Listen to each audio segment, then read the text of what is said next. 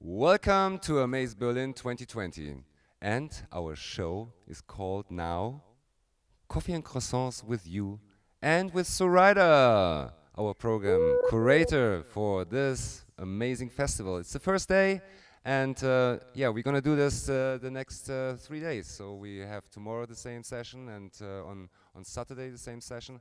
But we're not talking about the same stuff. We always talk about new stuff. We talk through the program, and as well what was our experience and how we actually built this program and how we found all these people and what was the goal and something what we wanted to gain and yeah, Sarida, I'm so happy to see you. It would be much better to have you in Berlin. So, but yes, so we do it over stream, and I'm super glad to see you. Welcome. Thank you. I think it works. I wasn't really looking forward to go on a train to Berlin, so this is how we do it. But I made my little coffee, which is basically all gone already and cold. But yeah, I'm happy to be here on the stream with everyone and Amaze. I'm looking at like all the different streams and people talking. But now I'm talking to you. How are you doing, Thorsten? I'm doing well. I'm doing well. It was super, super crazy yesterday because I mean we really really put the build of the Amaze space last minute up and big chaos. It was just like a normal physical festival, you know. And it was not a big difference. So everything is on last minute. Everybody's already excited around, you know. Everybody's waiting, and then whoa. So we have to finish our stuff, and then after the opening speech, I just was super relieved. So I was so nervous, and you know, when I did my first test speech, I was kind of very not sad, but I was very tired. But then when I saw all the flamingos in the Amaze space running around, I was so happy to see this, that it's working. All the things what we are building in the last 2 months, super exciting, super exciting. How are you feeling? Um, yeah, it has been late nights, obviously, still. So I feel a physical event or a digital event, it doesn't really differ that much in the energy that you have to put in, obviously. And but I guess the most uh, exciting and difficult part was working with like a zillion time zones for this festival. So and then math is not my strong point, so having to like, okay, this is Berlin and then this is in South America, and then this is in Asia, so that's really exciting to me. But yeah, it's a bit stressful, So, but so you never slept, right? it's all You fine. never slept. We did, yes, I did sleep, but yeah, yeah, I don't know, I mean, it's fun. what was just amazing, and I said it at the opening speech. I mean, we really, really kind of bound together, you know, because we had this regular juror fixes on the Friday, 8 o'clock p.m. until whatever late, and we were talking about all this kind of stuff, what were happening by all this conversation with the people, and we're trying to fix the and find a new way of making a program. So I mean, making the program with you together was just like brilliant. I mean, you have brought so much brilliant ideas in, and you because I mean it was like I mean when we started, I think when did we start actually? When did we said we work together? I mean, Gwen was also part of the team Yeah, I back in the mean, days. I think for physical amaze, are we, yeah, are we gonna tell the people like how early or late we start with making a Yeah, festival? yeah, yeah. Of course. I mean, they should know it. You know. I mean, they should know So I how we were think we running. were, yeah, I mean, I met Lorenzo, who was obviously the previous curator for the program for Amaze. I mean, I've met him several times, but we went to Argentina for Gaia, which was a curator meetup. Um, and he told me he was not running a program anymore, but I think there was no follow up yet. And then in January, me and Gwen got asked for the physical edition of Amaze. And we were very excited about like what the possibilities are for making Amaze, yeah, for doing Amaze. And obviously we had all these different things in mind, even like we were talking about talks, but then can we also change the physical talk program a little bit with more other things like experimental sessions basically. So we were already thinking about having these different kind of things to be implemented in physical amaze program. And then we had to obviously move to a digital version. And I remember you being like a little bit hesitant. So when Gwen and I were already talking about like, hey, maybe we should go to like a digital image. You were like, no, we're gonna do it in July. We're gonna make it a There was real hope. physical summer festival. Yes, there was hope because everybody said, I mean, um, in summer when it's gonna the temperature is getting high, so all the virus is just gone, you know, like a normal flu virus. But it's yeah.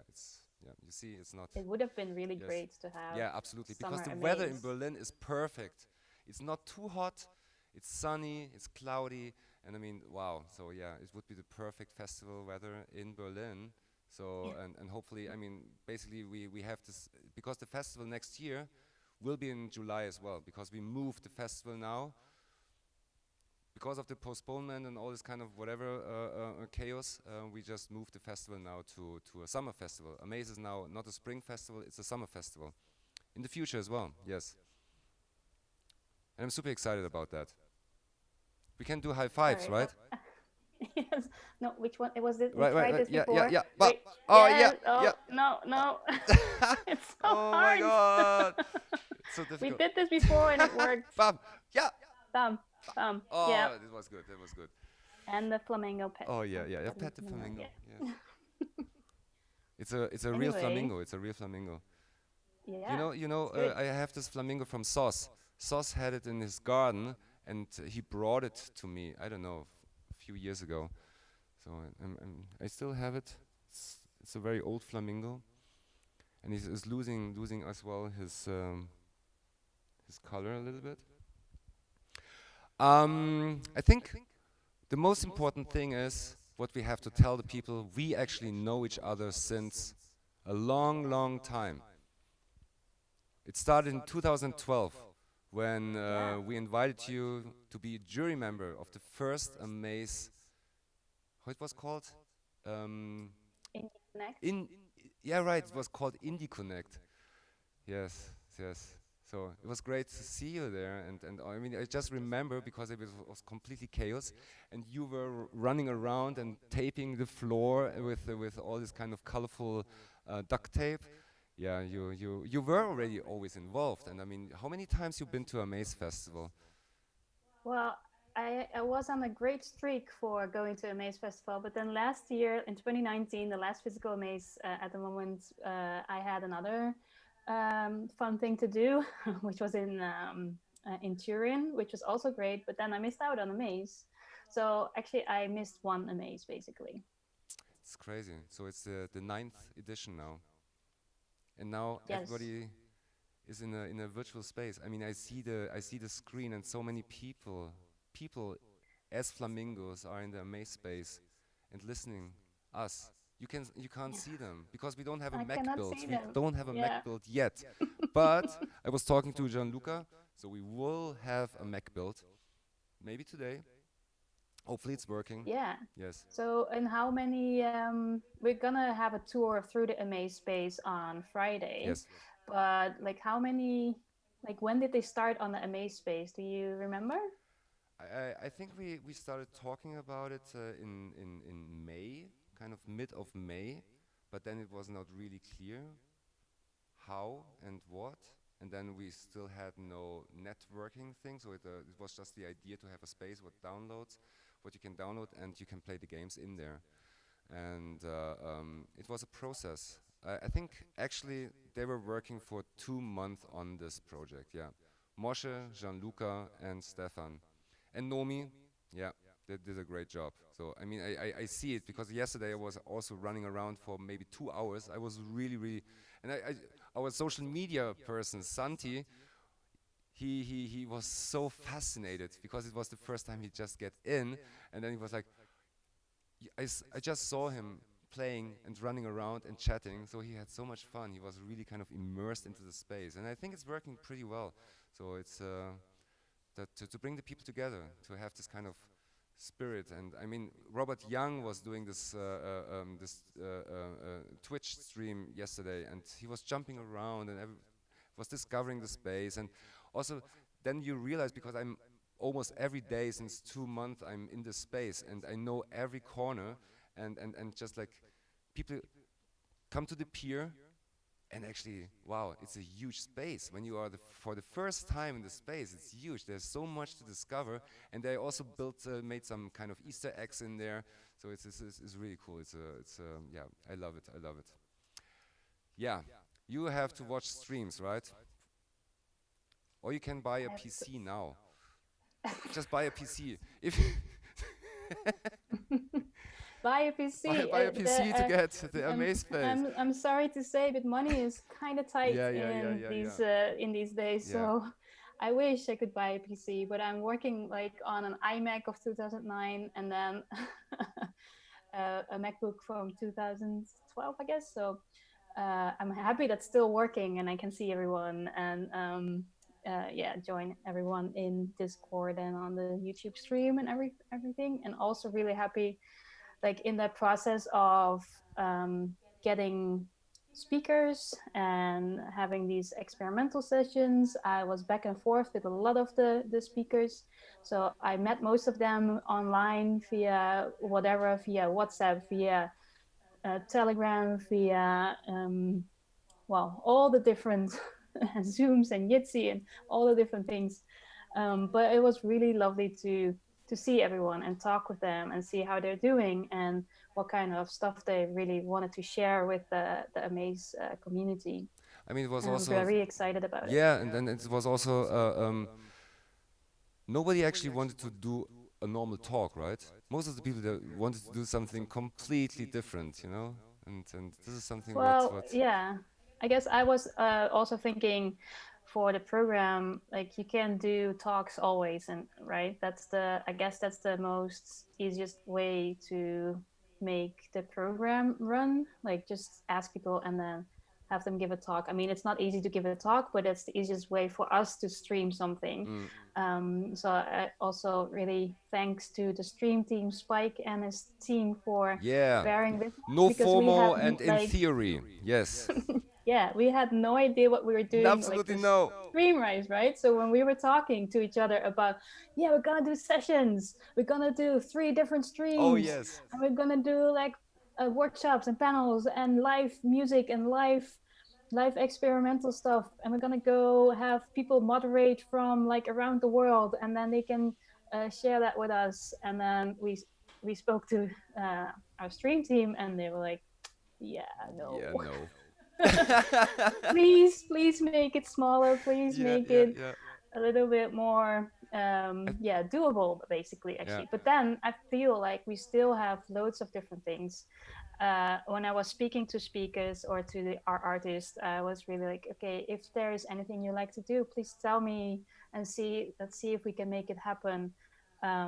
So think outside the box of a talk and the box of our screens, and people came up with like different things, and I'm really excited about it. So yeah. Yeah, me too. By the way, I notice our thing is called Coffee and Croissants. I finished my coffee already, but I should show you my croissants. Is it time? Is it time to eat croissant now?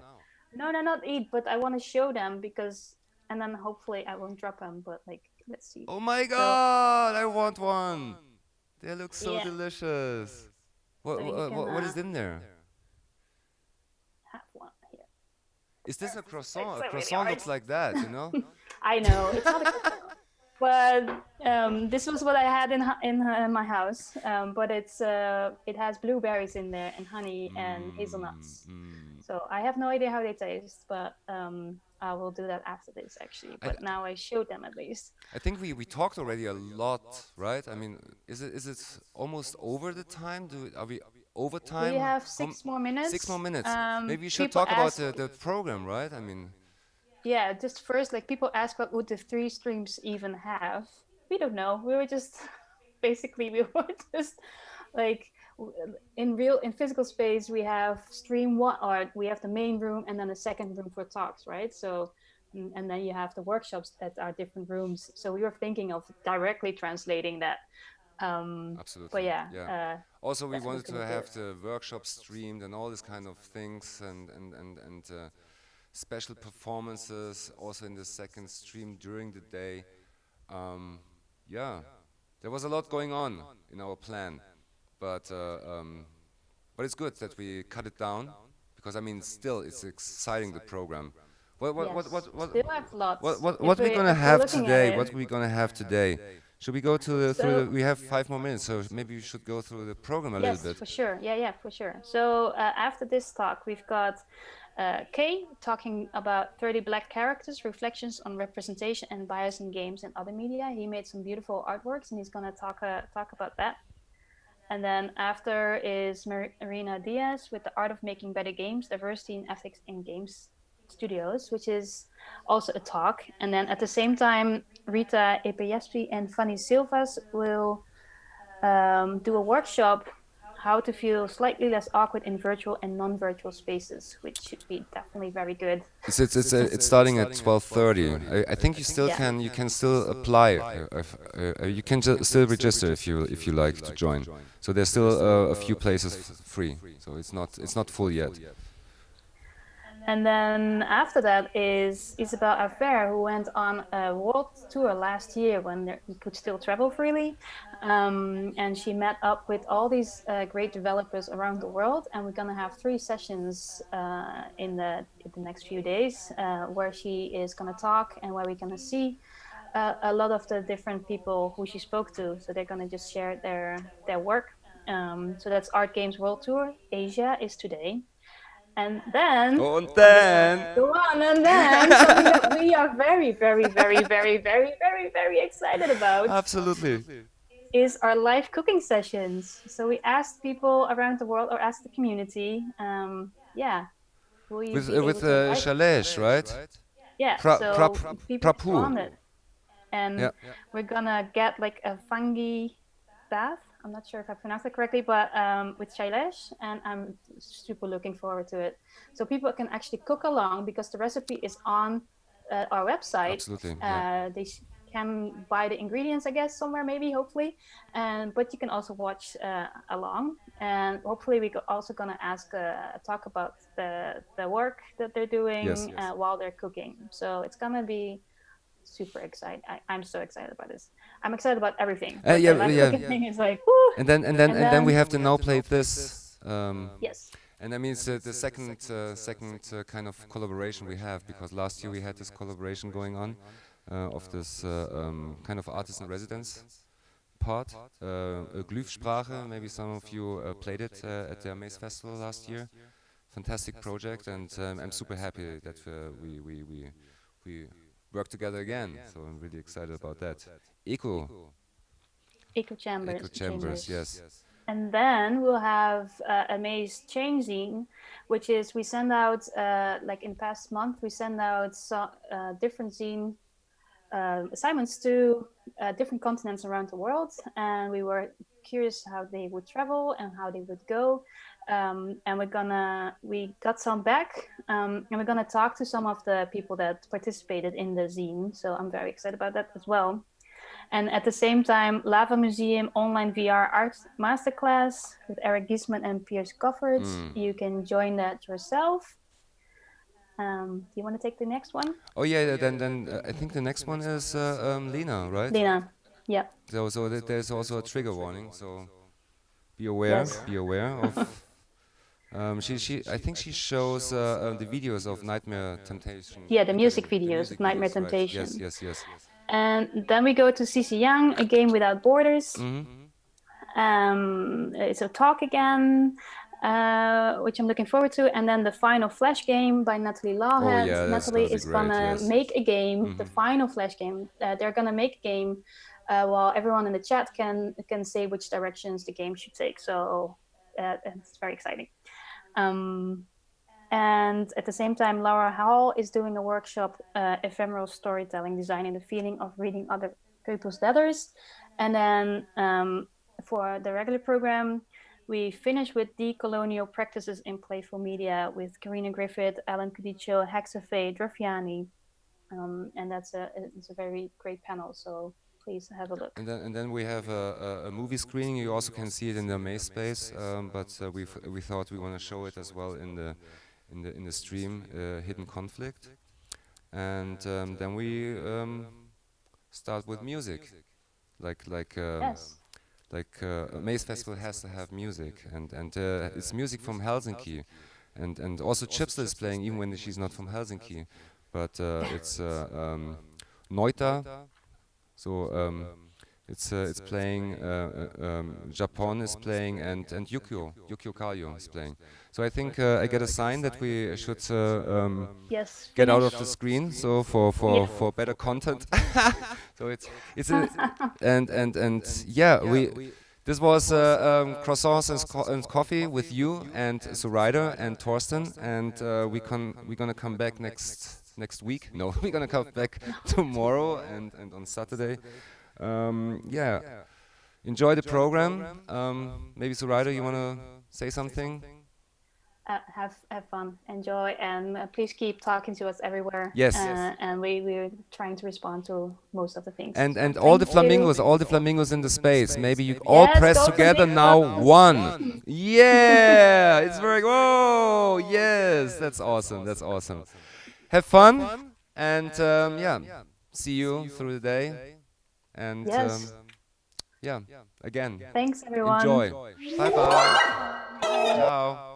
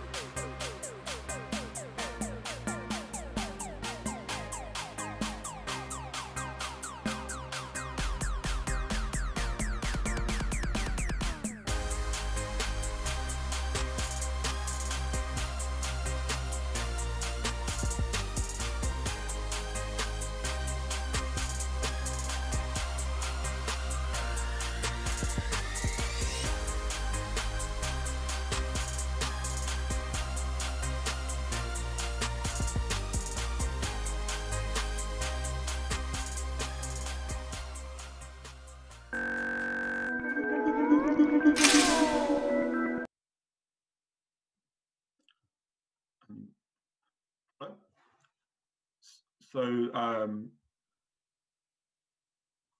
can people see my shared screen? Okay, so welcome to my talk, 30 Black Characters, Reflections on Representation and Bias in Games and Other Media. I'm Kaede. Most people would call me Kay, and I'm half Welsh, half Nigerian. This talk is going to be about race, so for the purposes of this talk, I'm also half white and half black. I'm from London. I'm a game designer and lecturer currently living in Sweden, and I love animation and games. So just to give you a little bit of a sense of what I've done in terms of game development, I worked on a game called Affordable Space Adventures, and more recently I worked on What the Golf. I'm going to be talking initially about bias and representation and what I mean by bias and representation in this context. Give you a little bit of personal and global context to the project that I worked on, which was called the 30 Black Character Project. I'll explain a bit about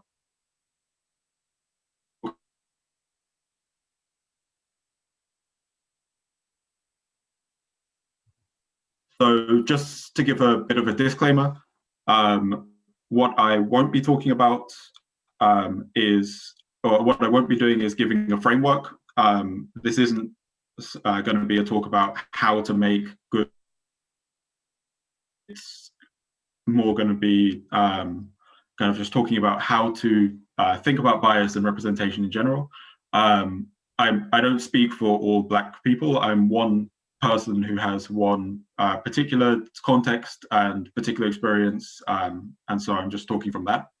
I'm still learning, and hopefully all of us will agree that we're all still learning. And this topic is complex, and I had to cut down this talk quite a lot because there's not so much time. So saying that, let's move on. So when I say bias, I'm specifically meaning a tendency to favor or disfavor specific ideas, objects, groups, etc., based on our current understanding of the world. So there's a lot of things that we could mean by bias, but just to kind of break it down into two categories, we have explicit bias, which is in this image, you can see that the people who put up that sign, "We want white tenants in our white community," know exactly what they want. They want segregation. And so this, I think, is sort of the recognizable racism. This is when people saying slurs and sort of hate crimes, things like that. And then there's implicit bias or unconscious bias. And that's more, I think, if you think of situations where somebody's been called out for something being racist and they have the response, "I'm not racist," that's likely because they were acting in implicit bias. So here in this image, you can see that the police are searching a Black man, and black people are disproportionately searched by police than white people. And this is probably not because police are explicitly thinking, "I hate Black people," but there's just an implicit bias that they're more likely to search Black people than white people. Okay, so moving on to representation. What I mean by representation is a depiction or portrayal of a person or group of people. That's pretty simple and pretty broad in that sense. There's a couple of types of representation that I want to talk about. I don't know if these are established terms or if there are established terms for these concepts, but this is just something that I've come up with kind of reflecting on the project that I did. The first is accumulative representation. And that would be every time we see an example of an individual from a group, our conceptual model of the possibilities of that group expands. So we update our bias about that group of people. So if we look at Simpsons, and for the sake of argument, in The Simpsons, if a character is yellow, they are white. We're not talking about sort of in terms of the color white here, but that's in terms of the racial category white. When we watch The Simpsons, we know that the yellow characters are supposed to be white. So if we look at this image of the Simpsons characters, there's a lot of characters in the Simpsons, and that's why I chose the Simpsons to look at in particular. And here you can see there's a lot of different ways of being a white person in the Simpsons. So as someone who's watching the Simpsons, and this of course expands sort of more broadly to media in general, you get a lot of examples of sort of what it can be like to be a white person, and your bias about white people will continuously being updated accumulatively. And so generally you kind of have, there's a lot of possibilities of what it can be like to be a white person. On the flip side of the coin, there's also infrequent representation. And so this is often minority characters are disproportionately have few examples. So infrequent representation is when there's only a few examples, and so those few examples hold a disproportionate responsibility for representing the whole group. So if we go back to The Simpsons, and a famous example of this, because of Hari Kondabolu's documentary, The Problem with Apu. If we take a look at Apu, his character is one of the few examples of Indian Americans on television, and essentially in The Simpsons, it's just Apu and his family. And so this quote from the documentary: every country in South Asia is different, but when you grow up in the US, it doesn't matter because you're still going to be called Apu. And I think this is coming from, because there is such infrequent representation of Indian Americans, or any South Asian Americans in general. You generally get compared to Apu, whereas if you were going to be compared to a white character in The Simpsons, if you're a white person, you're most likely going to be compared based on your personality, not just based on the nationality. So this talk isn't about The Simpsons, so let's move on. I'm just going to go back to my definition of bias, based on, and hone in on the sort of last part of that, based on our current understanding of the world. The reason I want to kind of highlight that part of the sentence is that our understanding of our biases are not necessarily fixed. And so they're developed from things that we've experienced and witnessed in our own life, so sort of first-hand experience, things that we've been told. So this might be sort of generally by people that we know. And similarly to things that we've been told, this is essentially being told things, but through media, things that we see, hear, read, and play. And those second-hand experiences, we have to kind of rely on other accounts, and we tend to also kind of filter that through the things that we've experienced in our own lives. So essentially what's happening is we see some representation that leads to our bias, and then as creators, if we're creating new characters, our bias then leads back to the type of representation that we create. Give an example from my own life, going back to some embarrassing images from when I was 16 that I drew. I was working on a comic book with a friend who's another mixed race, Black British person, and we were creating a superhero comic that we never finished. But all of the main characters, all of the heroes were white. The only Black character that we created in the comic book was a villain who was also based on stereotypes of gangsters, or if you're from London, roadman. And this wasn't something that we questioned. This was just based on things that we knew from media that we've consumed. We had 3 male heroes, 1 female hero.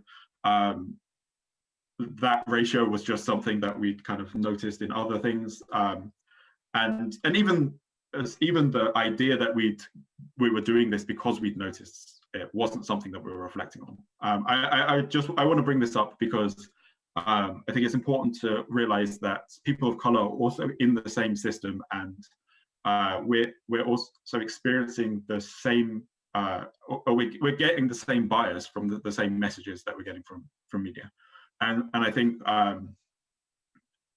yeah, sort of my Black identity was something that growing up I really struggled with, and I'd really internalized that sort of white was default, and I was something other than that. So if we get back to recent times, on May 25th this year, 2020, George Floyd, an unarmed Black man, was murdered by a police officer in Minneapolis for trying to use a counterfeit $20 bill. Unfortunately, this isn't something that is particularly unusual. This is something that happens a lot in America, and actually also happens a lot outside of America. But what was unusual was the response. So protests started happening in Minneapolis. They also started in New York and Washington, D.C., and it wasn't restricted to America. Protests happened in London, happened in Vienna, in Copenhagen, Berlin, even all the way in Japan, in Osaka. And essentially, protests were happening all over the world.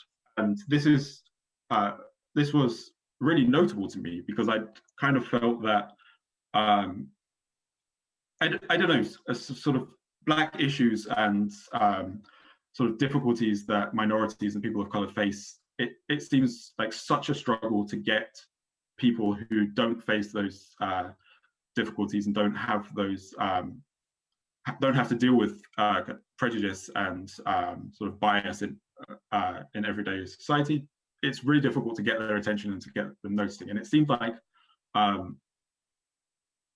huge amounts of people and huge amounts of white people were in support of this. But at the time I was stuck on Gotland, which is a small island in Sweden where I live.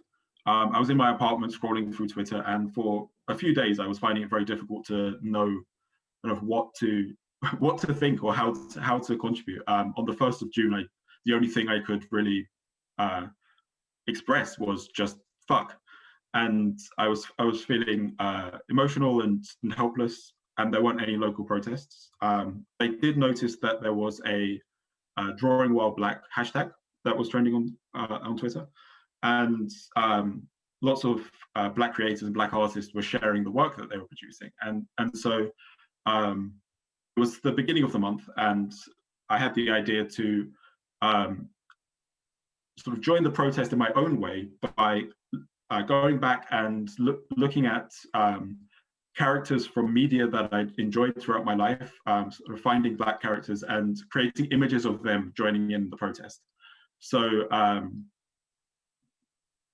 sorry.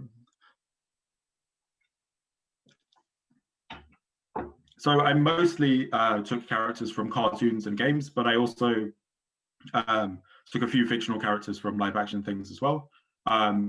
Here's an image of Finn from Star Wars. I thought it was important to include that because John Boyega, the actor who portrays Finn, was very active in the London protests.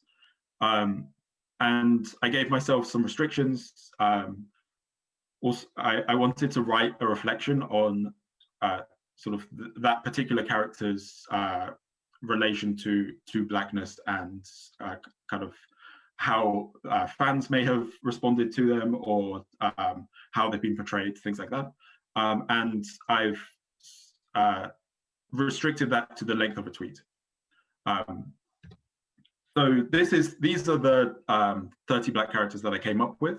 And it's kind of interesting sort of looking at this in comparison to the image from The Simpsons with all of the characters together. And it was actually quite difficult for me to find examples of Black characters, especially from games. There were a lot of games that I would have liked to include, but when I looked at them, I realized there were no Black characters in there at all. It meant that I sort of had to do a little bit of a deep dive. I ended up going back into my childhood and taking characters from Tom and Jerry and Dumbo and things that I actually probably wouldn't have thought of initially, but were quite interesting to kind of see how Black characters had been depicted sort of throughout my life and what my relationship to that was. So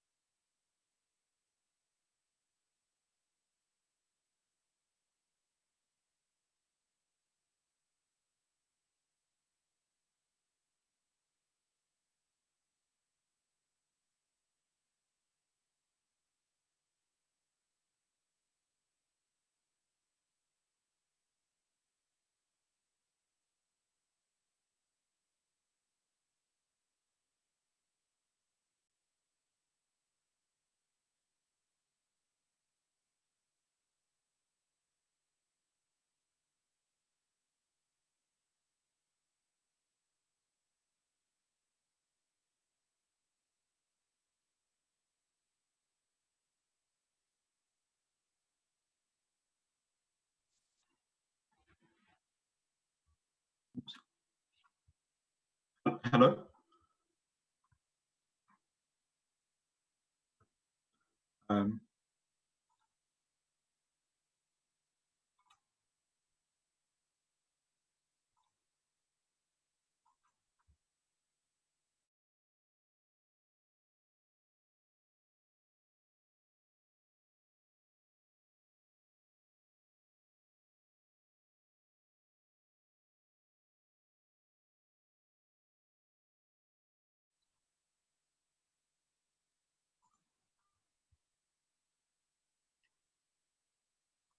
Um, okay, so sorry about that. It seemed like my internet dropped. Um, so the black coded characters, characters that you could argue um, are because they're not human, they're not necessarily black, but I think they have enough traits that they can be identified as black characters, that I decided to include them. Another sort of subset of black coded characters are characters that sort of rely on racist stereotypes. These were generally characters that I noticed from older forms of media. So here you can see Mammy Two Shoes from Tom and Jerry, Mr. Popo from Dragon Ball Z, and Jim Crow from Dumbo. And here you can see the tropes that they've used to kind of build these characters. So in the case of Mammy Two Shoes and Jim Crow, their names are based on the racist tropes. So the Mammy trope and Jim Crow, who was a minstrel character and then was subsequently the segregation laws in America. Interestingly, Jim Crow laws were still in effect when Dumbo was created. And then Mr. Popo takes inspiration from minstrels and gollywog dolls. Another subset of black characters is sort of the concept of tokens. Token Black from South Park is named after this concept and is kind of a parody of it. But they're generally side characters that are included with minimal effort and a nod towards diversity. So, and I think this is also one of the side effects of the infrequent representation, that it becomes very clear that so the character stands out not because of their characterization or that they're not necessarily a developed character, but they stand out simply because of their race and being sort of apart from the rest of the cast of the show. This is also something that sort of as a black person in the games industry, you often sort of end up in a situation where you're the only black person in the room. And so it feels a little bit like being a token in the industry.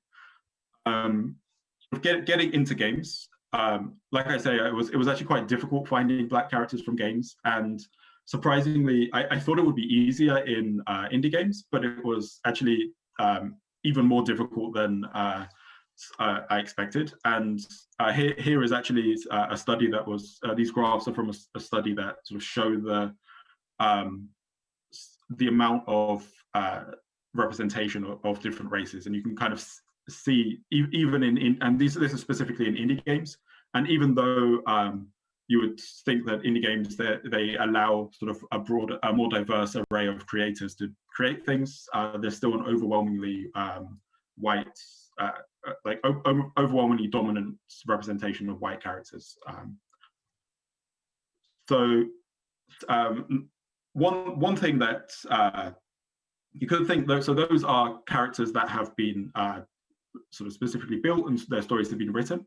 But one thing that games allows us to do is create our own characters. And in the recently released Animal Crossing New Horizons, you were finally allowed to sort of create a black character with black hairstyles and dark skin tone.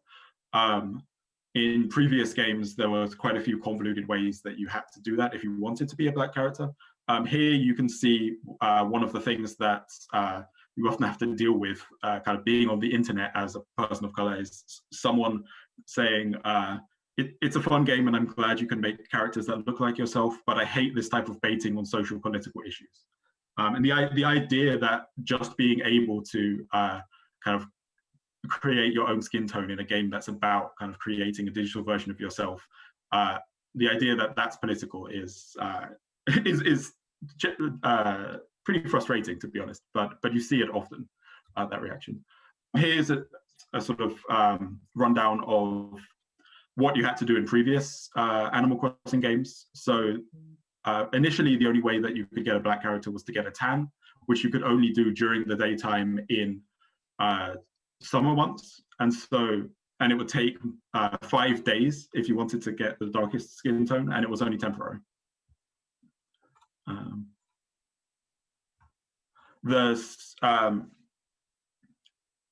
After that, they did add a patch to the game where you could have a black me mask, but initially when they added that, your arms were still white. So it was a little bit of a kind of, you can kind of see the bias of the developers here, where they're really not thinking about the actual use case of this and what the players want and why they would want to create a black character.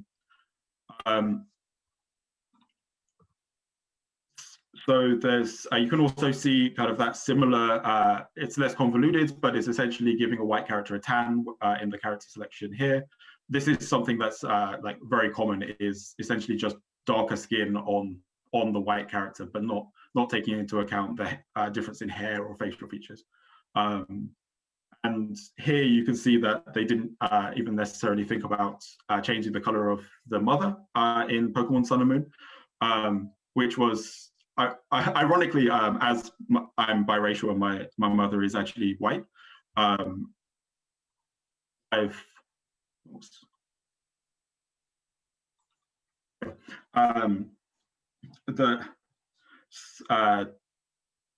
you actually they accidentally gave me representation, but in the more recent games, you can see that the mother's color updates with when you change the character. It's not just in Japanese games. In Western games, this issue of kind of not being able to create a black character even in character customizations exists. So in World of Warcraft, they recently announced that in the update, they were going to allow you to finally create different races for the humans. This update still isn't out yet, and the game's been out for a decade and a half. Fans have kind of taken this into their own, fans have sort of taken it into their own hands, and in the Sims community, there's black Simmers who more to the game to add more skin tones and hairstyles. And yeah, so just quickly, I know I don't have much time, but sort of if we're thinking about kind of why this is important to think about as creators, I think it's one of the things as game designers we try to do is really think about what the users or what the players are going to be doing, and how to kind of best design experiences to cater for them. And there is a sense of kind of putting yourself in other people's shoes. And I think examining our own biases and sort of questioning those is a really important part of the game design toolkit. And I think the first step of that is to accept that we have bias in the first place, question the biases that we have, learn about sort of different tropes and existing cultural biases, and sort of continuously work on that. And I think, and of course, I've specifically been talking about Black representation here, but this goes across the board for people of color in general, or people with disabilities, and LGBTQ representation. And we all have biases about people in other groups, but also about our own groups. And I think generally it's a good practice to question those. So sorry, I think I don't have time for questions, but if you want to look at the more specific text of the characters, then you can check out my website or my Twitter, which are both Kayode Design, just Kayode Thank you.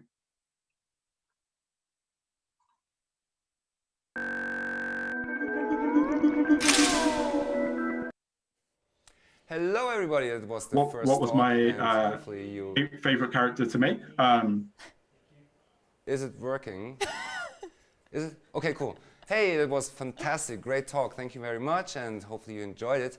And I want to introduce you to Danielle. Danielle will lead you through the whole day, our moderator for today. Yes. Tomorrow we're going to have another person. And yeah, welcome to the show, to the Amaze Berlin. Thank you so much, Torsten. Yes, we're really excited to have you. First talk was amazing, and we're going to continue with the diversity theme with another talk by Marina Diaz, who is the CEO and creative director of A3 Cups Games. Sorry. But her next talk is about how to create better games. Hello everyone. It's super nice to be here with all of you today. I'm in my home in Spain, so it's very warm. And I want to thank you, Maze Festival, for having me once again in this amazing program. So I will let you know that at the end of this session, there will be a question and answers 5 minutes time. So you will be able to ask me whatever you want. So yeah, my talk is the art of making better games, diversity and ethics in games studios. So as you already know, I'm Marina. I'm the creative director at 3 of Cups Games, which is my own company. It's based in London, UK. And I'm also the lead game designer of Dordogne for Angers Sequoia Studios, based in Bordeaux, in France. So yeah, I'm a game designer, and I'm going to talk to you today about the games industry, a super healthy one. So hey, so that we live in work in a games industry that is known for being super healthy. We all have super healthy people, no crunch, no stress, no depression, nothing. And this well, actually we can maybe have some crunch and depression sometimes, PTSD, anxiety, stress, broke culture, and lack of diversity. So oops, yeah. Actually we have all of these in the games industry. Nothing to see here. Please disperse everyone. So what's the solution from the work environment point of view? There is something that we can do to tackle this problem from our games studios. So yeah, I mean, actually it's far more from the magic. So here there are some tips. This is all the stuff that I learned while I was not only leading the team at 3 of Cups Games, but also working since the last 3 years in the games industry, that I saw many novel stuff. So yeah, so let's go to the first one. So empathy. This is important not only for leading a games studio, but in life. It's very complicated skill to train, but it's very useful. And like stuff, even if they are difficult, that doesn't mean that we are not able to train that and to improve, as with everything in life. So the first thing is empathy towards your colleagues, empathy towards your bosses, empathy towards everyone. We are all human. That's the next point, actually. And it's very complicated to live and to co-work if we don't keep in mind that we are all human beings and that we all have bad and good days, and bad years and good years. So that's super important to keep in mind, to have empathy and to train that. It's very difficult, like, even though I'm talking about it, I'm not an expert on empathy. I also have my weaknesses, as everyone. So but the important thing is that you are aware of the things that you need to keep improving, because that's the only way that you are able to improve them. So then the next point, that I already talked a little bit about it, it's keep in mind that you're working with human beings. So yeah, that's fundamental. It may be weird that I put it there because it seems so obvious, but it's not obvious. So we working in the last couple of years, I noticed that some people think that you are a machine. Like above all, in creative works, this is not a machine thing. So in creative work, you need to have time for feeling good yourself, for eating, for sleeping it hours, or the hours that you need to be a proper human being, to spend time outside and to grab lots of nice things for your awesome games. So that's very important. And anyway, if you have like a very mechanical work, I don't think that it's possible to do anything if you don't feel well. So that's the next point. Healthy people in leadership roles. I mean, obviously, I'm not perfect. I'm leading my team, and I also, as I said before, I have my flaws. So like the good thing is that I consider myself a person that does lots of autocritic. So like obviously, I make mistakes all the time, but the good thing is that I do something that is that take feedback. That's super important, and obviously sometimes it hurts because we all inevitably wants to be perfect in some way or another, but that's impossible. And the good thing is that we can learn and try not to make the same mistakes over and over, and to in the along the path to hurt other people, because that's many times what happens in work environments, that we all have kind of little traumas because of boss that was terrible.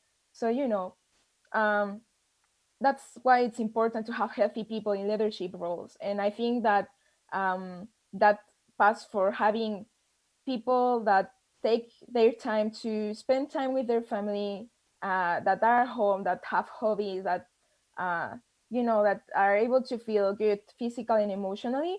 But also, that doesn't mean that we are not going to have good years and bad years, as I said before. That only means that you are aware of the problems that maybe you have in your own life, and you don't transmit them to the people that you work with, or at least you are able to be open and to say, see, like, I'm have today a bad day, so if I do something that is not typical of me, I'm so sorry. So I think that we, even people in leadership roles, should be able to share their flaws and their problem. It's not a matter of sharing your personal life, of course, but it's also, we people don't know if you are having a bad day if you don't say it. Well, maybe some people are more obvious than other ones, but normally you need to tell them, because otherwise they wouldn't get it. But that's the thing that I will talk about it more later. It's that feeling good and having healthy employees is not, from the business side, they people in business normally say that that's not something that generates money and revenue, so they don't care about it, because it's better to have lots of people feeling like shit, making lots of products that they can sell, so they are receiving the money, better than have maybe one product that is amazing and they will receive lots of money, but not as much as if you have tons of minions making things for you that you anyway are going to receive revenue for. So that's a problem, and that's probably capitalism. So, but the thing is that from the games industry, I think we all can make our tiny actions. Above all, this is a call for people in leadership roles, to don't make your team feel like shit, even though they are not perfect, because that's not a way of uh, teaching anyone, even if it's people that need a little bit of training or something like that. So then the next point is willingness to help everyone to progress. What does that mean? So basically is that people in jobs that they don't see that there is any way of progressing or promoting or improving in their positions, that's what people takes normally for changing their job. So, if you want to keep your team, you need to give them a reason for staying, right? So if you treat them like shit and you don't give them any possibility of promotion, it's not, it's not possible that anyone will stay there for so long. So apart from having the healthy environment that we already talked about, it's good if you are able to give a reason to the people to go to work every morning. Obviously none of us like to work. I mean, I love my job and I love making games, but obviously when it's 8 a.m. in the morning, I hate games as much as everyone. So, it's not a matter of passion, like when you have your passion as your job, all the days are super fun and you are not working. That obviously is not true, but it's true that when you like your job and you feel fulfilled and you feel like heard and listen in your job. It's things are different, and you go to your work in a different mood, and you work in a different mood, so you make better games because you feel different. So that's super important. And then my next point is help everyone to be better as a human and as a professional. Probably work or jobs are the place that we spend most of the time in the week, because we spend at least more or less between 5 or 8 hours there every day. So if we don't help each other, and if we don't listen each other, and if we don't make each other to feel better as a human and as a professional, and we don't help each other to improve, what are we doing? Now, this is not a matter of making games and that's it. So it's a matter of also knowing other people, living other experiences, and at the same time, living those experiences will help us to make awesome games for the public. So it's super important that we, as leaders, or even just like as a colleagues, if you are not in a leadership role, to help everyone to feel their best, and to I'm always saying that I don't like competitive work environments. I don't feel that for being a competitive person you are necessarily going to make better stuff. I think we need to be collaborative, and if the day that all of us put our skills together for making better stuff instead of competing and step on each other, it's gonna be a better world and a better games industry, and of course better games as well, because you can see when the team is putting love and passion to a project, like in comparison to a game that where everyone feels like shit. So maybe even you probably are going to think, well, like triple A games, they look amazing and probably the team don't feel super good. But the thing is that if they already make those awesome games, feeling bad and crunching and being stressed and depressed and with PTSD and a long list, imagine what kind of games we would have if people feel fulfilled, listen, uh, hydrated, uh, eating well, having good mental health, having good physical health. So that's also important that work placements start thinking on having all the services available for the workers, um, services for mental health, services for physical health. And like if you need to push deadlines, I think you push deadlines. This is the same stuff as not saying what you need in work because you have fear. So it's not always easy for everyone to speak their minds up to a boss or a leader. But if a lot of people, if the public also are conscious that for not pushing a deadline, there's lots of people working 16 hours per week, and it's not making the game better or anything, just all the contrary. What would happen if that community will say to the developers that they prefer to have a deadline pushed, and those people to feel good to make an awesome game instead of crunching for reaching a stupid deadline? So I know that stuff is not as easy as it sounds, but I think if we all start looking at things in a different manner, we all can make together a change. But if we don't even reflect about it, it's going to stay the same. So we can all make tiny actions every day for changing things. And the last point is to have a diverse team. I will talk in deep a little bit later about this, but basically is that you can have good games if you don't have a diverse team. And if you have 5 people in your team and you are all guys, cis white males, what I mean, maybe you have an awesome game, but it's not going to be as much as awesome as can be, because probably the experiences. It also depends on the kind of game, I guess. But always, diversity is always better.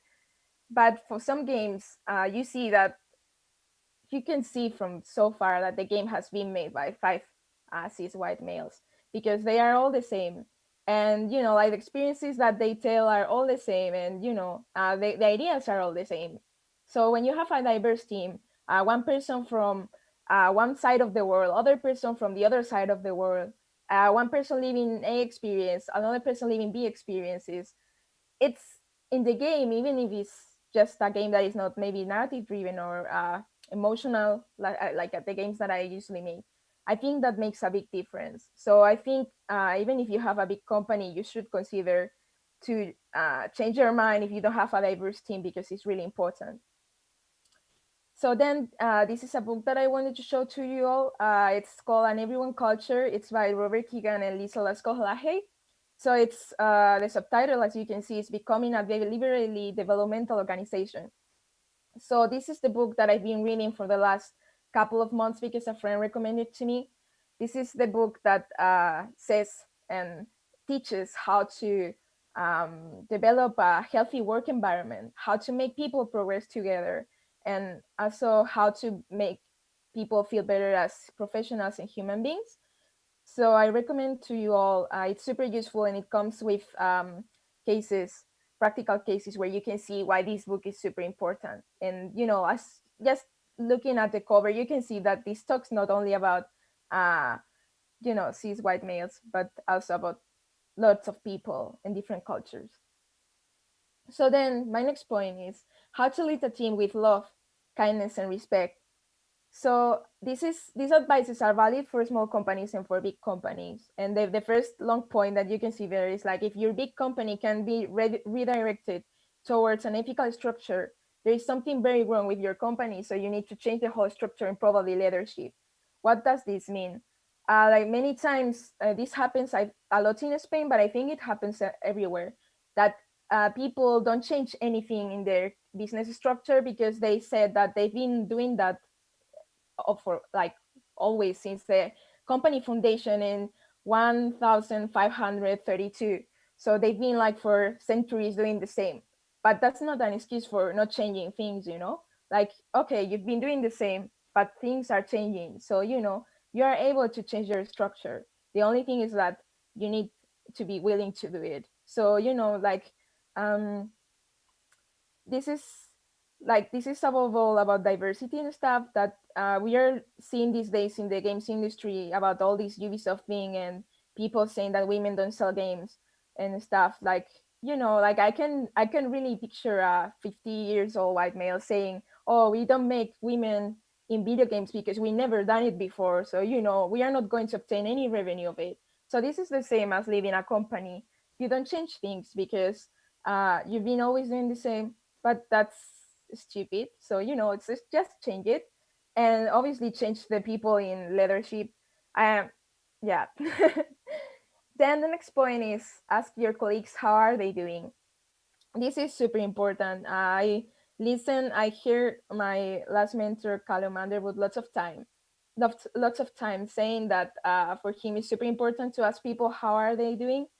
And I think that that's true. Like many times we arrive to our workplace and we don't even ask the person next to us how are they doing. And sometimes just a how are you makes a big difference in how the environment changes in your job. And I think it's an habit that we should all practice more. How are you doing, Then last point would be that as a leader, be open and create an atmosphere where no one feels they need to be strong all the time. Let others to show their weaknesses too. So this is basically that I think a healthy work environment is a place where people can arrive, and if they don't feel good, can cry in the middle of the office, and no one is going to say nothing weird. So I think that a healthy work environment is a place where people trust their leaders, and where if you are having a bad day, you can go to your boss and to tell that person what's going on. And maybe if you need a mental health day, or if you need to go home because whatever, like if you are not feeling good, it's reason enough for telling your bosses that you need that day for you. And yeah, that's, this is kind of like the dream company that I have in my head, and it's something that I try to practice in Three of Cups games. Then a little bit more of feedback, of tips is take feedback. You are not perfect. So this, I already talked about this before. It's very important for me. It's sometimes very difficult to take feedback because I feel that when I'm taking feedback, it's because I'm not doing something good. So that person thinks that I'm doing it like shit. But the thing is that they tell you because they have another thing in mind, and they just want to let you know. So take feedback is always positive, and there's always going to be that monster in your inside saying, "Oh, they are saying that to you because you are not doing well," but it's not true, and you need to uh, kind of looking objectively why are they saying that to you. Then this is something super useful that a friend advised to me: have a one meeting with everyone each month, 15 minutes. So this is something that I've been doing with Three of Cups games, and it's a one meeting where we just talk about how are we doing, and I tell my team how am I doing, what I'm doing, if my dog is howling or if not. And it's not the time for talking a lot about the company, but also we always have some minutes for me asking to them if they are happy, if they need something from me, if they need to change something, if they are having good mental health days or whatever. So it makes a big difference. Then make an effort to know about every single team member. And yes, team means absolutely everyone. So that's super important. Even if you have a big company, I think it's important to get to know more or less the people you are working with, and then be there for everyone, even if you think that they don't need you. I think that's what I said before as well, and it's very important to me that all the team knows that I'm there for them, whatever they need, and it doesn't matter if it's not related to the company. Actually, I'll ask them to tell me if they are not having good times, because it's very different how we make work. If there is a team member not feeling well, it changes everything. Then the recipe for making better games. So, team members feeling good with their physical and mental health, leaders that know how to take its team potential to the max, relaxing environment. A good leader is never who screams more, but who listens better, stay humble, and listen to the team and the players. These are my 6 tips for making better games. And, like, I don't know that if they are super effective because I'm still making my first game, like entirely by my team. But the thing is that probably people feeling like this will make better games. So then this is super important to me, diversity. This is obviously a joke. Look at all the diversity we have. So it's a white woman, and it's not diversity at all there. So this is a lot about Three of Cups games. In Three of Cups games, we are a diverse team. We are going to be more diverse once we get the funds for, finishing our game. But for now, I'm kind of proud of how much diverse we are. We are diverse not only in countries. We all belong to different countries like Spain, Italy, France, Norway, and also Canada, but Canada, Vietnam as well. So you know even if we are not all the diverse that I would want right now, but we are diverse also in sexuality and in genders. I noticed that the ideas that we have in the in the game for the game are very different from the ideas that maybe we would have if we were not be this diverse. So it seems super obvious, like that diversity, and we every day we are hearing about diversity. But the thing is that we don't need to only talk about diversity, but actually practice diversity. And many of us, we've been in the past being criticized because of being different, but being different makes the difference, right? So I think it's super important to tackle diversity in the good way, and to have inputs from different people from different sides of the world and with different experiences and situations. And then lastly, I wanted to talk about Three of Cups games a little bit more.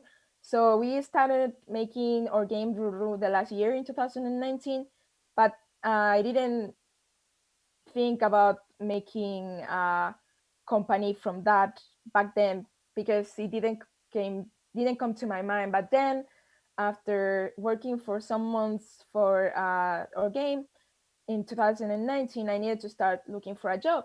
So even though I'm a person with experience, and I had I had a master in game design. I went to uni and all this stuff. It was so difficult for me to find uh, a job in the games industry. That all the time that I went to an interview, there was always males, of course, But even though if they were super nice with me, there was always someone that said that maybe I didn't have enough experience, or maybe I need a little bit more of technical experience, or like, you know that here we don't make emotional games at all, right?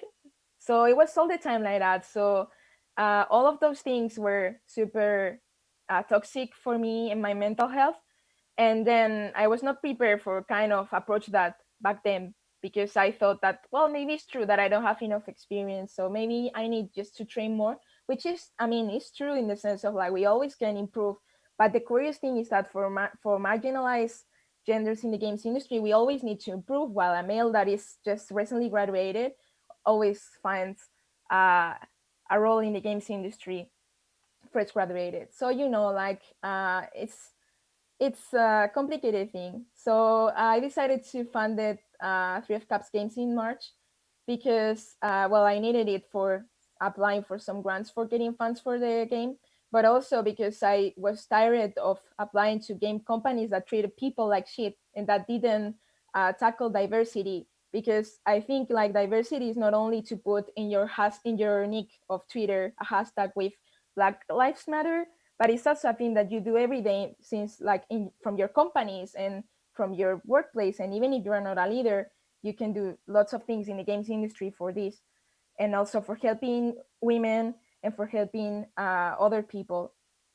So this is what I wanted to do with 3 of Cups games, to tackle diversity, to kind of change the world through games, because I believe that games have big potential for changing the world and help other people. And also because I wanted to make emotional games, because, you know, even though you are not making emotional games, you are making emotional games, and I want to demonstrate that. And also because I believe in people, and I think that it would be awesome if 3 of Cups games and more studios like mine are able to get funds and to make games and to demonstrate to the world that another way of making games is possible. So that's all. Thank you.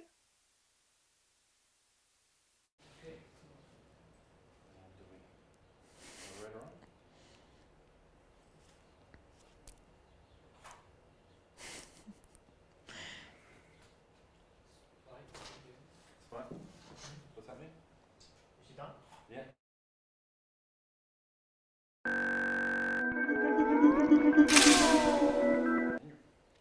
Thank you so much, Marina Diaz, coming at us from Spain. And if you're just tuning in now, welcome to Amaze Fest. We have a whole amazing day of programming for you. And next up, we're going around the world even farther with Isabel Arvers, who is taking us through Art and Games World Tour Asia. So if you have any questions during the talk, don't forget to ask them while the talk is happening. And otherwise, yeah, enjoy the talk. Hello. Okay. I'm very pleased to host you today. I'm Isabelle Arver. I'm an art and game curator, and I've been curating art and games exhibitions for 20 years. And to celebrate, I decided last year to embark in a world tour in the Global South, with a focus on female, queer, feminist, and decolonial practices.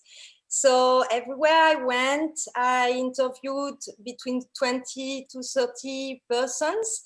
And I'm very, very, very happy to share with you and to introduce you to these amazing people I had the chance to meet today.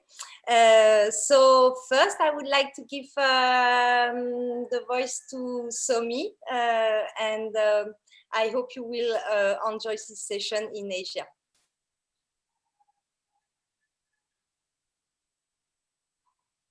So is this my turn?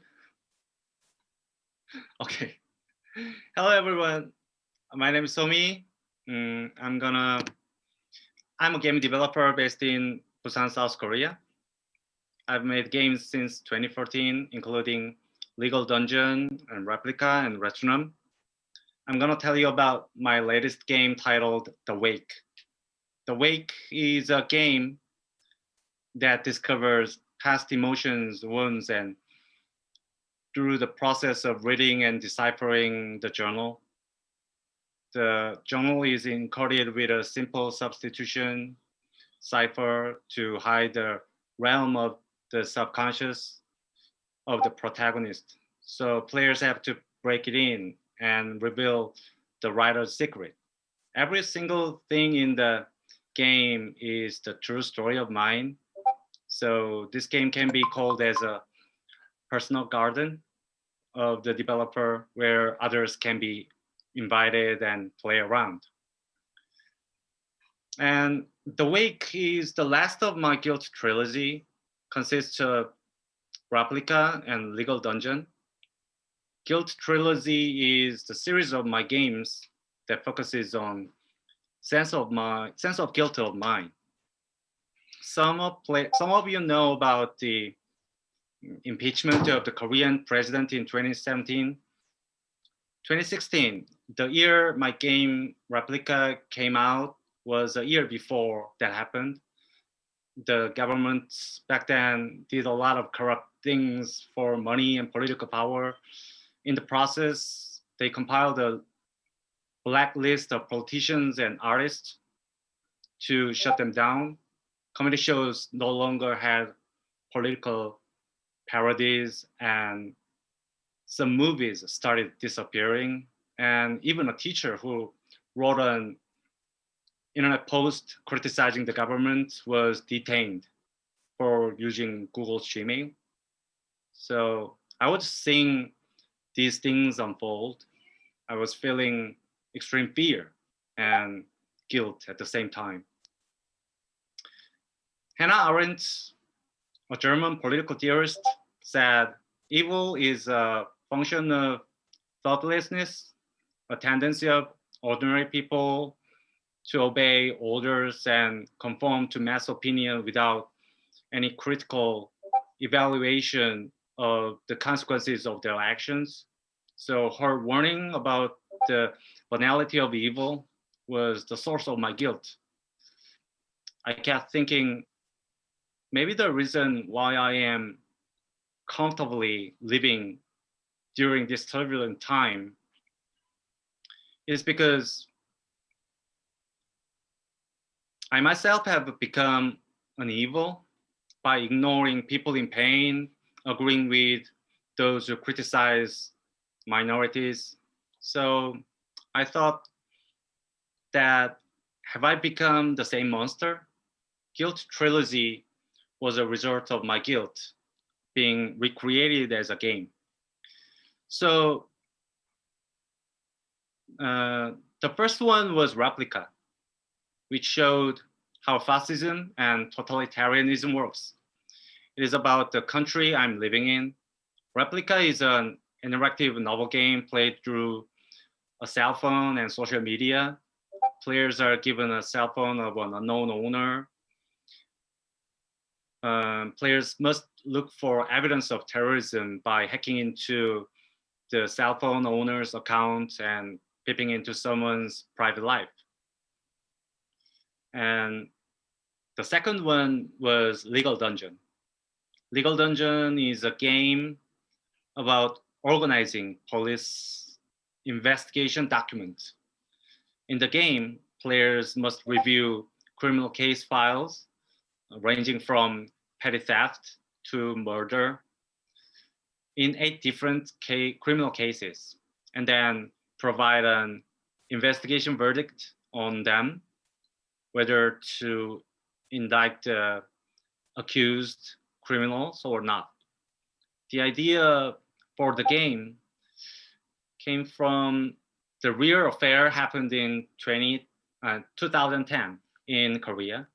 At that time, police officers tortured and abused innocent suspects to raise their arrest scores.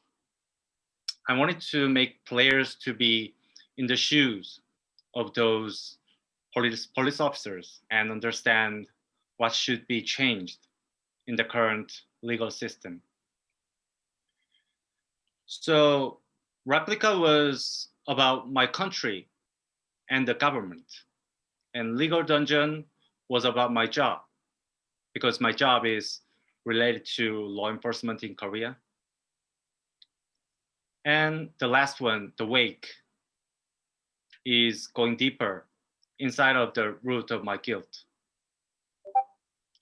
I hope that people can feel some slight consolation by playing the series of my guilt trilogy and experiencing my private agony.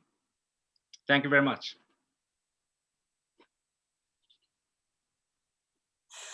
Thank you very much. I hope I won't participate to your agony. Thank you very much for your games. And a beautiful subject for the... I would like to give the voice to Red Mints, also from Korea. Please. Hi. Hello. Hello, my name is Red Mints from South Korea, and I'm an indie game developer, and I'm created several mobile games such as Mug and Tap Tap Cacti. But today I would like to introduce my late game, Survivor of Exit Planet. In this game world, the Y chromosomes went extinct. Therefore, the future human race are not able to distinguish by sex because the X chromosomes doesn't need the Y chromosomes to give birth to a baby anymore, and thus the patriarchal system has vanished. Many people say women are the last colony.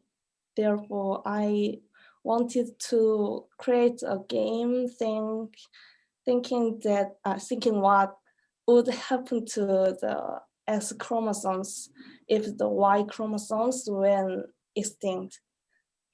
Aku, an alien who is the main character of this game, accidentally came to Earth and received help from the human in order to get back home. While the game plays out, Aku also finds out about the eugenics scheme in Earth and has the choice to help out those who are resisting the conspiracy.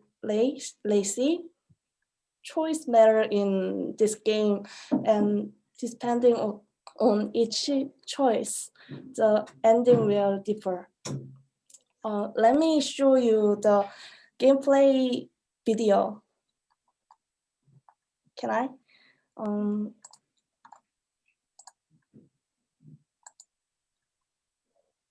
This. Can you show this? Yeah.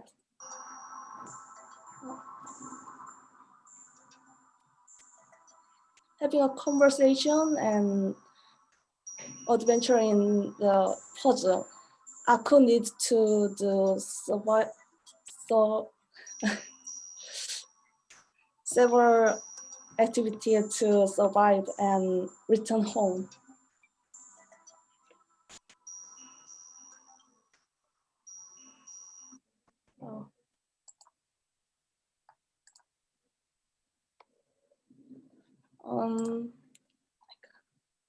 I am a big fan of apocalypse games such as the Fallout series and Horizon Zero Dawn, and I have also enjoyed the lead books such as Holland by Charlotte Perkins Gilman and Houston, Houston, Do You Lead by James Tiptree Jr., where the plot revolves around woman being the only surviving race left in the world.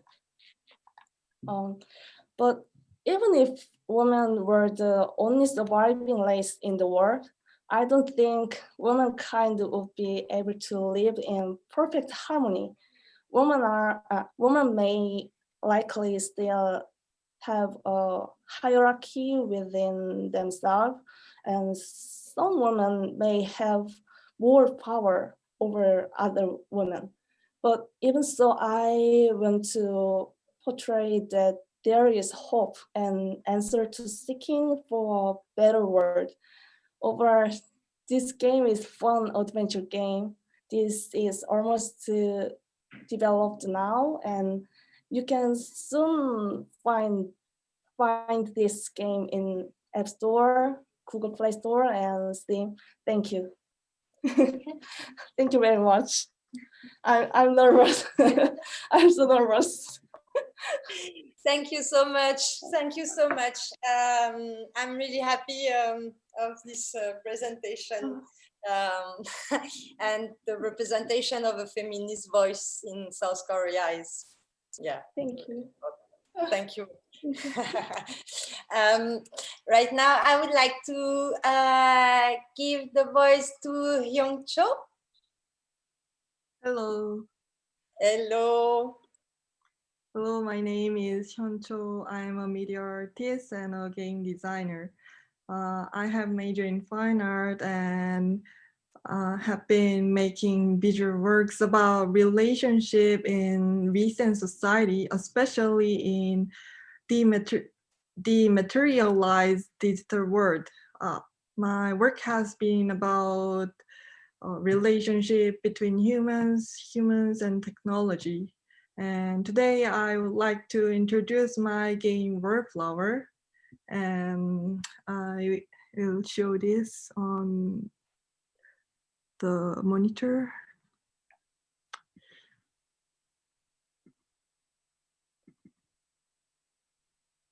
Can you see this?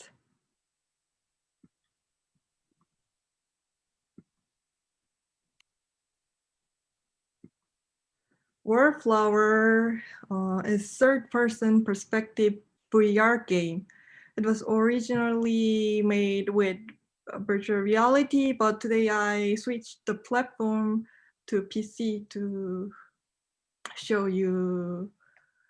And Wallflower, the word wallflower is a term to describe a person who cannot dance because he or she has no partner at a party.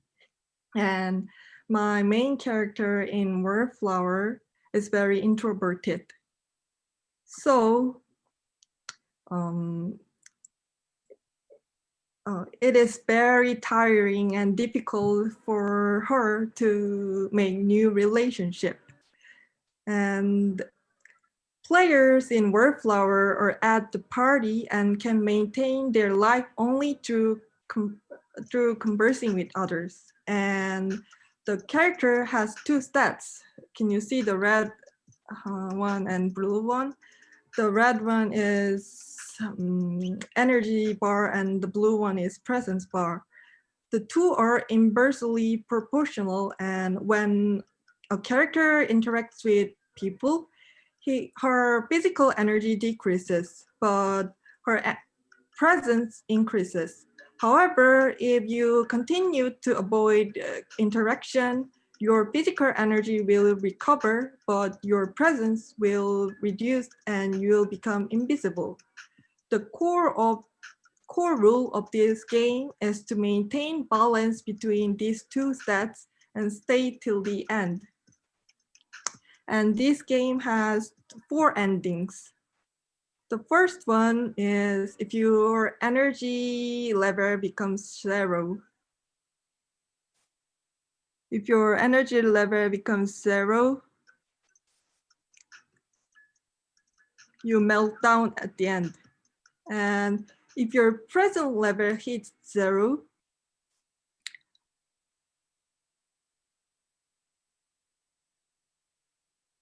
you become transparent, invisible, and at last, you become a pattern of the wallpaper.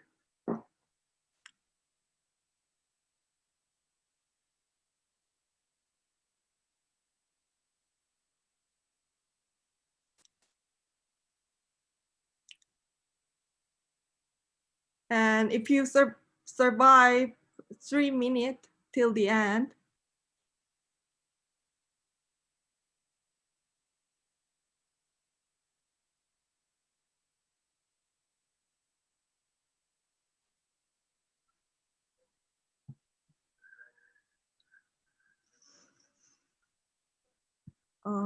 Uber takes you home.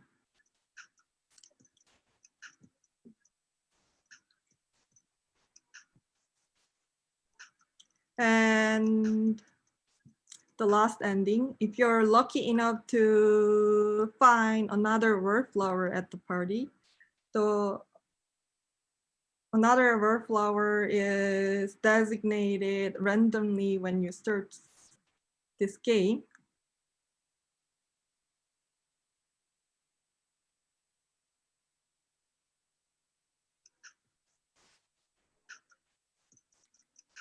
You meet another wallflower and run away from this party and play with cat.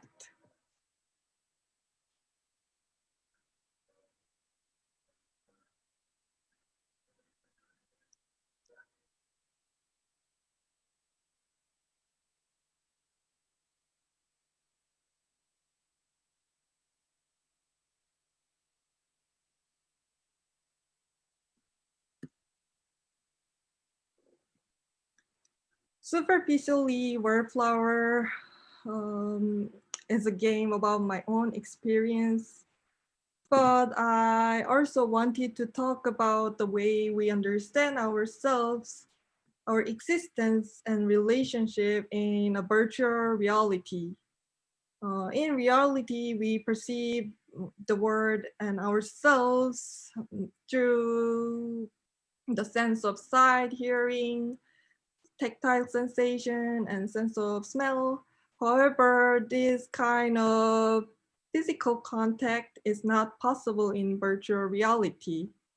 If so, how can we verify our simulated self inside virtual reality? In my game Wallflower, physical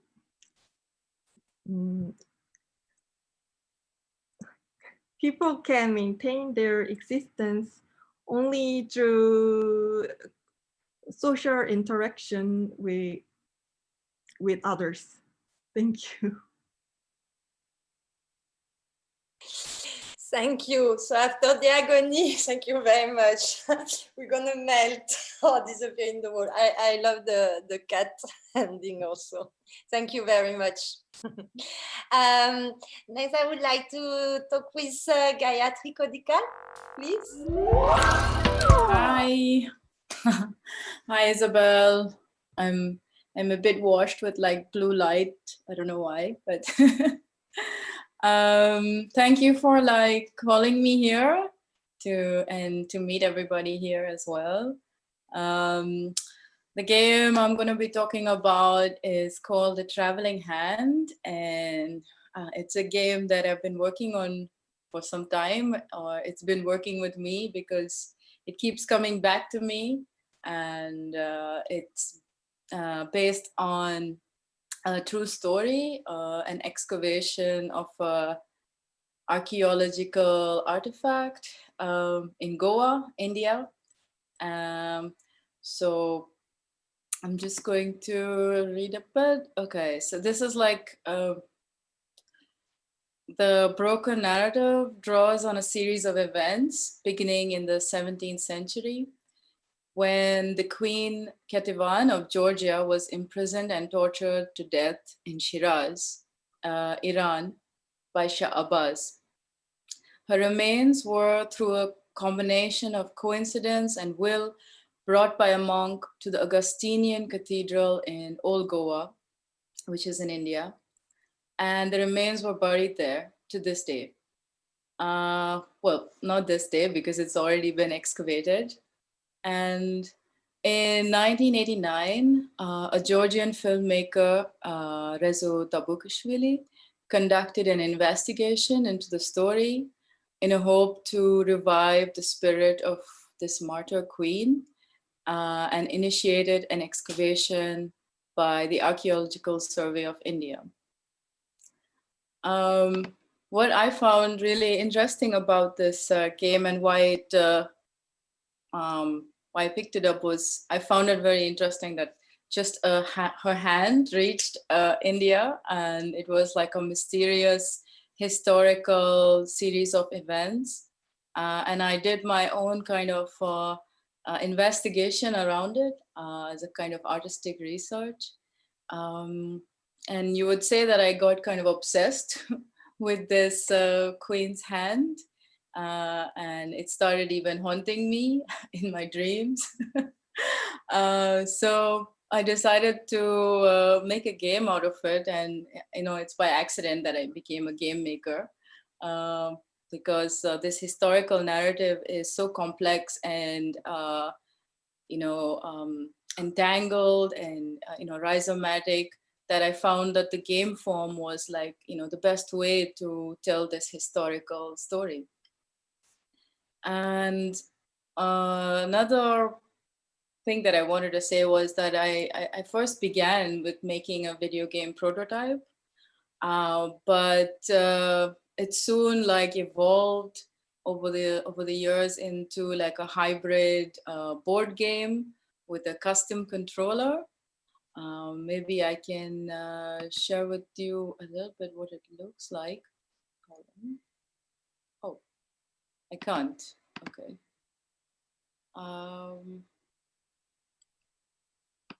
You cannot share, or you? Yeah, I don't know why the PDF is not showing in the share screens menu, but how it works is that there's a board game and you have like a custom controller connected to a projection and sound. And what you review through like storytelling is like film footage by this filmmaker who came in 1989. And you kind of go through a series of, very layered political saga, almost. And right now it's going to continue to be made into an immersive installation in a art space in Rotterdam. So yeah, I'm excited to live with this game and live with this story and see where it goes. Yeah.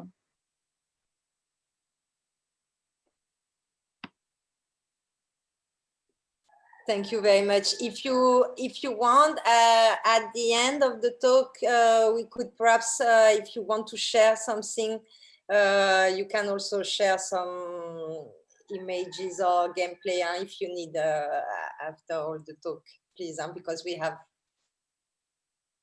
few minutes. So thank you very much, Gayatri. Now I would like to have on board Dio from Toge Production. Hello, everyone. Can you hear Hello. me? Hello. My name is Dio. I'm a senior game artist from Toge Productions, and we are from Indonesia. I've been in this industry since 2012, and I've been working for Toge Productions since. And I want to show you our current released game called Coffee Talk. So I want to show you the trailer for Coffee Talk.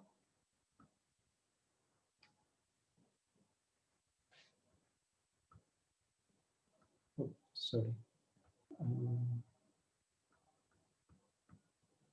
Okay, can you see?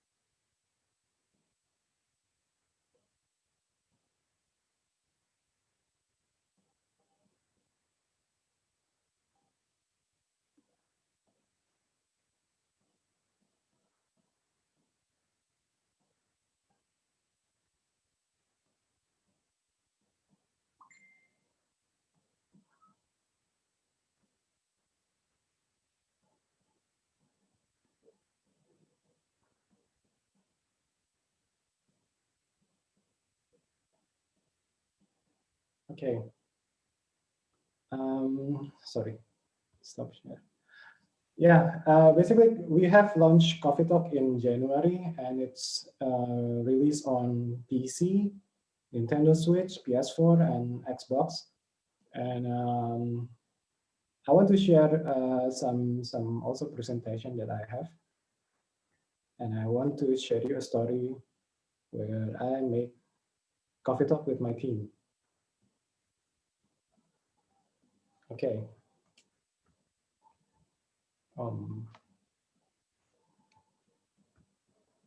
Okay, basically we called Coffee Talk as a coffee brewing and a heart-to-heart talking simulator.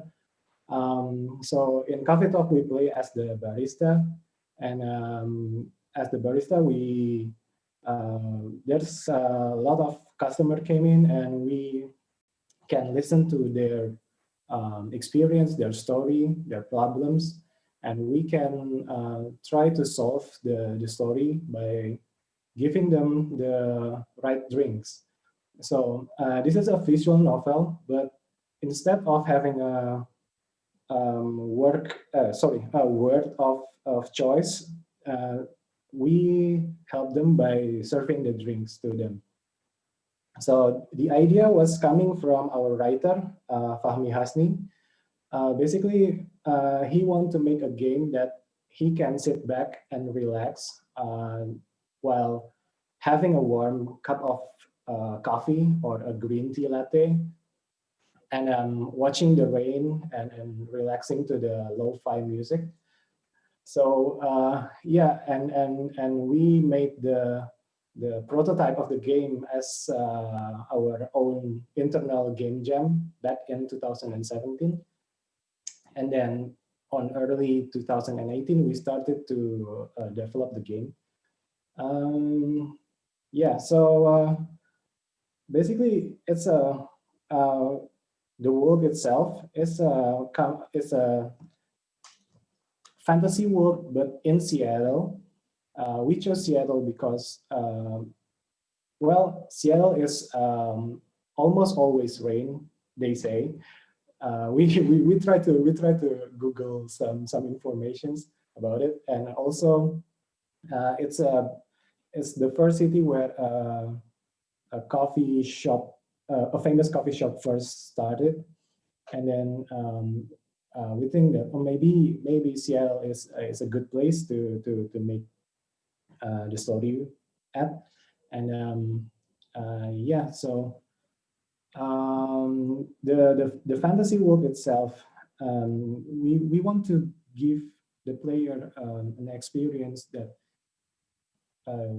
they can relate, the problems they can relate, and we want to bring some how it says issues, problems like maybe love, relationship, working environments, and social life, social experience, and through racism and stuff, and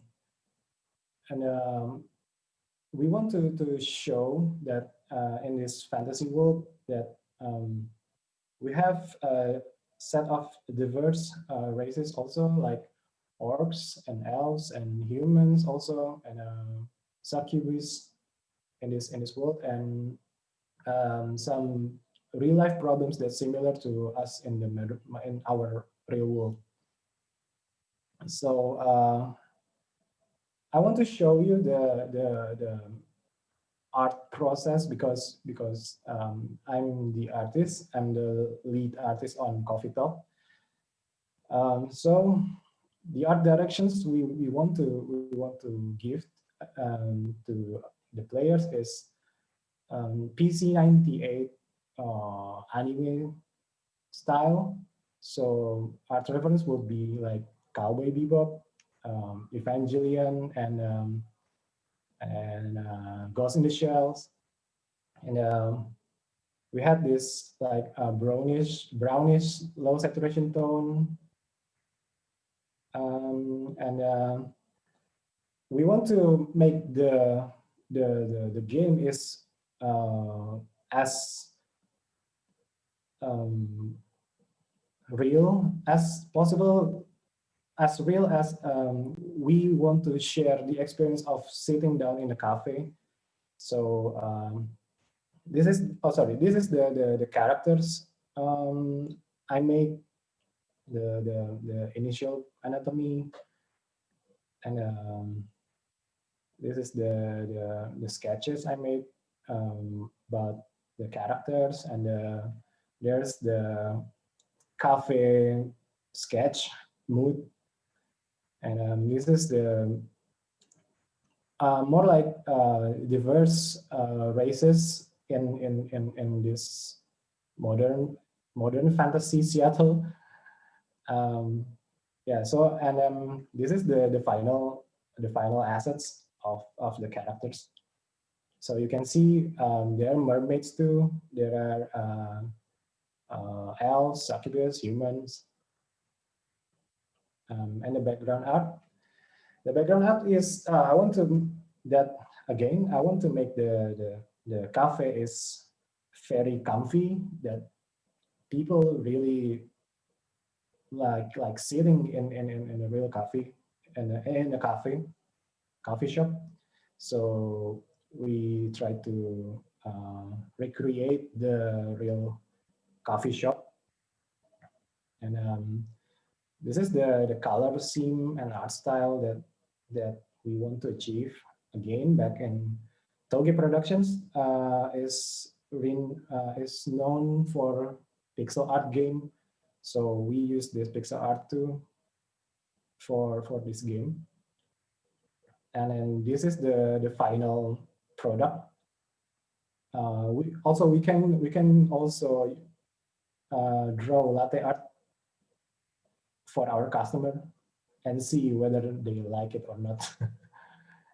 And we have also the illustration art that helped with my teammate Henry, our head of artists, that show the world of Coffee Talk, that we have diverse races living together in the fantasy world, but in the modern settings like our in real world.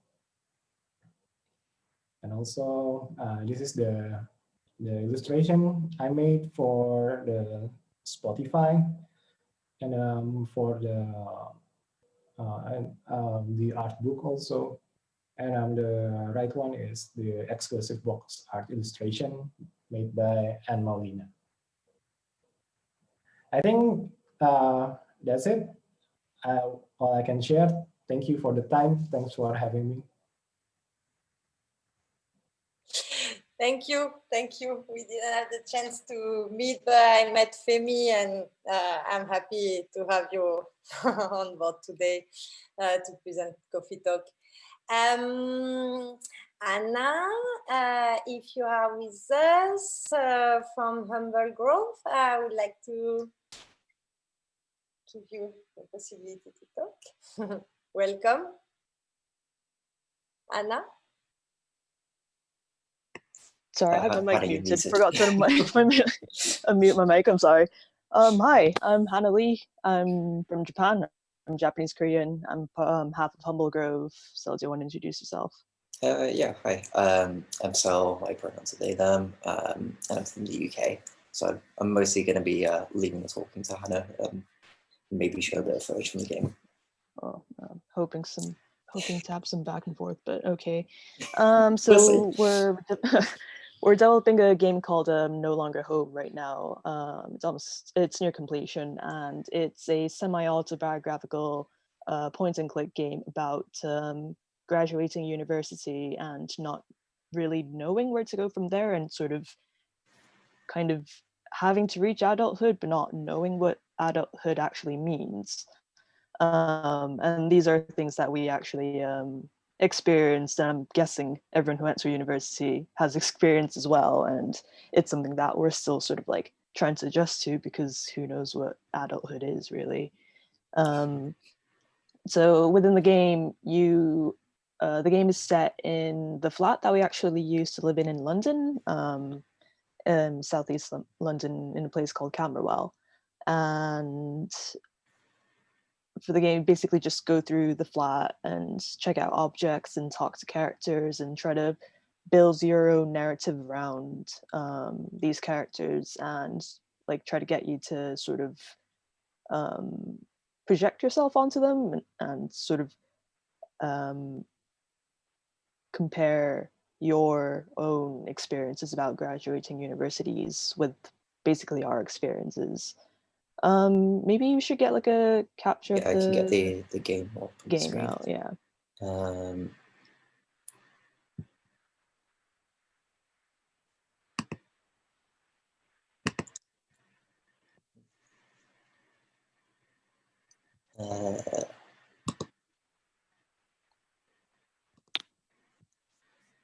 Is that sharing?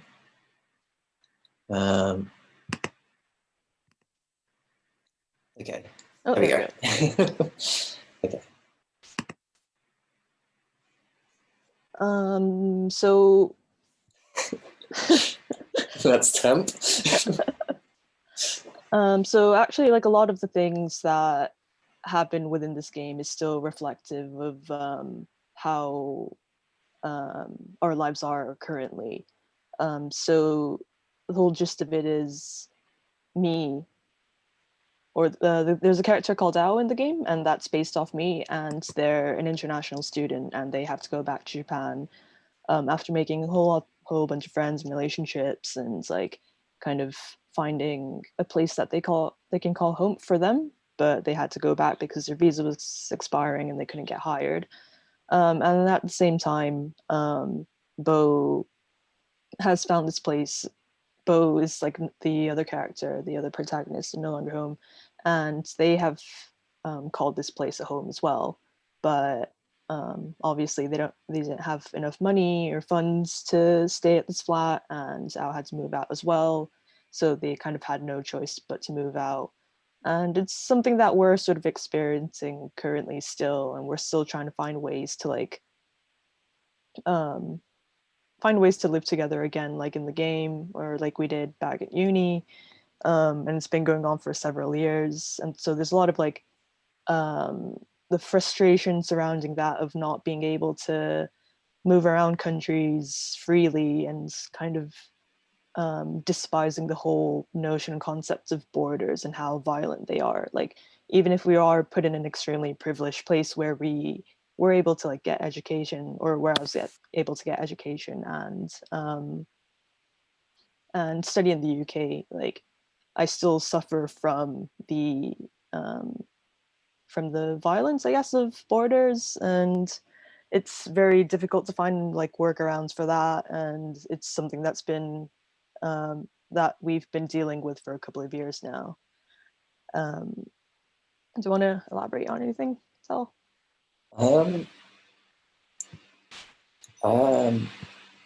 Yeah, we've just sort of, I guess we've been working on it for a while, and it's been a strange project to work on because it's so personal, and it's kind of you're reflecting on this trauma, and it's, you know, we've been working on the game for about 5 years now since we actually graduated, and not a whole lot has changed since then, and I guess it's a weird experience because it feels like you're sort of like reflecting on the past and still kind of living in it in a way. Yeah, it's like it kind of feels like the only difference is that we're not students anymore, and we're actually adults, and we're the things that these characters have been dreading to be. So it's a bit surreal to be working on this still, but it's almost out, so hopefully that would make us feel a bit better. Who knows? But yeah, our main influences for the game was mainly narrative-based games like Kindergarten Zero and like Firewatch, Night in the Woods, etc. And there's a lot of like surrealist aspects to it, which are inspiration from films, Seljun, from Andrew Tarkovsky films and Wong Kar-wai films. So we have a lot of like non-game influences, and a lot of our like personal interests are wedged into this game. So it's a lot of this game is kind of like an amalgam of things that we are extremely passionate about and sad about, frustrated about, but things that we also really, really like, I would say. Yeah, definitely. Like, I know it feels like it's been a long sort of labor of love, and we definitely like also took a lot of sort of influence from theatre as well. Like, hopefully we can show you soon once we get to some of the game footage. But that we sort of designed a lot of the environments like sets, so they kind of have moving parts that transform as you navigate through conversations. So yeah, this flat you're seeing right now is the flat that we actually used to live in. This was our bedroom. This thing wasn't there, but I wish it was. No, it was. I remember. Oh, it's getting a little buggy. It's fine. Hopefully we get there eventually. Generate? Yeah. It's just like the pathfinding is kind of bugging out.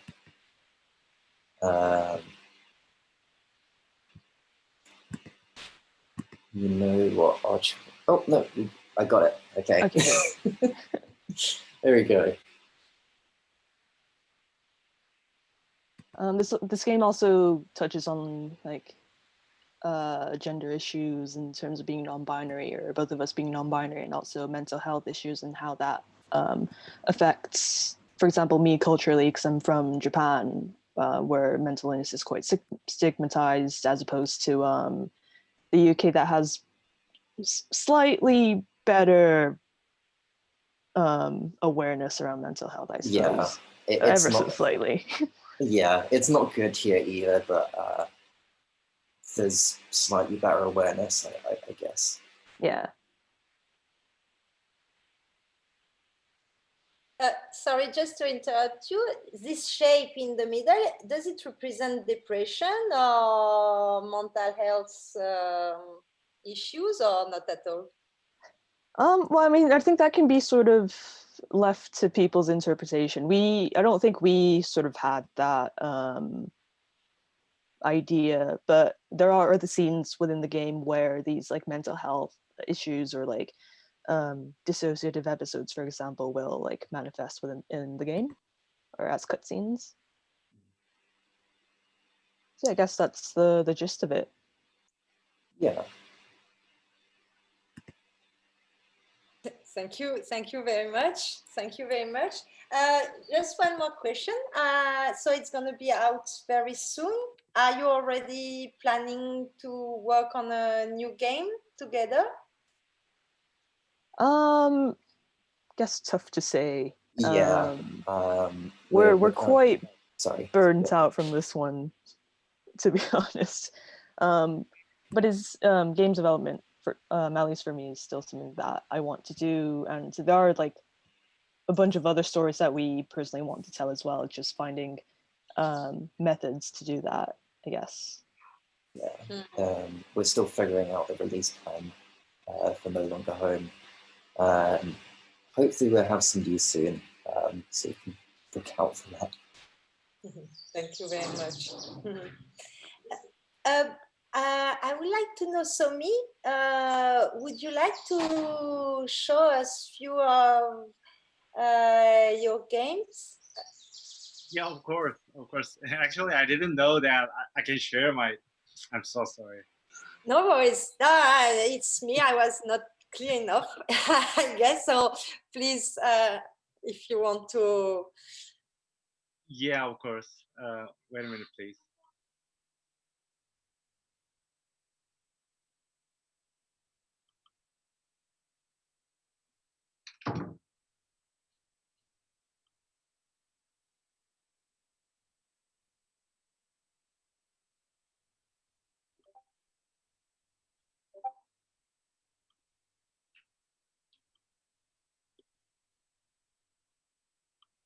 Okay, well, this is the trailer of The Wake. It is released on Steam store a few days ago. Of course, the performance of the game is pretty bad, but yeah, I'm so sad about that. The video clips in this trailer and the game, yeah, it's my memories. Yeah, that is recorded when I was really young, in my childhood. Yeah, it's all about my father and my family and my love and hatred against my father. Yeah, that's him. That's my father.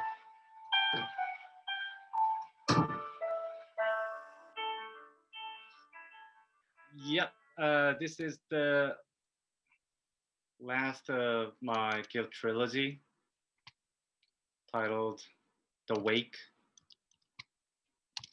And oh,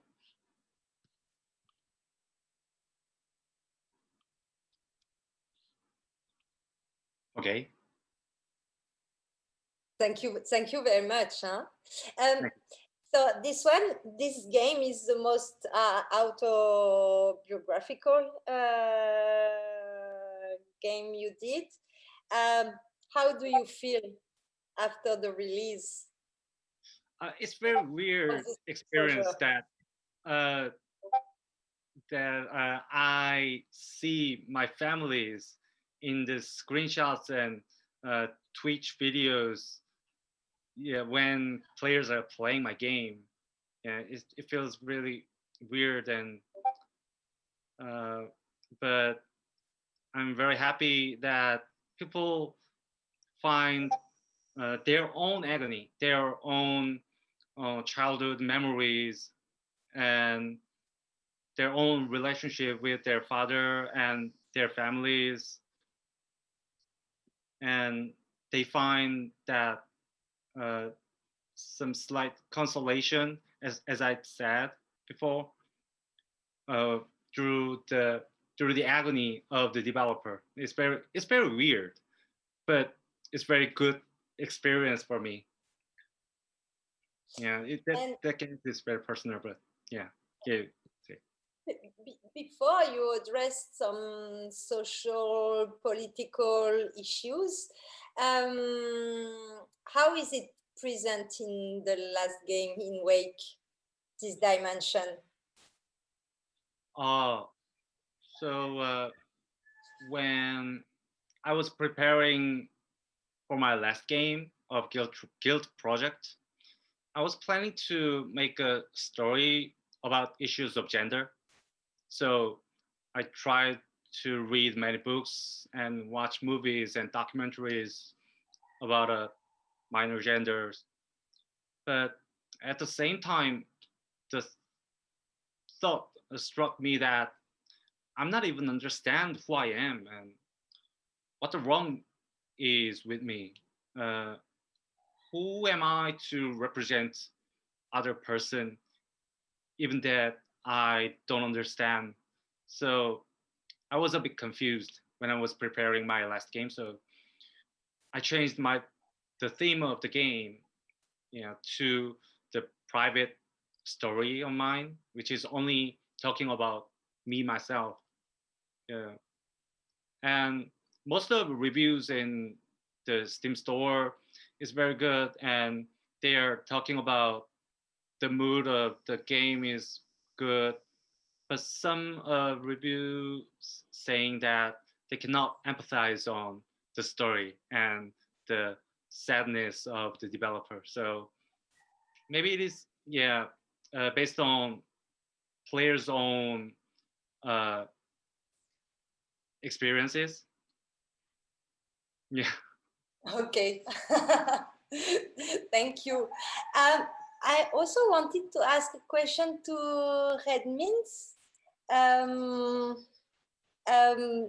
Because in your previous game, you really addressed feminist questions. issues. Could you just tell us what it means to be a feminist in the game industry in South Korea? Whoa. Sorry. It's Okay. yeah. If you want to translate, please. Hi. I'm gonna help yeah, please welcome. 제가 생각했을 때는 일단 업계 내에 여성이 너무 적고 그렇기 때문에 여성에 대한 어떤 대우나 이렇게 얘기하지 이 컨셉이 굉장히 뭐라지? 아무튼 그냥 모든 직업들이 다 비슷하겠지만은 그 게임 업계에서도 특히 여성이 적기 때문에 여성에 대한 이해가 너무 낮고 그래서 그것들이 이렇게 뭐 사소한 대우나 이런 것들에서도 굉장히 문제가 되지만 이제 좀 더 그것들이 쌓이고 쌓여서 실제로 지금 한국에서는 사상 검증 야, 너무 어려워. I'm sorry. Okay. Yeah. What she said. In Korea, game industry is, actually most of the employee is man, not woman. Just few people just work at game industry. That's why it makes some, 평등하다. unequal. Not equally the same. So she think about that is problem in Korean game industry. 실제로 그런 페미니즘적인 생각을 가지고 있다는 이유만으로 어떤 작업물들이 게임에서 사라지는 일들도 있었어요. 그래서 So sometimes someone think about the feminism, and if I'm a feminist, and then if presenting feminism in game industry, especially Korea, we have to hide. I'm not feminist, so that is problem right now here. Thank you very much. I would like to say that if people want to ask questions to the participants, please do. You can use the chat and ask questions. And also each participant can debate. I also have a question for Dio. What I liked in Coffee Talk is that for me it was a way to better understand the Indonesian society and some local issues, even though the game is happening in Seattle. So would you like to comment on this? Well, basically, the story in Coffee Talk is a real life story of our co-workers in Togi Productions, and we can share the same problems back in maybe in international world or in the Western and in Indonesia as well, like minorities issues, minority people. How can I say? Like interfaith, interreligion relationships, and many other social problems. For example, like the main issues in the game about a couple that have relationship, but they are from a different race, and basically the parents didn't agree about their relationship, and that's where we want to share to other to the players. And a lot of players that have played Coffee Talk said, "Oh, it's very relatable to me, and we have the same problems also, not just in Indonesia but also in other countries where they play." So yeah.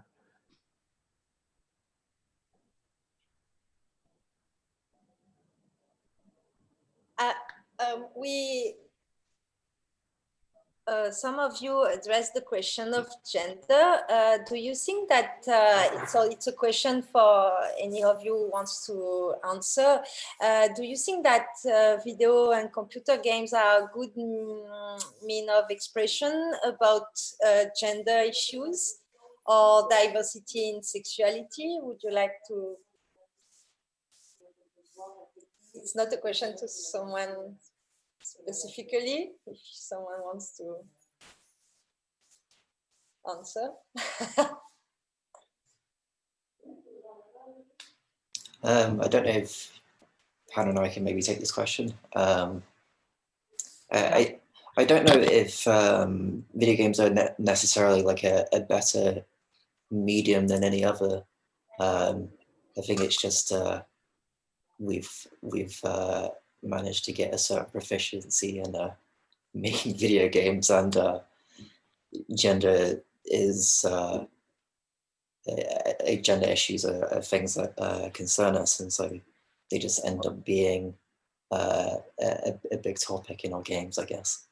Well, I think it's a good, in terms of having gender issues in games, I think it's a good way to like spread more awareness, because the sort of like talk about gender, I feel like has not really like spread across like gaming industries or like the gaming circles just in general, like gamers.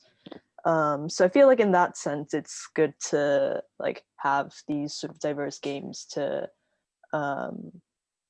sort of amplify marginalized people's voices.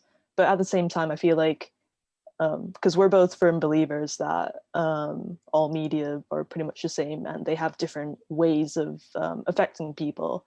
And obviously, like people might like films better than games, or games better than films, etc. But I think it's just like a good method to reach people who we won't usually be able to reach. Yeah, I think it can be a bit of a two-sided coin in that manner. It's like you're also with video games as a medium having kind of sometimes quite a toxic audience. It can be a risk to put yourself out there.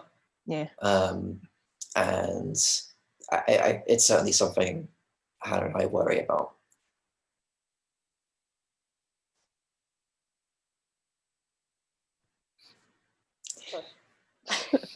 I see that we only have like 1 minute left. I would like really to thank you all for your participation, and also to tell you that tomorrow the next Art and Game World Tour session will be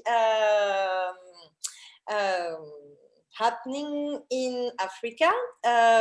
Actually, I am in Togo right now, so for I don't know how many days left, but still. And on Saturday, it will be the session in South America. Really, again, thank you very much. And I wish you the very best for your games. And I really look forward to see the next projects.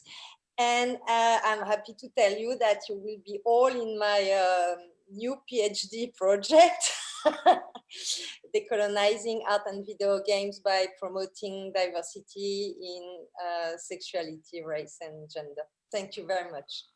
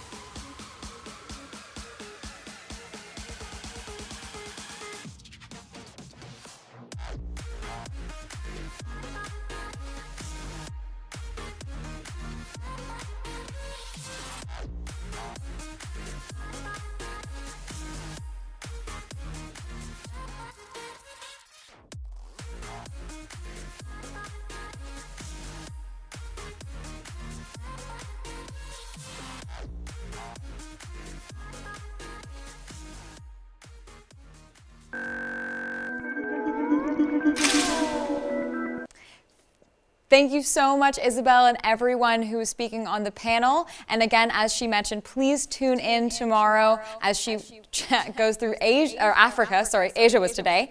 And if you haven't looked at the donation button, we would really appreciate it if you could help to contribute. Amaze has been able to offer this incredible festival to you guys for free, which, as we all know, COVID impacted a lot of us in the way that we can normally operate our businesses, but if you could donate even a small amount, it would be really, really greatly appreciated.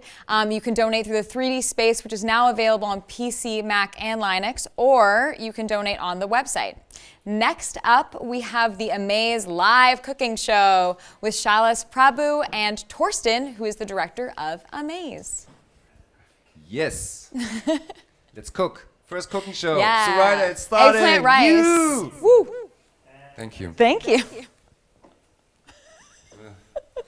Shalish, good to see you. Hello. How are you? I'm good. How are you? Oh, so good to see you. I'm good. I'm good. I'm good. I'm so excited that the festival is on, and I'm super excited to have the first cooking show with you together. Basically, Yes, it was the best idea of Zoraida, because cooking is something what, it talks culture, right? You taste culture. Yep, I agree. I'm also a very big cooking nerd, so I was very excited when I heard this was happening. So yeah, thanks for having me. You got chosen out of 100 submissions. What? Whoa. Thanks. What are you gonna cook for us? Oh my God, I'm so awkward. I'm gonna be making wangi bhat, which is eggplant rice. Basically, wangi is means eggplant, and bhat is rice. From where I come from, the way I'm making it. It's a South Indian dish, a little bit more towards Karnataka, which is a state in India, and it's also this whole thing where like Indian food is supposed to be like this one blanket term that covers all the curries and naan, but unfortunately that's not what we eat all the time. It's very diverse, and like as you go from north to south and east to west, the staples change, the spices changes, everything changes. So yeah, I'm gonna make something that's very much from the region where I come from, and I hope you guys like it. Thank you very much. So I think for all the people who want to cook with Shailesh, it's on the website. So there's the recipe is on the website. Is this a secret and special recipe, or are you? Not really. Not really. Yeah, but I'm happy. Yeah, I'm happy if people try it out and make it. So it's not really secret or special, but it's a recipe that's from my home. So Wonderful. yeah. All right. So how we're gonna start? Should I just say nothing, or? No, you could keep talking to me, and I will start with the first thing. Is we're gonna take some chickpea lentils or chana dal or split Bengal gram, and we're gonna soak them a bit in hot water. So this is so that they will later cook very easily.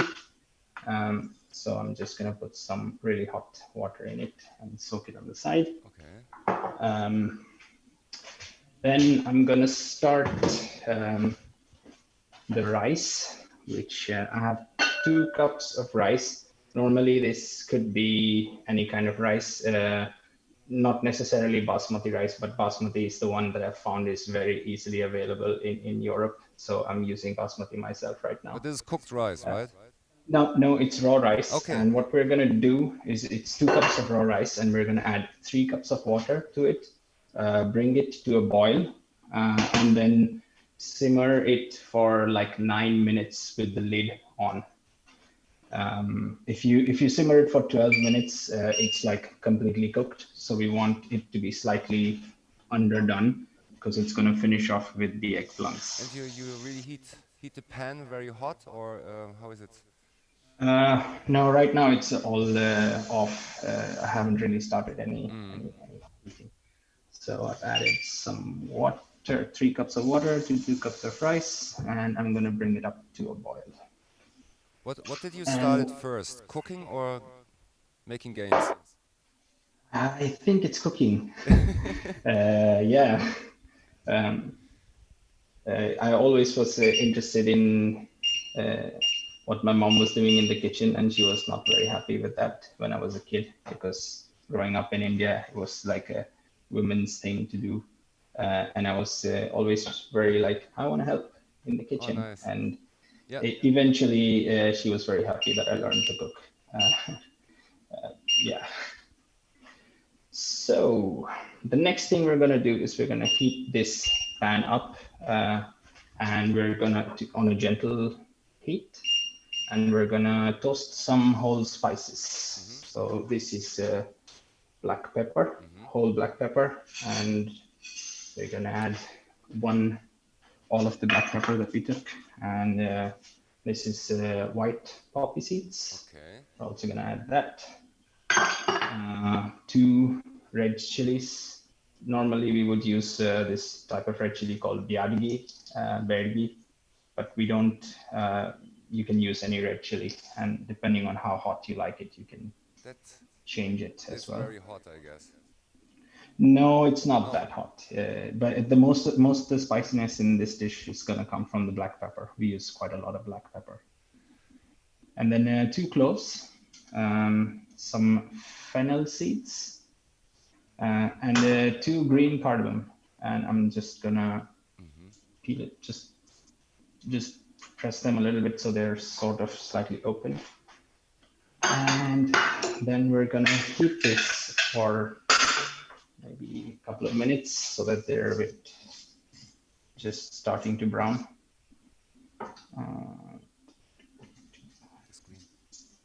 The screen turns off.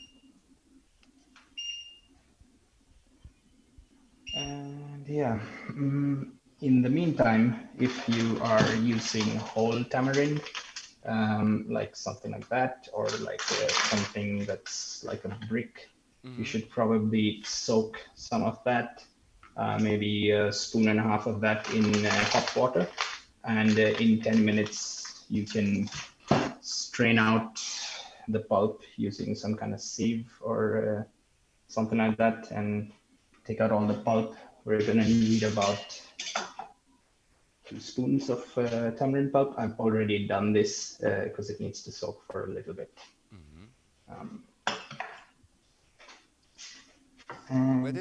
Where did we meet for the first time? Was it with Julie? I think so, yes. It was in Copenhagen with Julia. I think you were visiting her, and so was I. Oh yes, yes. Quite some time ago. Yes. Now he's turning 8. And I think he was 2 or something like that. It was during this game jam. This VR game jam, I think. Yeah, Shaila game jam, I think it was called. Right. Yeah. What are you working at the moment on? I am currently working at a studio called Shark Mob in Malmo, and they're like a big AAA production house. But I'm also trying to do some side projects, which is the nice thing about Shark Mob. They allow us to have our own side projects with no problems. So that's good. I'm trying to get a game started, which is little bit like a game about folding space. I have some prototypes ready. Maybe What if we do have you mean some with time. folding space? It's like Inception or something like that. Sort of. It's like every movie that you hear about space and time, where someone takes a piece of paper and folds it and explains a black hole. It's that, but in a game. Wow. And yeah, it's I have some stuff in that ready, and maybe if we have time, I can show you a video. But it's kind of like a puzzle game masquerading as an action game with that as the main mechanic. You don't have weapons, but you kind of like destroy enemy ships by folding space and using their own weapons against them, kind of. Yeah. Hey, Shanesh, I do have a question for you from our audience. Yeah. So, Sweet Apple Pie Society asks, is there a spice that you like a lot and put in everything, even if it doesn't always fit, or you'd probably like it better if you didn't include it? No. No, I don't have a spice that I would add without where it doesn't belong. But yeah, that's me. I'm quite boring that way. Thank you. I didn't know that this is working. This is incredible. How is this, Right. where is this coming from? So the toasted spices, we're gonna let them cool for a little bit. And in the meantime, we're gonna start chopping some eggplants. You can use any kind of eggplant. I'm using small round ones.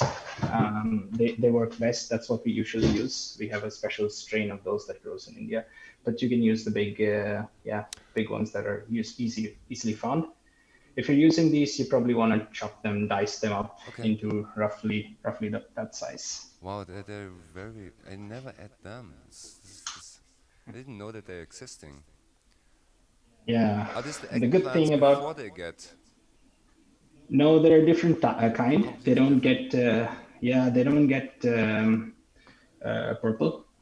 They're always green.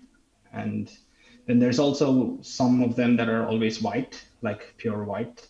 They actually look like eggs. Yeah. Really huge eggs. And then we have this one is, I think, Thai, but we also have a particular strain of them that grows in the actual village where I'm from. And those are super delicious, a little bit more bitter than these, so they have a little bit more flavor. And slice all of them up. How important is cooking in India? So I mean, families are big, or did you grow up in a big family? My family was not that big. We were 4 of us, but yeah, India is very much a food culture. Like, we talk about food all the time. We're always cooking. We always eat fresh food. Like, yeah. And unfortunately, that also means that a large majority of moms were stay-at-home moms and cooking for their kids all the time. So. Yeah, but all that is changing in urban areas a bit now. But I mean, yeah, it takes time for big change to happen. But yeah, we are a very, very much food-driven culture. Yeah, I come from Bavaria. We also like food, but everything is with meat, you know, meat, and yeah. Lots of meat. Yeah, we have quite a lot of vegetarian food in India. Yeah. So because everything is kind of holy, right? So I mean, you're not eating cows or something like that, or what? Yeah, well, there's certain groups or certain communities that don't eat cows, but like a lot of, I wouldn't say a lot, but some communities do eat cows, and some also, yeah, younger people who are not super religious, they don't care. They also eat cows. I'm a vegetarian, but it's also because like when I was growing up, there was it's very common to have like neighborhood shops for everything in and around the neighborhoods you live in. And like there was like a butcher shop very close to where we used to live, and we used to play around in the same area. And there used to be goats and chicken, and and then you see them get slaughtered, and then I was like, yeah, I don't want to eat that. So I was vegetarian for a very long time now. But luckily, India is a great place to be vegetarian. There's a lot of vegetarian food.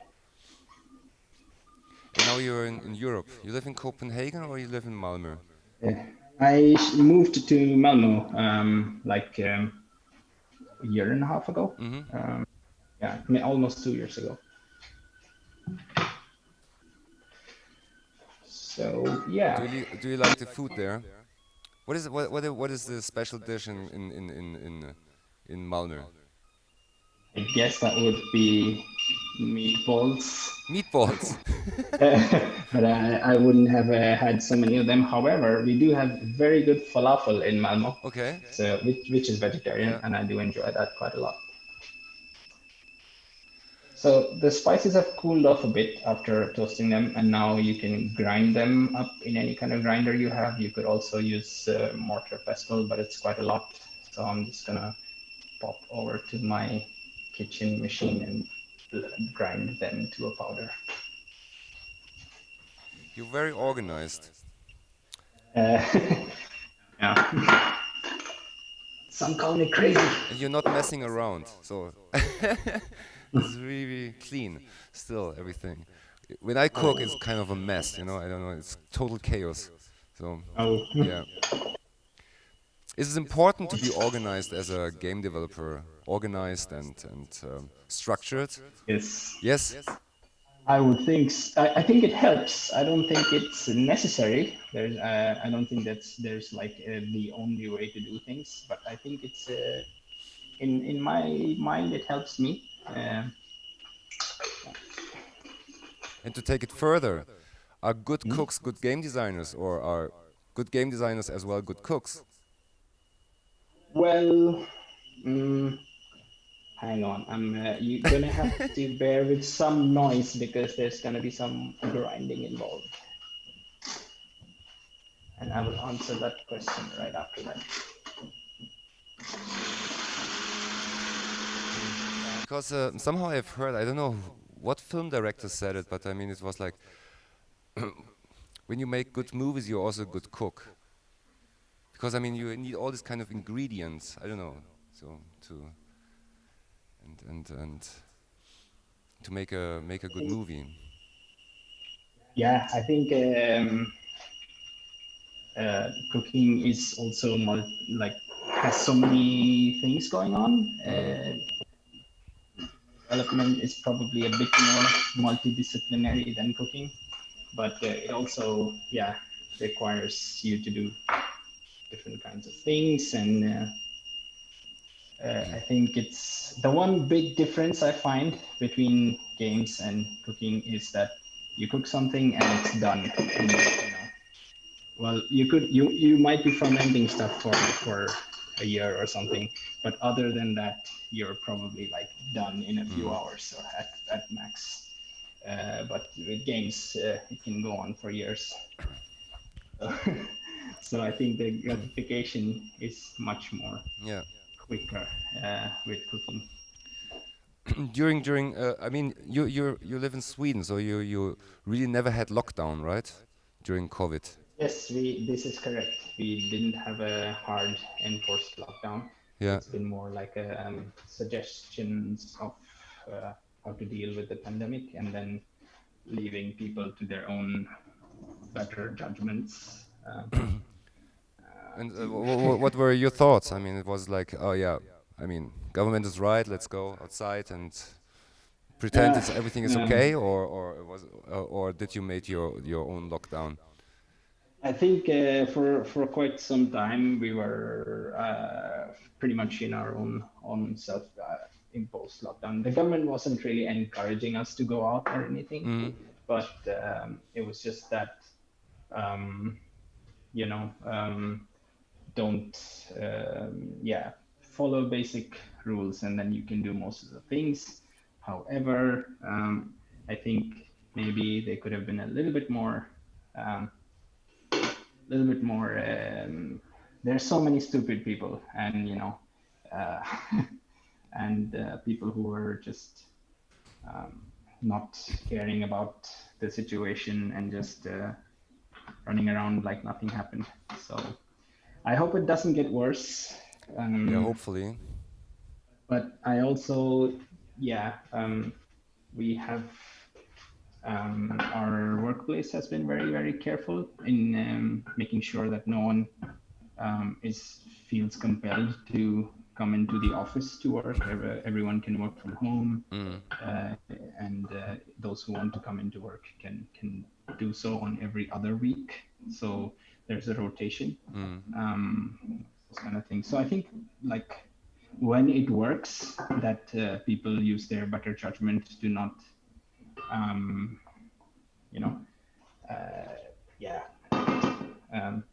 act responsibly. When it works, and when it doesn't, it doesn't. So yeah, right now I think where I am in Malmö, which is part of Skåne, I think the cases are pretty low and we're doing quite well. So yeah, I hope that continues. So what are you putting in there? What is this? This is black mustard seeds. And when you put them in, they'll start to snap, crackle. That means they're ready to add. Next up, now I've added some curry leaves. And this is the strained chickpea lentil. Oh, I want to smell it. I think it smells amazing. That's great. Unfortunately, smells don't go through webcams. But and then I'm gonna add 2 more chilies. Whole. You can adjust the chilies as per your tolerance. And once now we wait for the chickpea lentil to become slightly more colored, like a brownish. And once that's done, we'll put some onions in, and we are on our way.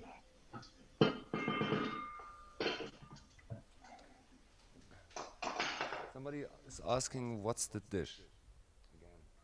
The dish is called wangi bhat, which is a dish with rice and eggplants. It's like a meal by itself, sort of.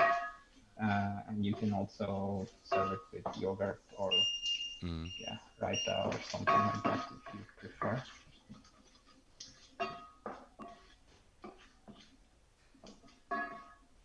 I'm just fascinated. It's incredible, right? I'm also very hungry. Because we had no lunch so far. Because we did something a little bit wrong because we have no breaks. During the whole 3.5 days program, there are no breaks. The streaming team hates me so much. But they never told us. They never told us. Right, so this is, you can see, I don't know if you can see, but the lentils are a little bit brown now, so I can add the onions. 2 sliced onions. Yeah, I thought you had croissants this morning.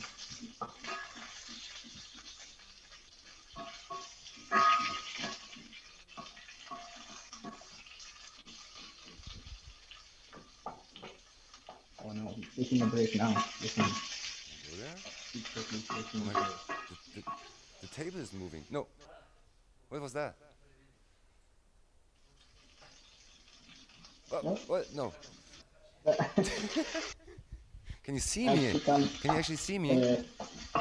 I can when I look at the screen, but I'm trying to not look at the screen so I don't burn anything. I'm really getting nauseous now because the table is Hello. moving. It's weird. Oh shit. It is on my end. So, I'm not tripping, sorry. So Oh it's shit. really happening. Have you been to the Amaze Space? No, not yet. No. I downloaded the app this morning, but haven't yet. Yeah, you have to check it out. Yes. This is for the sure. future of festivals. Yeah. Everything is online now. Are you missing physical festivals, or are you happy that you actually have a break? You don't have to run around through all this kind of conventions and meet people and making all this kind of effort to travel around the world to make business. I think uh, I miss a little bit of at its worst it can be a lot. I think like going to a lot of festivals or a lot of conferences can be very tiring and like take out a lot from you. But in the past few years I went to very few select uh, conferences and that was really nice. So I do miss that. Like I do miss going to Amaze, for example, or well, I am at Amaze, but in a different way. But you know, just going to at least a couple of them a year and checking it out. Well, what is your favorite festival? Oh shit! Good question. Good Don't question. say it. Don't say it. It's Amaze. How often you've been to a Maze festival? 3 times. I Three think. times. Yeah. Oh, you don't cut them. You just leave them like them, like they are. You cut a little bit. Yeah. Just made slits in the eggplant because they're small. Didn't take off the top. It's totally okay to do that. That's how we did it forever. But if you want to take off the top, you can do that as well. Obviously, if you're using the bigger eggplant, you're probably gonna dice it completely. So. And now we sort of stir fry this stuff till the eggplants are about half done, almost. How do you know that the eggplants are ready? I mean, you'll see them their skin softening up and changing color a bit. Okay. And you can also push around with a spoon or a fork or a skewer or something. You'll see that change color. They've already started changing color. So Ryder and I was thinking after the festival maybe we're running further this cooking show thing. Do you think would you love to watch it? You know, when we do it regularly. Yeah. Yeah. For sure. And maybe cooking game devs. I think it's. Oh yeah, that's great. I also enjoyed moderating. I mean, it's so nice chatting with you. Thank you. I was very I didn't know how this would go, and I didn't know what should You're be. doing an incredible job. Thank you. Oh, I really just want to be teleported to you, and then we sit on the table, and then we eat together. Oh, yes, that would be lovely. Maybe when Emmy's physical is back. Yes. Continue having this sort of cooking show. What are your predictions? Do you think that next year everything is going to be fine, or what do you think? Maybe next winter or late summer, maybe is my guess. Okay. But I don't know. Anything can happen. Especially like things are moving so fast. Like in India, it was not picking up a lot initially, and then it suddenly blew up in the past few months, which was expected. I think like the fact that it was not picking up in India just seemed very, very suspicious to me. Yeah. How many people living in India? How many? 1.3 billion. Oh my God. Yeah. Whoa. And more.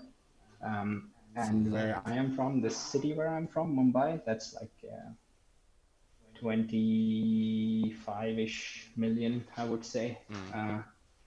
It's like 2.5 Swedens in one city. So, and like it also has a lot of population density. So stuff like social distancing is very, very hard to do. Yeah, can imagine. How often are you traveling to India? I mean, now it's probably impossible, but I mean, Yes. I try to go once a year, but I haven't been for the last 2 years because I had a I'm here on a work permit, and my work permit was in renewal, and that took a really, really long time, like 8 months for it to come through. So I couldn't leave Sweden in that time. So I was just here. So I haven't been anywhere for outside for almost 2 years. I was hoping to go this year, but nope. Yeah. Yeah, it's all closed down and not advisable to travel to India right now. I've never been to India. I mean, are there some suggestions? I mean, we're talking now for the future, traveling things. So, you could start what are the must-see things, or what Oh. I mean, you don't have to tell now. Maybe you just tell me very secretly. Yes. So the good spots. Yes, I can tell you a lot of the really good restaurants, like for some really good food, and then you can go to Taj Mahal and yeah, Taj Mahal, and you know, I mean, I'm being from India, I'm not very good at the touristy spots. I think because you take it for granted. I didn't see the Taj Mahal till I was 34, I think. Yeah, 3 years ago. That's when I saw Taj Mahal.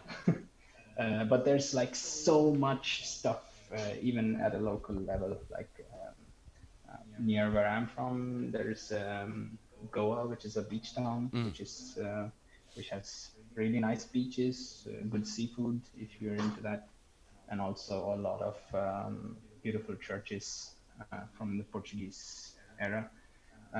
If you go to southern India, where my parents originally came from, then there's like thousands of years old stone carved temples, and yeah, lots of that kind of, and also other beach towns like Mangalore and Pondicherry. So you can go up north for like some more different kinds of temples and the holy sites like Varanasi and Rishikesh, and you can also go mountain climbing, and there's just so much to do. It's such a huge country, and every region has its own food, and so you will have plenty to enjoy. Have you ever thought about making a food game? Yes, actually, quite a few times. Never successfully managed though, but did think about it quite a lot. I wanted to make a game about making dosas. It's one of my favorite dish to make. It's like rice and lentil that's ground and fermented into kind of like a batter, and then you fry it on a pan, a little bit like a pancake, but it's not sweet, it's savory. And yeah, I really miss those, and I make them here now for myself. And it's I wanted to at some point make a game about making dosas, which never took off. I mean, I think we never talked about the start. You know, what was your inspiration to become a game developer, or going this direction and start making your own games? I think I had been playing games for a while, but I was very young. I was like Can you adjust your microphone a little bit, because somehow I can't hear you anymore, please? Is it better now? A little bit, yeah. Oh, Thank you. check. Yeah. Yeah, much better now. Much better now. Okay. So yeah, I was around 13 maybe, and I had played games before that, but I played Day of the Tentacle, this old LucasArts adventure game, and it had this beautiful credit sequence at the start, like Ron Gilbert game and Tim Schafer, and I was like, that was the time where my stupid young brain realized that actually someone makes games, and I was like, hey, I want to do that too. And before that, I was like, I don't know where games come from. They're just loaded on the computer, I guess. So yeah, I would say Day of the Tentacle was the game that was kind of like, oh my god, I want to play. I want to make games as well. I mean, I never. I know Socioball, I know Hybrix. Yeah. And it's just a thought. Yeah. Are these more like mechanics, puzzles? Yes. Yeah, they're mostly mechanics-driven games. So, but you got inspired by a narrative game. When are you gonna start making a narrative game? Actually, I started off my studio in India making narrative games. Yeah. We were working on a point-and-click adventure in 2007 or 2006 for a Nintendo DS game. It was called Mortally, A Stitch in Time. And it was this sunken plus Spanish monster who was made up of different body parts, and you could swap around body parts and like abstract something else instead of body parts to solve puzzles in the narrative. Like the funny little adventure game. We got a publisher in Canada. Then in 2008, the publisher went bankrupt, and then we didn't have the means to finish that game. So we had to switch over to launching games for something that we could publish ourselves. And then App Store was kind of opening up at the time, so we started making games for iOS, and that was more like the mechanical things. We also were very budget. We didn't have so much budget for animators, and so it was just me and one more guy who was programming, and then we had one more designer joined us, and it was three of us for a while, and so we were pretty small and cash-strapped, and so we just worked with what we had, trying to get out some games. So we couldn't live the dream at the time. Well, what do you think? I mean, it's we just had yesterday. We had the first Amaze Bazaar, this international art house games market. Do you think that art house is just a niche, or do you think that in the future there will be a market for art house games? I hope there is a market in the future, because I think we need more interesting, more different experiences, and I think art house games do really well in giving you just that. So I really hope that there is a bigger market for those kind of things.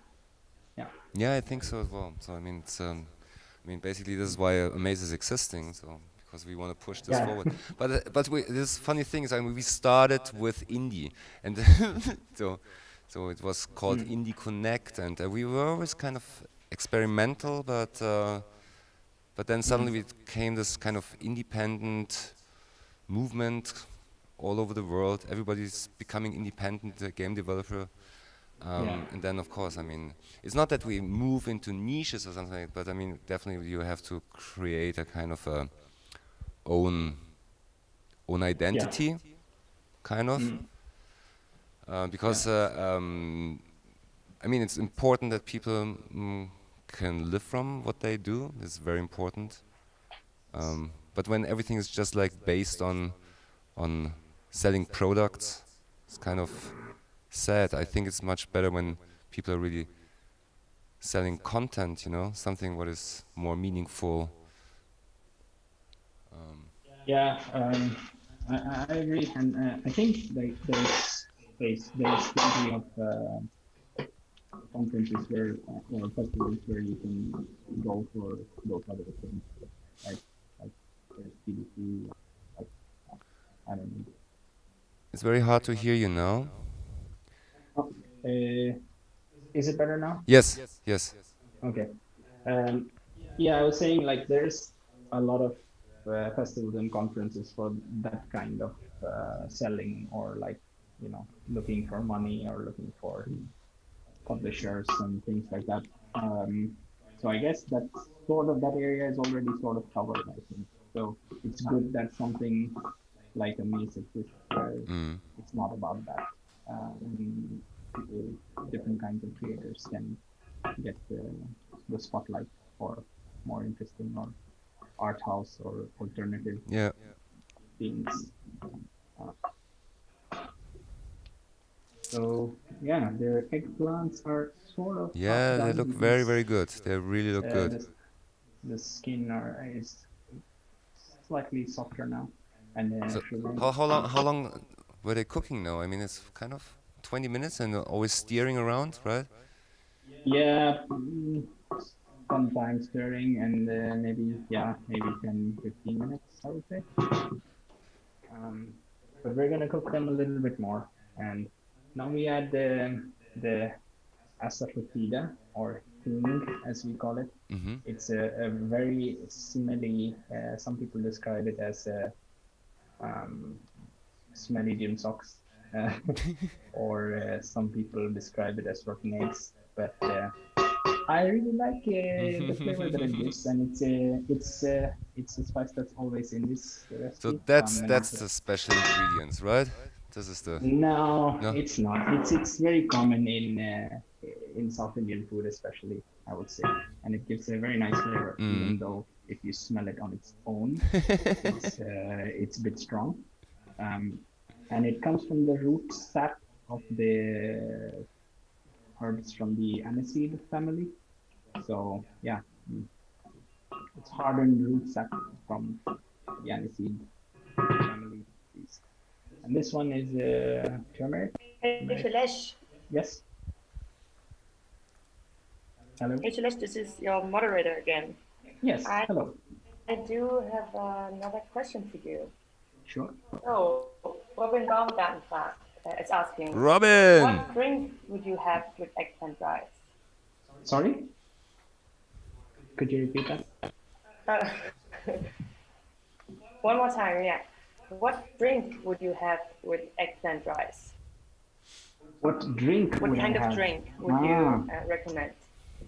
Ooh, that's tricky. I think most drink, yeah. Yeah, I don't think I would never advise. It's hard to advise wine with Indian food because it's so pungent. So I would not advise the wine with it. You could have beer. You could also have yogurt-based drinks. We have like some salty yogurt-based drinks called chas. Or yeah, it's basically drinking yogurt with salt and curry leaves and ginger.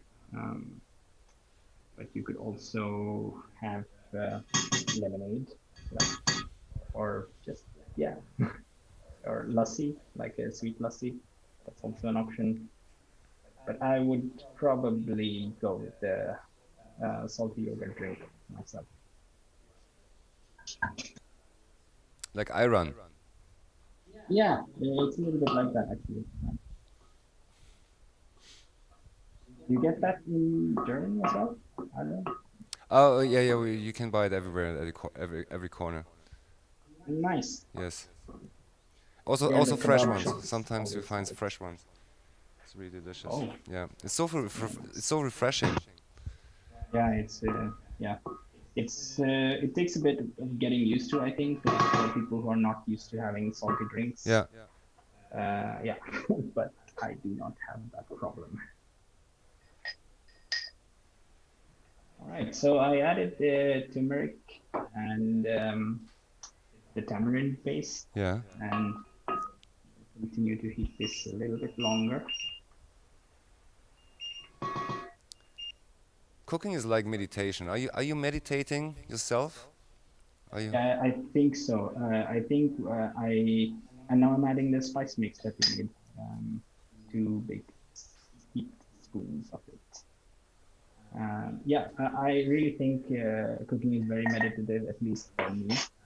I always end up forgetting about all the daily stresses or anything of the sort when I'm cooking, and it's just super relaxing for me. So just when I'm cooking, I'm only thinking about the stuff I'm making. I'm not worried about anything else. So it's a nice meditative experience, in my opinion, as well. When I'm getting invited to whatever, to a friend, to a house, when they cook, I always I'm the dishwasher. I like dishwashing. It's kind of Oh. yeah. That's the one thing that I do not like about the. No, because this is really meditating for me. It's kind of Yeah, I've heard that. Yeah. And also, I mean, Nice. I learned years ago. I learned working in a hotel. So I worked in the bar, I worked in the reception, I worked as well making beds and all this kind of stuff. Housekeeping was called. And yeah, cooking as well. But I don't know what I wanted to tell you. The meditativeness the meditativeness of doing dishes. Right, and then I was in the hotel, of course, yeah. Thank you very much. Then I was actually with these machines, these kind of hot machines, it was kind of boiling hot in the summer, and then you washed all the dishes. But this is how I earned my first money, basically, by washing dishes. The worst is breakfast. The worst is breakfast, because this is really sticky and all this kind of jam and marmalade and honey and I don't know. And everybody's stapling all this kind of dishes on. Yeah, it's blah. But all the other things good. Yeah. So now I've added some salt to this, and that's gonna allow you to taste all the spices. So don't skimp out on it, but don't have too much in there. I used about 7 ml for my proportions that I gave on the website. Yeah. Yeah. And we are almost ready to pop in the rice. They look so delicious. And now we add the rice that was like 3/4 done. Whoop.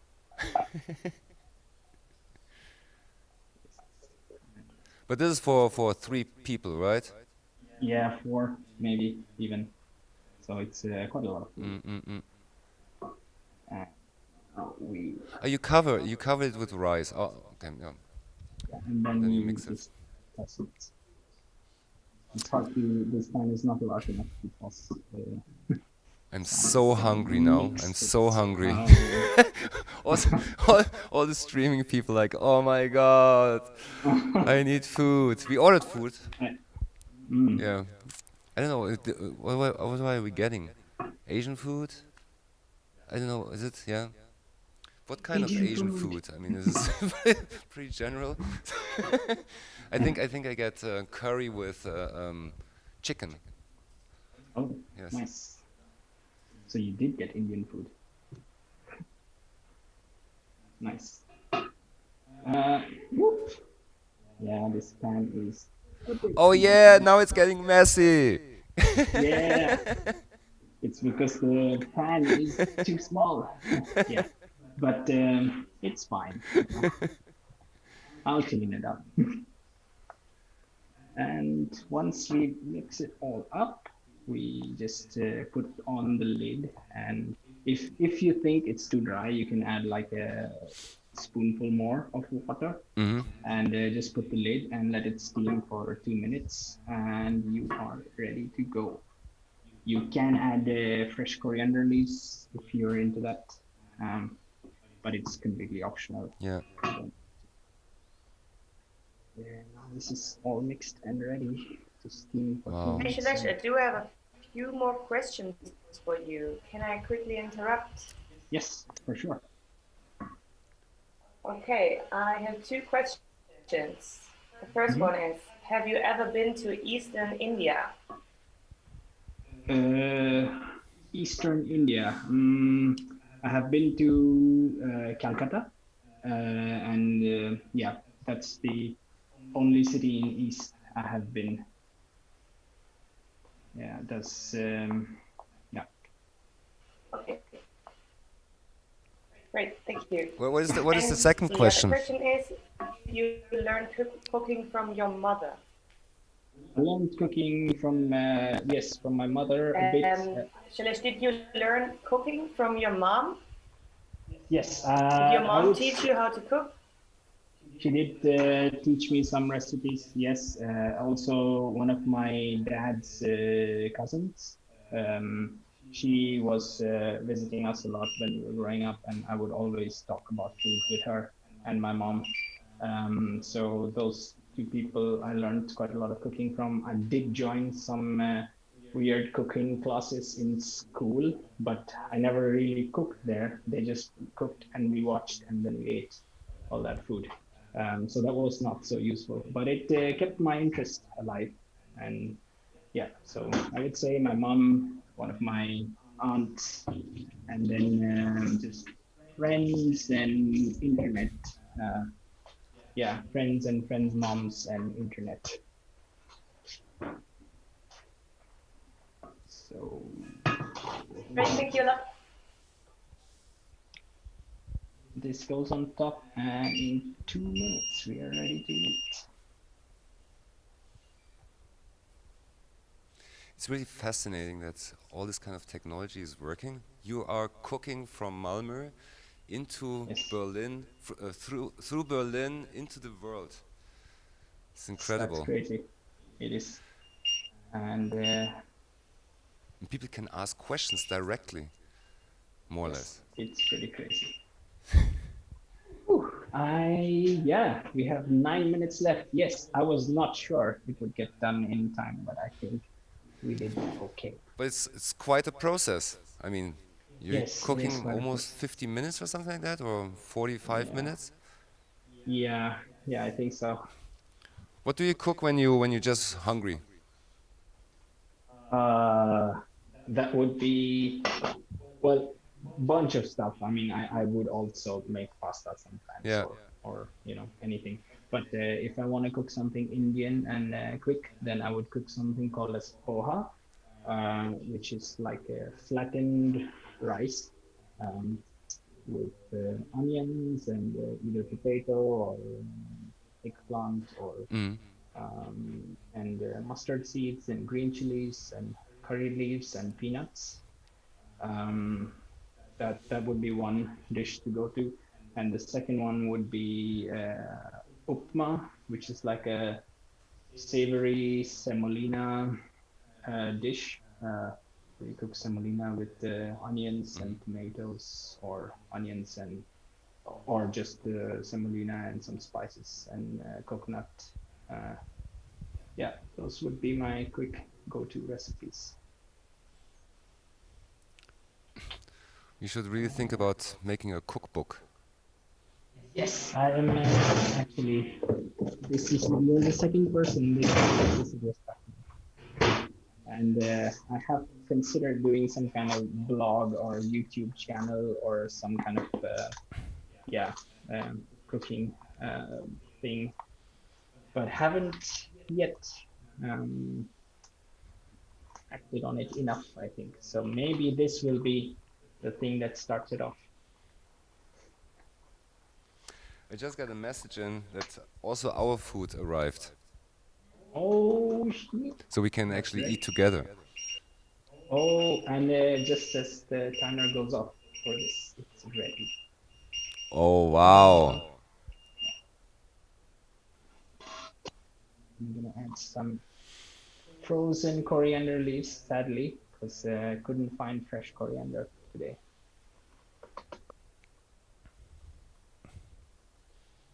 That is done. It's really in time. We have 5 minutes Yay. left. You put it now on the plate, and you're gonna eat it in front of us. I'm sure you're gonna do this. You're gonna do this. No. If you want me to. Yeah. Oh, it looks so delicious. Yeah, that's ready. Thank you so much for sharing it with us and the Thank you Amaze for having community. me. Yes. It's really, really nice. Yay! Thank you so much for having me. It has been fun. It's my first time I've done. It's a different thing, right? I mean, we Yeah. talked about a lot of cool things. Was a very, very personal chat. I'm back. Yeah. And I really enjoyed it. And tomorrow we're also gonna have a cook. Actually, I don't know who's cooking tomorrow. Is it Riker tomorrow? Is this Riker? Riker? Yes, yes, yes. We have Jen as well. I think she's cooking on Saturday. So we have 2 more cooking shows. Nice. And Riker, I'm she's looking cooking then forward to from that. Johannesburg. Yes. Yeah. It's gonna be pretty good. Yeah, it's I'm very nice. It's excited. very nice. I'm really looking forward to this. And so Ryder is going to moderate then. Yes. Nice. So enjoy your eggplant. I try to say how it's called. Wang Ba. Wang Bibab. There it is, and eat away. Enjoy. Thank you so much. Thank you so much for having me. Hopefully we see each other very, very soon. Yes. Take care, stay safe, and you too. Thank you very much. Bye. Ciao, ciao.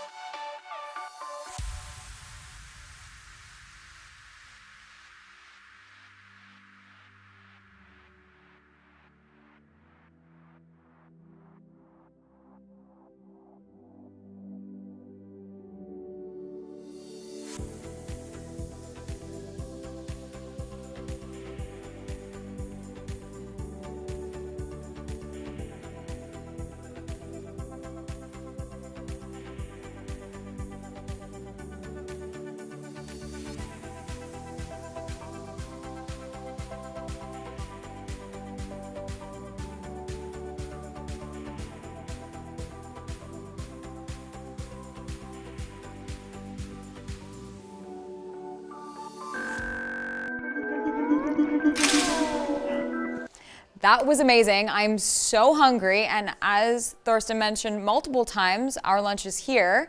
But if you're ready to eat, you can message this on you can post this online using the hashtag Amaze2020, and stay tuned because Now Play this is presenting Eco Chambers by Exit Productions. If you registered online already to be a demigod, you should check your email and check your spam just in case with your secret link. Otherwise, stay tuned to watch. And if you haven't joined the conversation yet, join on Discord.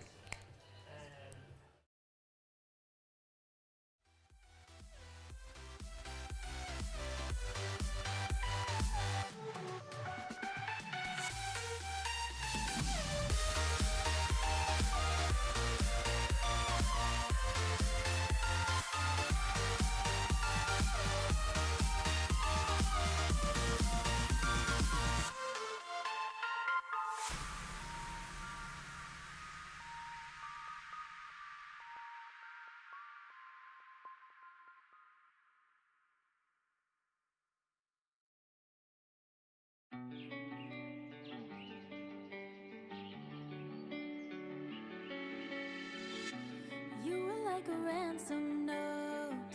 If I give in, will you come home?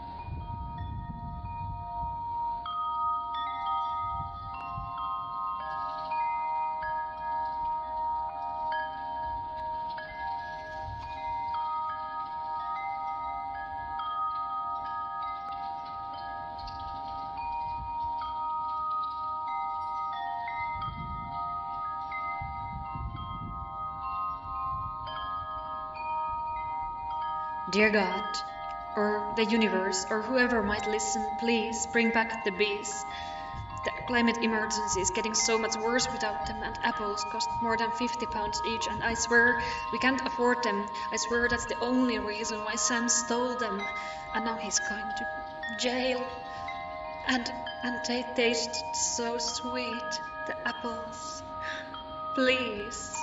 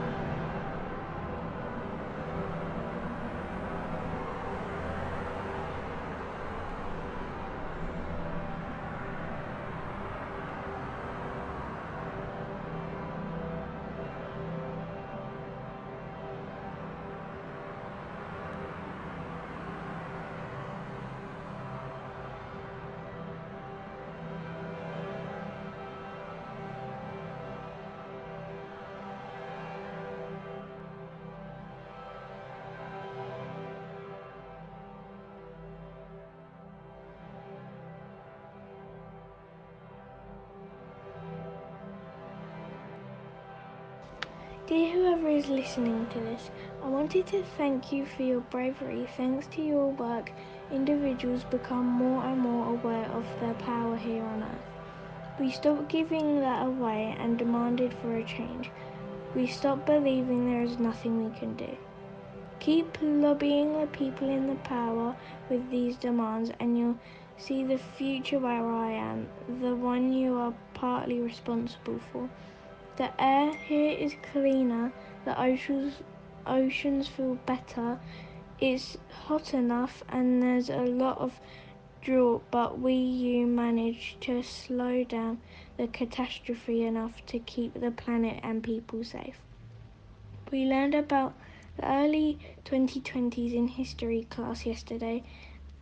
There is so many good things coming your way. I can't wait for you to create them. Okay, bye.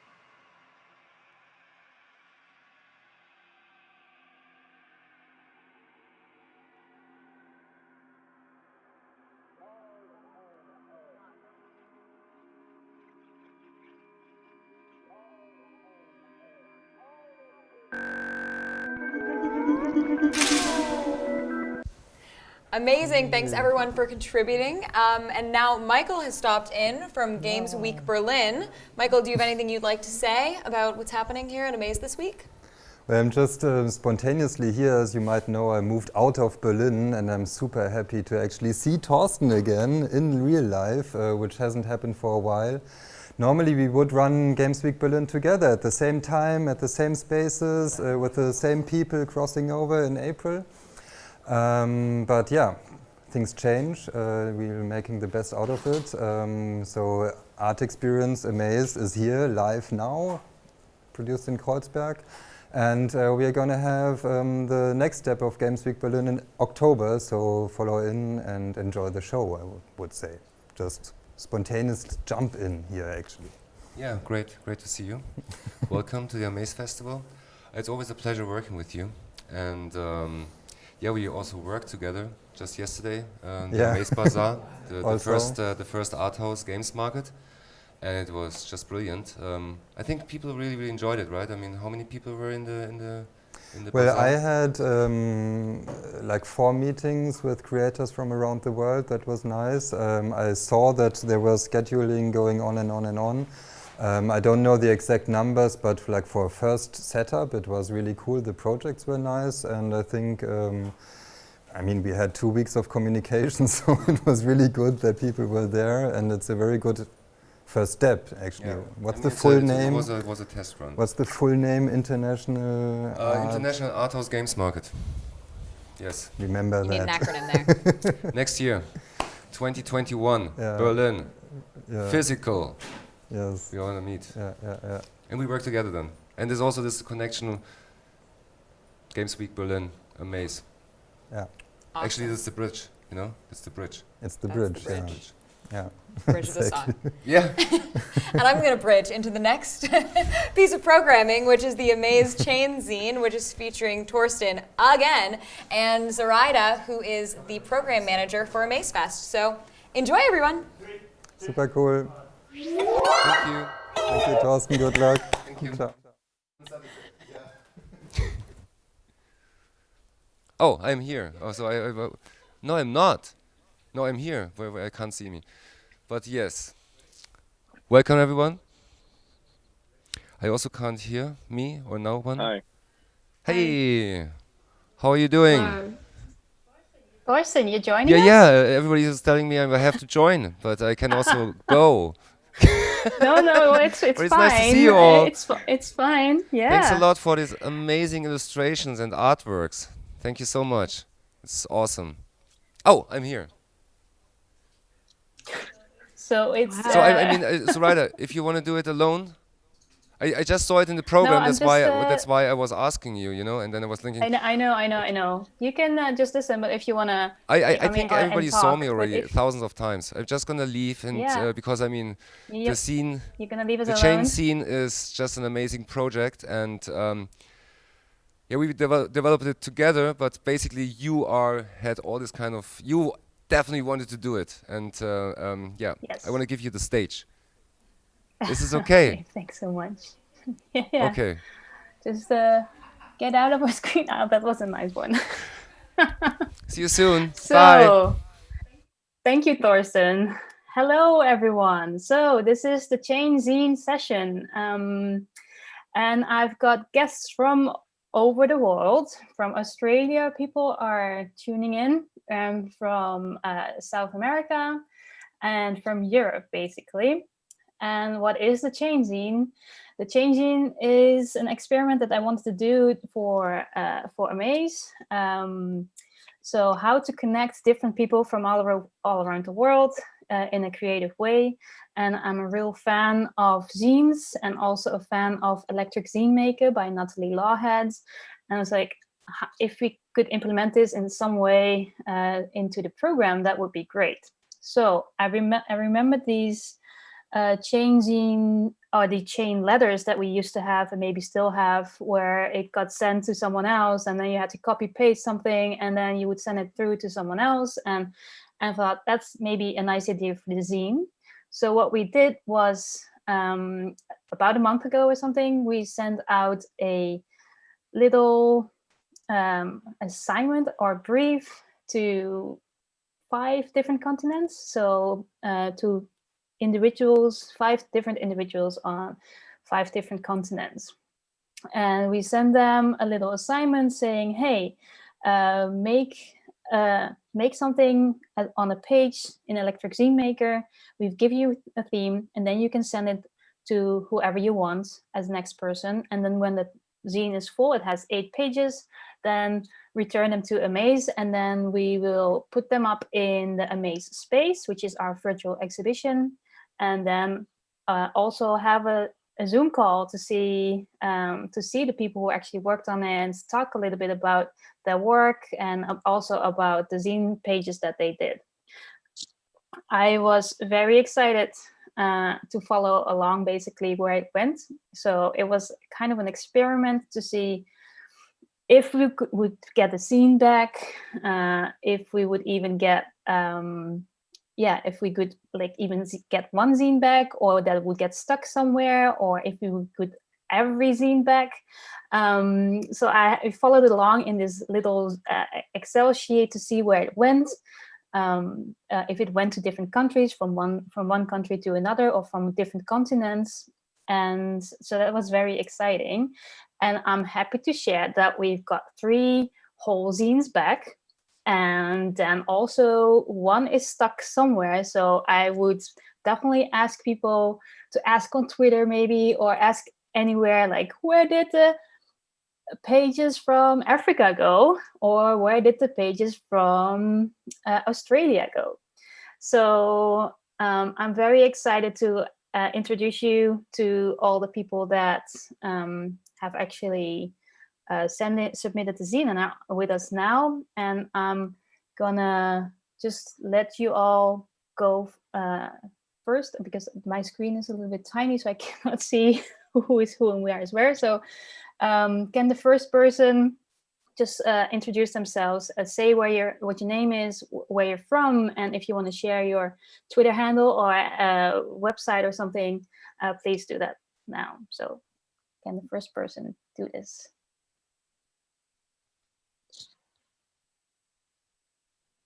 Who wants to go? I'm scared, but I'm gonna go first. But because I'm also brave, so okay. My name is Dom. I am in Berlin right now. I'm in fact in my kitchen in Berlin. I do graphics and visuals and art direction at a studio called Crows, which is also in Berlin, but internationally. I also worked on a game called Minute with a couple of amazing people, and I'm again in my kitchen where I also made my page for the scene, and I'm excited to see the rest of these. Thank you, Dom. I guess I'll go next. Do you hear me? Yes. Because I also work at Crows, this Berlin-based studio for video games. And I'm the office manager there, and also Dom tagged me in this scene game. I'm also an illustrator. You find me when you look for Filolino. And I also live in Berlin, and I'm glad I could participate in this project. It's amazing to see all the little drawings. They look amazing, also next to each other. Thank you. Nice. I think I'll go next. My name is Celine Veldman, and I'm from the Netherlands. I'm in Utrecht right now, actually at some friend's place, some members of Sockpop. And I worked for a long time on DLCs of Hidden Folks, and I'm currently starting 2 new projects which are in progress. And I also like to make illustrations and my own games, but they're all a bit work in progress. That's all. I'm gonna go next if that's okay. I'm Cecile and I'm in Melbourne in Australia. It's very late here. Well, it's not that late, it's midnight. But yeah, and I'm an illustrator. No, I'm not. I'm a graphic designer. And I also make games in Bitsy, which I kind of like the zines of games.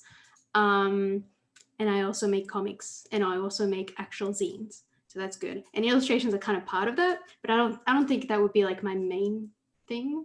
Anyway, yeah, that's it, I think. Yeah. Thank you.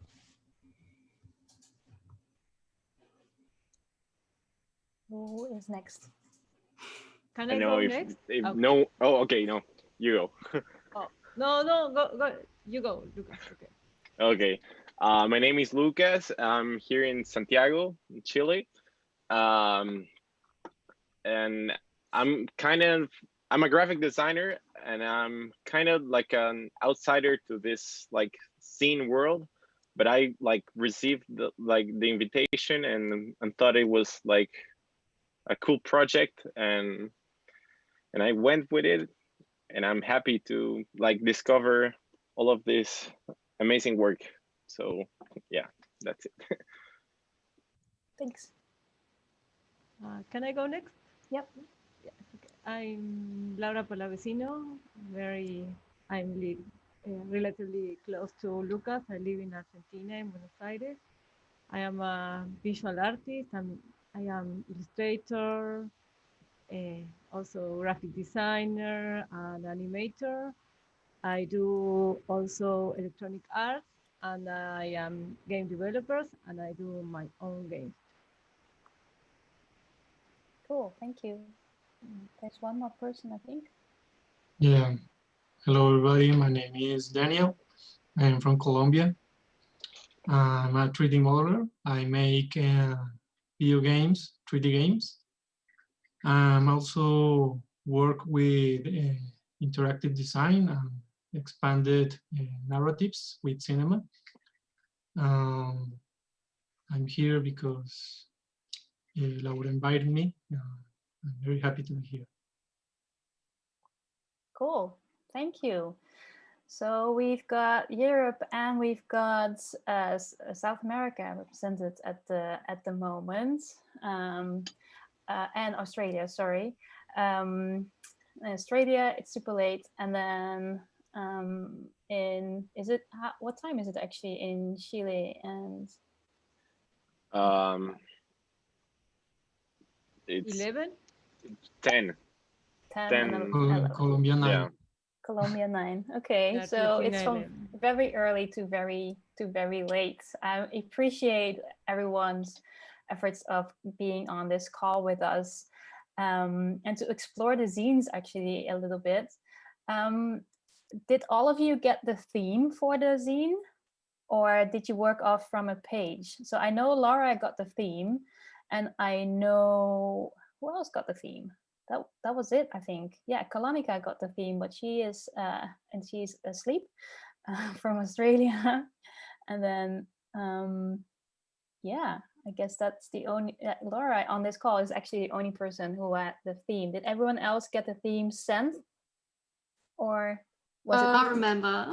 I can't remember there being a theme, because I think Kalonika like literally told me like, you don't have to like make the same thing as me, or like, like you can make something completely different. So I was like, okay, I will do something completely different.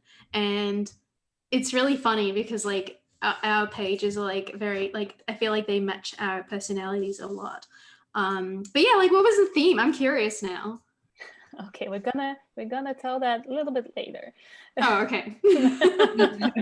I was just curious about like how your interpretation is actually, because that's also what we wanted to do with the zine, is like just the first one can get the theme, and then people can work off from whatever is on the page that they get, and then see what that makes. And I'm not sure how to follow up on this, but I do have the Asia zine on my screen. Can we get my screen share, please? And it is there. So this is the Asia. Wow. And let me see. So pretty. Who has worked on this? So Chorok, Daisy Lee, Eunice Choi, Dasu Kim, and Zoe and Ji Yoon Kim and Eom Hayun have worked on these pages. And we send it to, let's see, who did we send it to? Oh yeah, and Hyun Cho. And we sent it to them, and they got the theme, and then they worked from there. Yeah, what do you think as fellow zinesters? What do you make of this zine? I love it. Beautiful. So colorful. Yeah. Good shit. Got all the colors. You've got the classic monochromatic prankster in there who was like, I'm not going to do colors. I think we're going to see more of that soon. We should probably mention that some of these are upside down. Yes. For all the zine novices, this is like part of how you fold and cut it. Then as you have the physical thing, it'll read like an actual book, but this is kind of the part of the mystery of it. Yeah, I think the arrows, they show like the way from the bottom to the top, don't they? The moving arrows. Yeah. Yeah. And this is a Wow. really, really cool tool, by the way. Just wanted to mention that as well. Like it's really fun to work in and Yeah. makes a really cool but messy result. Yeah, did you were you familiar with the tool before we sent the zine into it? No, not me. No. I was. Yeah. Yeah. Did you make yeah, you were the zine you were a zine person, right? Yeah, because I make zines. And like I also know Natalie's work. I had like known about this tool for a while, but I never used it until now. And I was like, oh, this is the best like excuse for trying out this new tool that I wanted to check out. And when I did, it was really amazing. And I'm like, oh, I want to make my own like cool zine from this. And I think it's gonna be really good. Anyone else want to share experience with the tool itself, like how it was for you to work in it? I want to say that I really liked about it that even though you start with a blank zine, there's prompts in there that just tell you like these little ideas, like, hey, like you see this potato dancing in the corner. I think at some point it just says like, hey, maybe make one about me. That's the start, you know. So it just gives you something to work with. I really like that about it. And then for my page, I ended up just doing it in Photoshop and just doing like some touch-ups in here because I felt like there's so many things you can do in this that I was kind of overwhelmed with it. But it's everything moves and everything's so juicy. It's really fun to just be in it and make stuff. It's good. Yeah, there's like a lot of really good tools. I think on the second page you can see like they use like the bacon yeah. paint tool, and there was a lot of it. You could use like you could distort your whole image or color shift, and the possibilities seem so endless in this tool, and it really made you like try out to make pages in a very new kind of way, or just art. So it pushed me to make something very in a very different way, which I really loved. It's a really good tool. Yeah, So I think it's also. Oh, sorry. Yes. No, please go ahead. I think it's also a good tool to get inspired if you're in one of those creative holes of no ideas. You just go to the tool and click around, and you make art, and suddenly you have new ideas, maybe.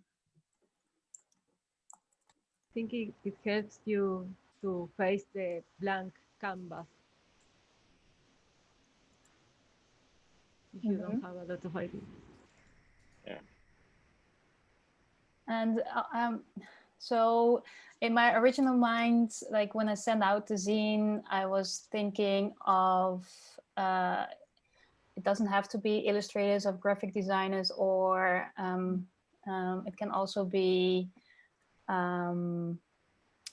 poets or other like people with other backgrounds that join in this and see what they make of it, because it's such an easy tool to just throw in some stuff as well, and then try to make it neat because of the different like even me I am no artist or whatever, but it's really fun to like make little stories or recapture an event or something in these like 8 pages. Are you I mean, you already introduced yourselves, but anyone who is not like illustrator or a graphic person from their background in this case? Is there any tip if we're gonna do this again? Is there a tip of because now we left it in the to the people themselves of who they want to send it next, and we did have like a little brief that said, hey, share this brief with others and you can make anything you want in it. It doesn't have to be an illustration. It can also be a story. It can also be like a little game or a physical thing that you pictured or something like that. How do you feel like how would we be able to share that or should we throw it into the writers community or something? I think like the tools provided are pretty like I don't know, simple. At first, I like my experience is very similar sorry, my English sucks, but my story was similar to Dom's. So I was like a bit overwhelmed with everything. So I worked in Photoshop and then like worked around with all the tools. And every single time I was like, I don't know, having these throwbacks to like when I was a kid working with Paint, like Microsoft Paint. And it was super like joyful and simple. And for me personally, my work is like kind of dark and I don't know, pretty, I don't know, I don't want to say sad, but like having this interface with other joyful works was actually super fun. And I don't know, if tomorrow I had to send this like whole experience to another person that isn't like a graphic designer, I don't know, an illustrator or someone like involved with the with an artistic background, will be able to like enjoy and produce something really interesting from it. Yeah. Yeah, I totally agree with what you say. I think also like the tool being like such a visual, like it's visually striking, and then like a lot of the tools that it gives you are like quite visual. And I feel like I think it definitely is an interesting thing to like invite like writers to kind of experiment with that, like because for me, I definitely sort out like instead of like just asking another person in games or another person or another like purely illustrator person, I passed the torch to my friend Jeannie, and you know they write. They're a writer. They also kind of do some illustration, but they mainly you know they do a lot of writing. And I was like, oh, this is cool because this kind of brings in something new to the mix. I felt I was like, well, so far we have a lot of illustrations, photos, so I was like, what if I just gave this to someone who is very good with words, and the result was very nice. I saw it just now, and I'm like, ooh, that's really good. So yeah, like I feel like it totally is like an option to send, you know, the zine to a writer or someone who doesn't have a visual background, because the tools that the tools that, you know, like everything that the electric zine maker like gives you are so like friendly to any newcomer to this kind of stuff that I feel like there can only be something good happening from that sort of experimentation. Yeah, that's how I feel.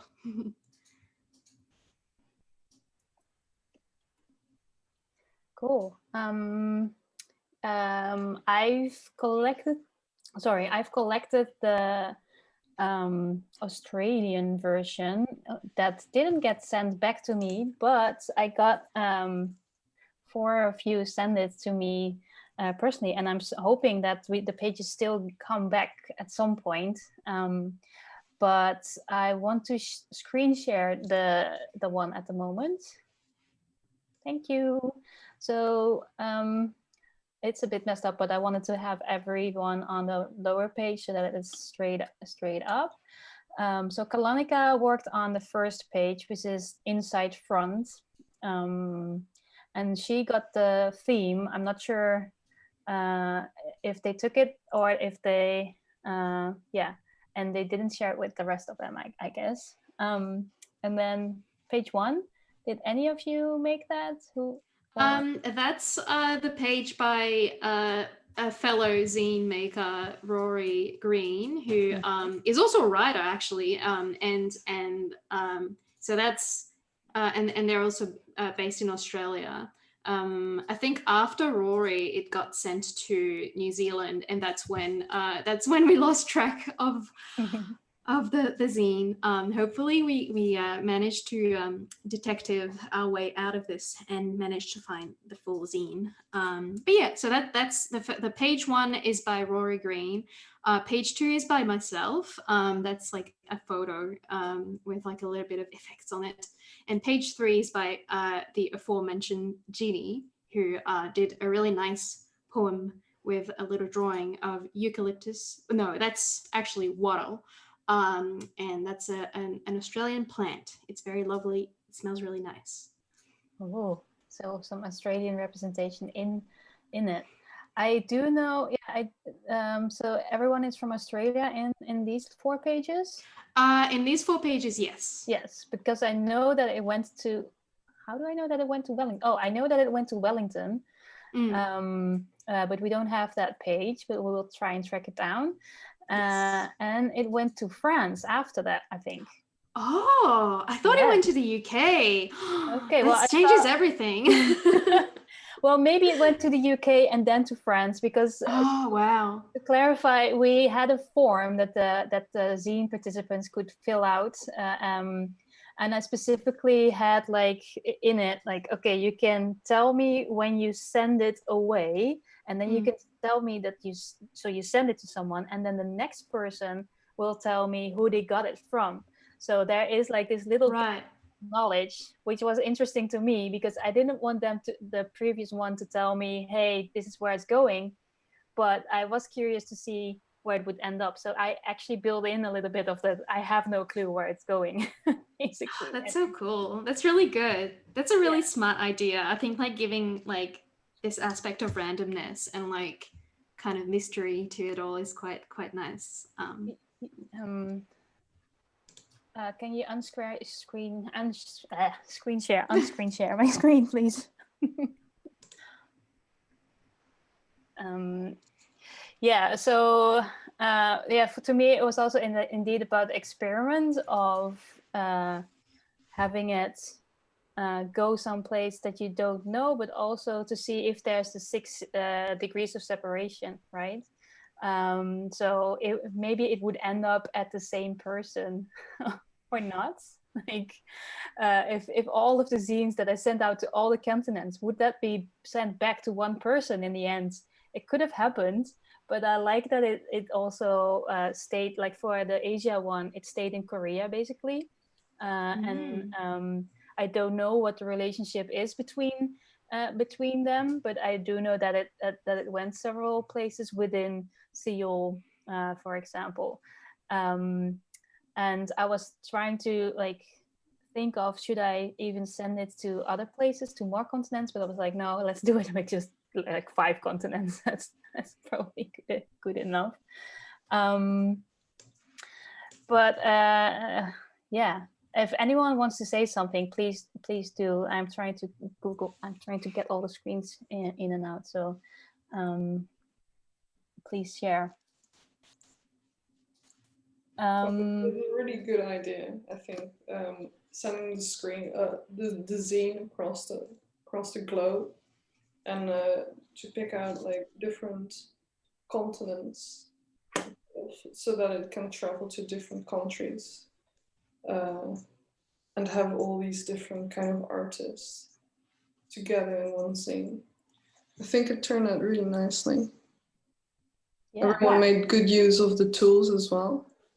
I'm really happy to see it all, because I just saw the European one as a whole, and I'm really excited to see the other ones as well. I hope the South African one and the Australian one will be complete at some point and sent back. But yeah, it's really cool to see like everyone put in this nice effort. Oh God, look at that one. It's the European one. It's very cool. That's intense. Clearly European. Okay, can you That's screen Europe. share again, so you can see it, but the wow. Yeah. Excuse me. So this is the That's so European pretty. zine one, yes. How many of you are in this call? 1, 2, 3. 3 people, right? So the front is done by Ziv Delphine, who is actually currently in Canada. But I sent it to her and asked her, hey, can you then send it to people back in Europe? And she did. I think the first one was Celine, right? Yeah, but I picked a different page, so I picked page 5 for some reason. But yeah, I was the second one. Delphine sent it to me with the instruction manual and all, and then I sent it to Dom. So actually, Delphine is from France, so she sent it to me from the Netherlands, and then to Dom and Germany. I think that's already a small little cool travel, and I'm really excited to meet all these other pages.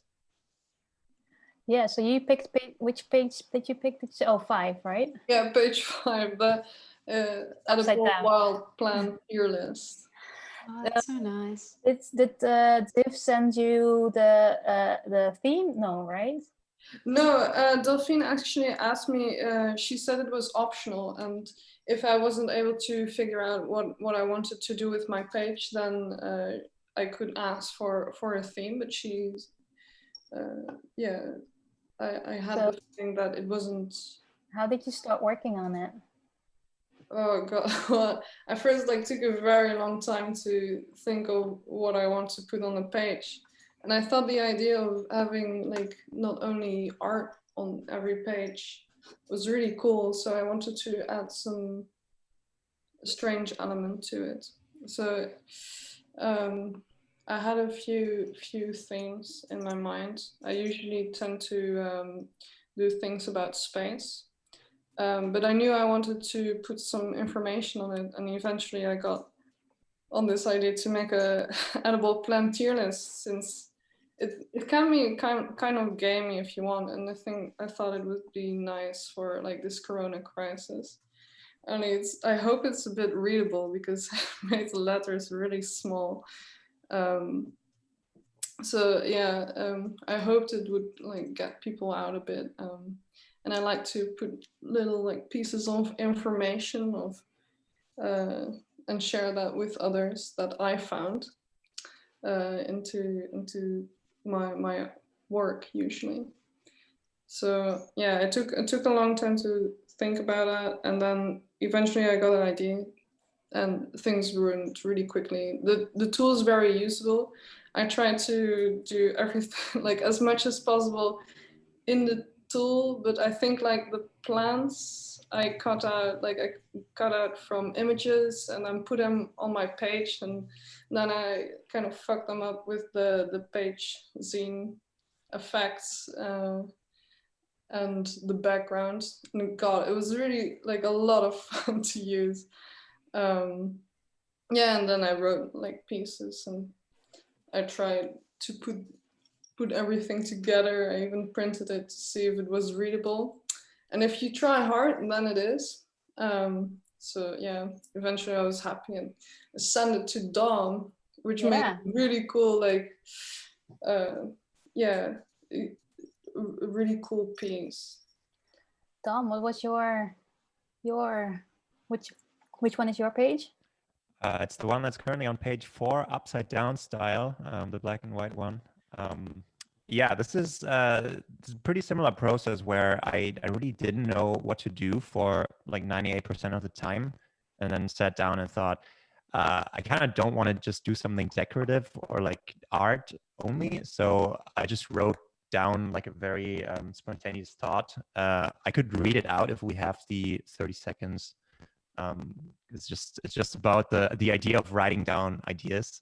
So I wrote that some ideas are worth writing down because they're good, and some are half ideas still waiting for the rest of them to arrive. And sometimes it does, but sometimes they stay thoughts that you caught onto because they happen to be there. See, this is kind of what I was doing then. And they won't turn into a great project and are never read aloud and are presented to no one. And what a gift to go back and remember and have a record of something that isn't necessarily good, but undeniably yours. And then I have a little icon of an empty text document, and I made this little pencil sketch that I inverted. So I figured I should put something art related in there. And that's my page. And I think this kind of shows that I really overthink a lot of this kind of stuff, and I particularly wanted to follow up on Celine's absolute banger of a page in a cool way. I'm really amazed by all of these actually, and yeah, I think it kind of taught me that I do overthink a lot, and this was kind of my my mental state at the time. I think it still is. This is very much like a post Corona crisis piece for me. There's time just passes super quickly now, and everything blends together. So I think it's a cool idea to write things down and kind of have something to hold on to in all this. And I think that's my artist statement on that. And yeah, then I sent it along to Philo, who basically in terms of workspace area is like a couple feet away from me, so it didn't travel that far, and we're actually also neighbors. So it's, you know, didn't really do anything for the great journey of the zine, but Philo is one of my favorite illustrators, and I figured we need that kind of stuff in here. Well, actually, when Dom contacted me, I was in Switzerland forming a band with a friend of mine. And we produced an album in a week of just punk, electro, fun, rap genre. And we named ourselves Cosmo Cat, and the little cat is our band logo. So it doesn't feel very like official and kind of like ridiculous to say that, but that was the idea behind that. And then the little Cosmo Cat is talking about a space roller coaster. And I really enjoyed working with the program doing that, because there are so many options, and I just kind of used the program to see how what kind of elements I could use for a space theme, and there were a lot. That was the thought behind that, and then I actually passed it on to my band colleague who is living in Switzerland, and he's a Swiss. Which page is that one? I think that's page 2, so the purple one. It's this one.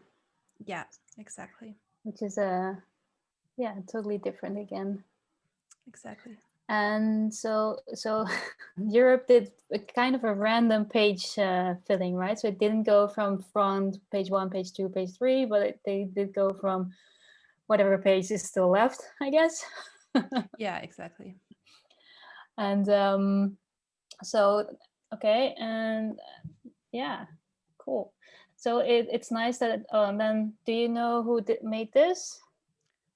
I don't know where it went after. Okay, Valerio, cool. he's called. No, exactly. Okay, cool.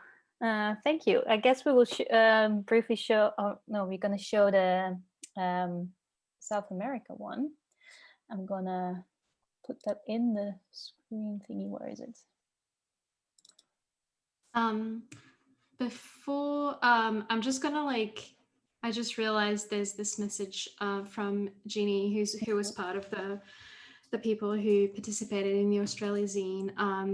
They wrote a statement, and I think it's a really good one, and I think it kind of echoes what Dom said. So I'm just gonna read their statement. Yes, this please. Is Jeannie Maxwell at Astroblob on Twitter. They say, "I loved being part of the alleged Australian zine. It feels beautifully in the spirit of zine culture that some of them exist only in fragments or disappeared completely, particularly that we're compiling bits and pieces at the very last minute. As the internet becomes more and more commodified, I think chaotic, ephemeral, collaborative projects like this become more and more important. I think that's something that I really appreciate about Natalie Lawhead's work. Their games are a reminder of the time when the internet felt personal and that intimacy felt revolutionary. I think the chain zines are fantastic ways to celebrate/rekindle that feeling. I hope you run this project again next year and we lose more zines in the ether. Thank you so much for having me." So that's Jeannie's statement, and I think it's very beautiful and very nice. Yeah, that's beautiful. I got goosebumps from it. So thank you for sharing that. Yeah. Can we briefly go to my screen share, stream team? Oh, I love this. So exciting. Yes, there it is. So this is South America. 8 pages came back to us. And yeah, we have 3 people from this zine here. Laura, do you want to start? Yes. I started the chain, and actually I shared the topic with the next one. It seems Which page is yours? The first one, the front. Okay. So I inspired it mainly in the animals and plants from here, from my region here in Argentina. So I decided to take the theme as a good omen for the future, a future in which one the animal, the plants, the biodiversity is restored here in some way. So because here in our region we face a lot of challenges regarding the monoculture, the agriculture, the fires. So the biodiversity here is very in danger. So I checked the topic, and I'm not going to tell what was the topic, but it was something like inspired me, that give me some, put me happy, and I wanted to transmit that kind of emotion with my work, not a sad or melancholic way, but like a hope for the future and for the biodiversity. And I sent the scene to Daniel, to Colombia. Yeah. Which one is yours, Danielle? The inside front. Okay. Like a whale. I don't see if you can know that is a whale, but it's a whale, a humpback whale. Just a second. Stream team, can you unshare my screen again? Yes, go ahead. I will put your thing up on my screen so that you can see it, but please go ahead. Yeah, so I made a planet whale. It's a whale that is in the universe, in the space.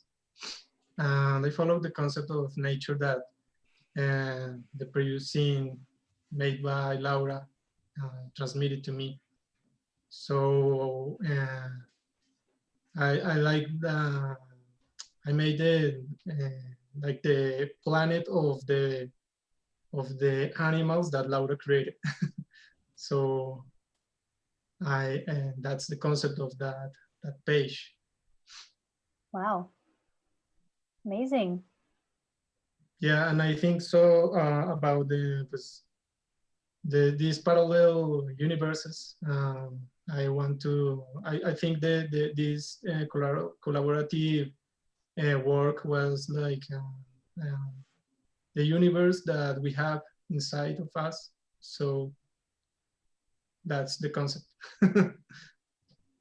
Cool. Who did you send it to next? I sent it to Bolivia, but to Alcira, but I think she's not connected. I don't know.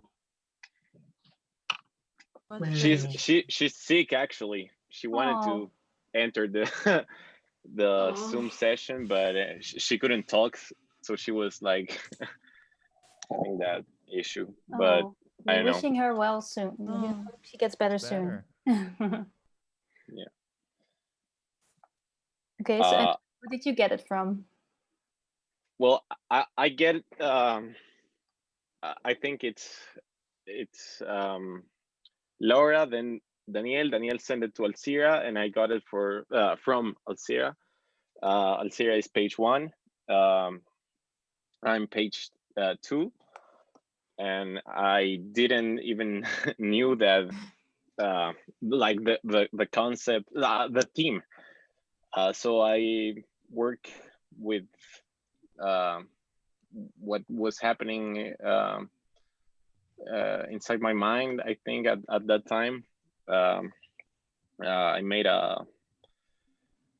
I tried to work with the I really liked the Daniel's work, so I made that like planet, and well, my work says internet fuels me, life without connections is no life.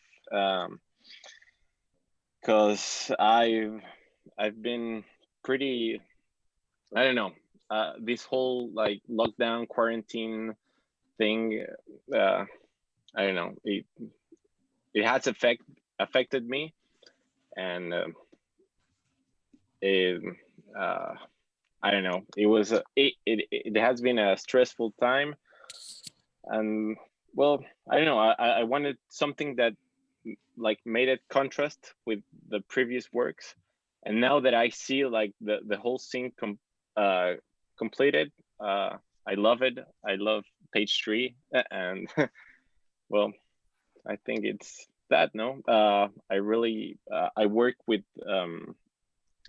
typefaces, fonts. I love like typography, so I tried to work with that, and yeah,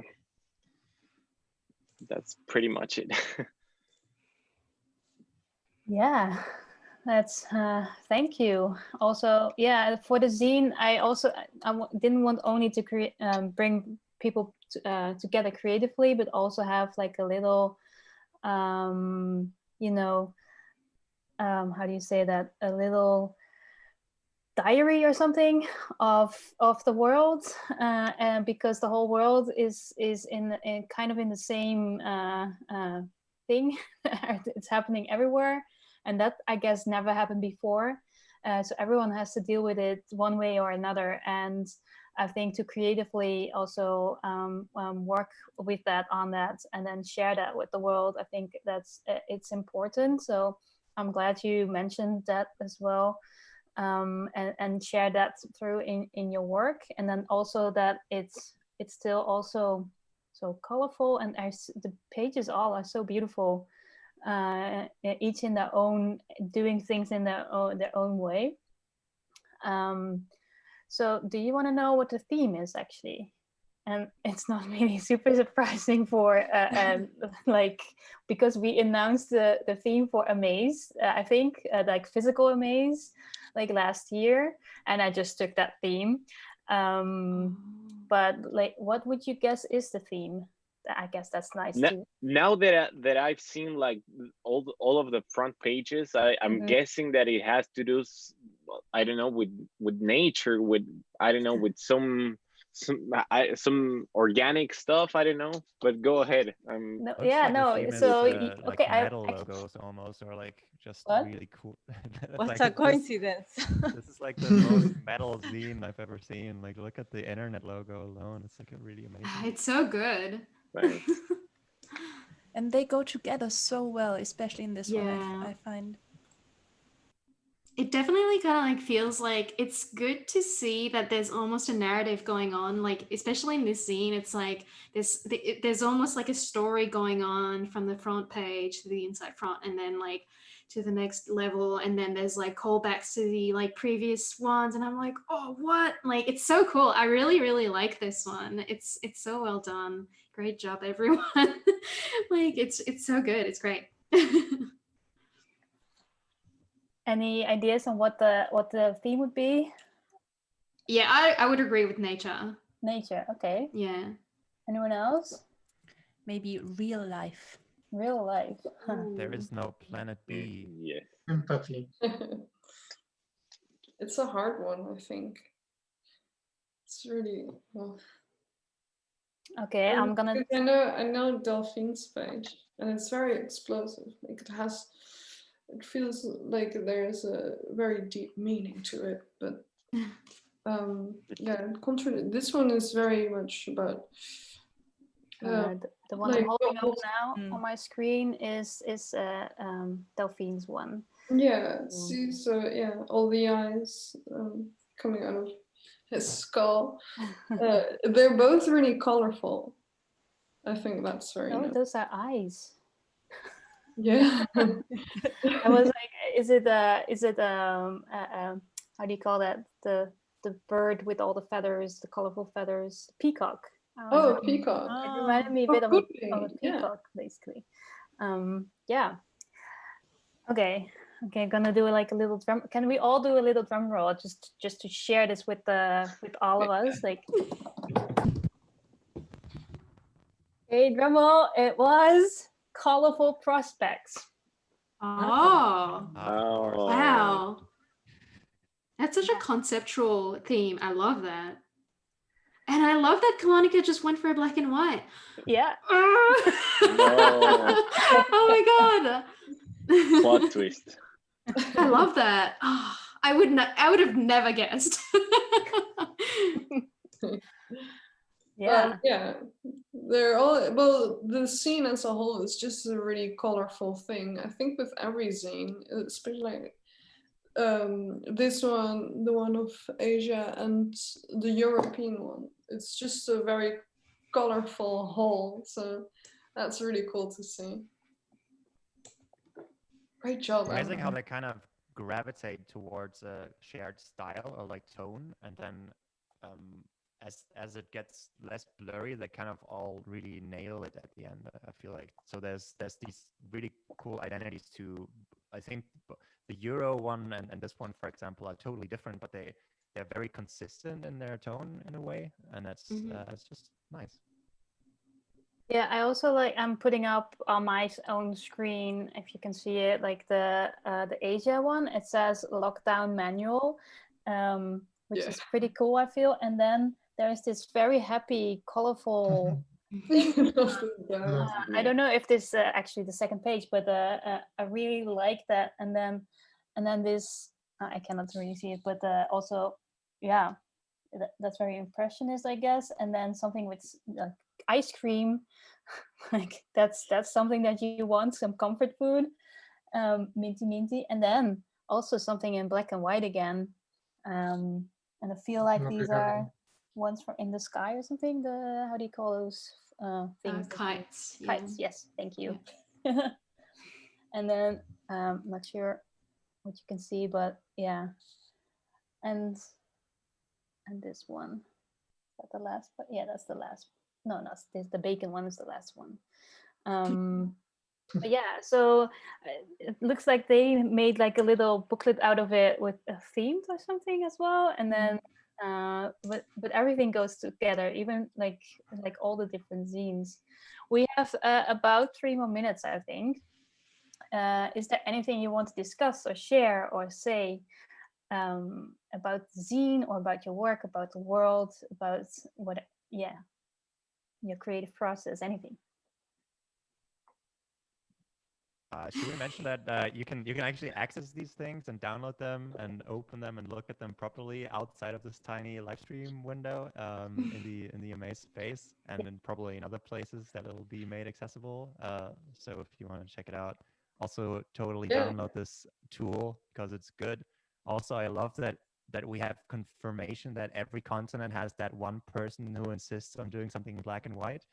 That's good to know. And yeah, thank you all for participating. This is really cool. I wish there was for the next one, maybe there was more of like a we are working towards this like shared theme that is very clear. I feel like I kind of ended up in the space of like, holy shit, I have no idea what to do now. But it ended up fine still, so that's cool. But yes, this is great. I'd do it again. Cool. Yeah, I guess with the theme, I just wanted to know, like with the chain letter, the origins and what it ends up in is like totally different usually. So this is why I went for have the theme first and then see what happens. But we can definitely take this into like we can definitely brainstorm on what the next one could be like and could do basically. And yes, thank you for mentioning the zine is in the Amaze space. There is like a little area corner where you can look it. I haven't seen it myself yet because I'm on a Mac, but it's there. Actually, the 3 finished zines are there. And we're gonna make it the whole zines available at some point if I have like the yes from everyone. Yes, do it. Right. Yeah. and then also share their websites and stuff so that you can also look up the artists who made these things. Can I just say that I printed it out and I cut it and folded it into a zine, and that's like a really good experience. So I just want to recommend everyone just to print it out if you can and just fold it into the zine, because it becomes a really cool booklet. Yes, for sure. Like that's definitely something that whenever I get access to a print, I want to do, because like it said, I want it to be like a little bit of a diary of Amaze as well, and the people who worked on it creatively. We're gonna wrap it up. Thank you so much, everyone, for participating in this experiment, and was so lovely to see all these different things happening. Please stay in touch with us. If you have questions, audience, we have a Discord. Maybe the zine people will join there if you have questions. And yeah, thank you, everyone. Thank you. We did it. Yeah. Thank you. Yeah. Did it.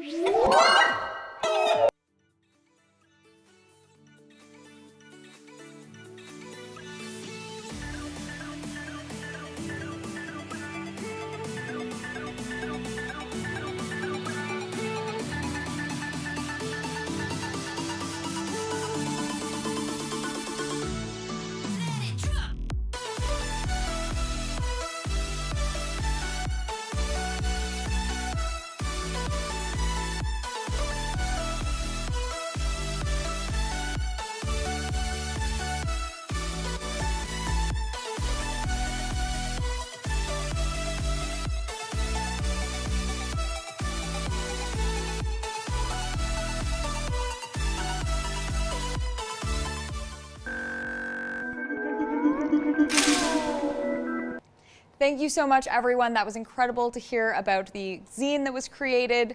And don't forget, we have a new build on itch.io that you can download that has been new and improved. And next up, we have a trigger warning. So if you are a younger person or a person who doesn't want to see anything that is maybe explicit in nature, you should close your laptop for now. But if you are interested in the explicit content, you can tune in to Nightmare Temptation Academy, which is bringing you behind the music by game developer and rapper Lena NW.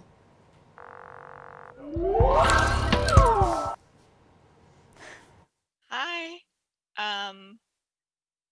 Hey everyone, I'm Lena NW, and I made the game Nightmare Temptation Academy, which is right now nominated for the Most Amazing Game Award, which is really exciting. And so that game is a rap musical choose your own adventure game, and so it like breaks out into these musical cutscenes. So I'm showing a few select cutscenes and songs from the game, and then providing some commentary, and I'll take questions at the end. So we can go ahead and run the first video.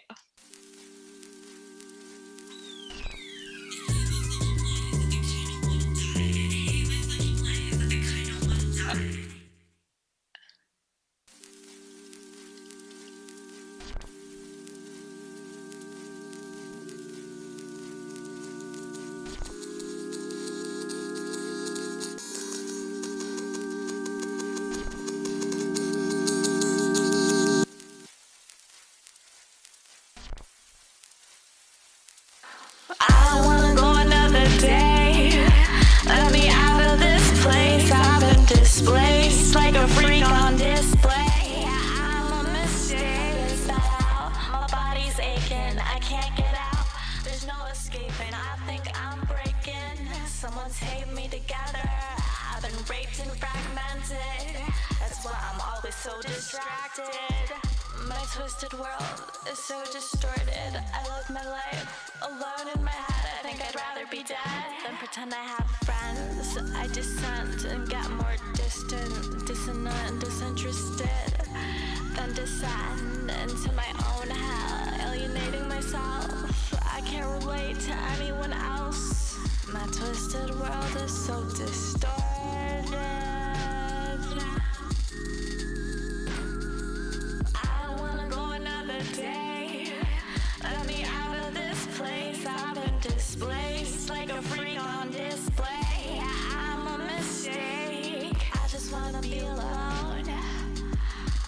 feel it in my bones, or is it my hormones that make me so now? I have no focus. Is this just a mean joke? When I try to speak, I choke. Oh no, oh no, oh no, oh no. I don't wanna go to the first day of school. I'm not one of the cool kids, I'm a fucking loser. Social cues are so confusing, I can't do this. Maybe I should be a shooter. Ooh girl, don't go there, I swear sometimes I scare myself. I got no self-awareness, but I'm still so self-conscious. Feels like everyone's watching. I don't wanna go another day.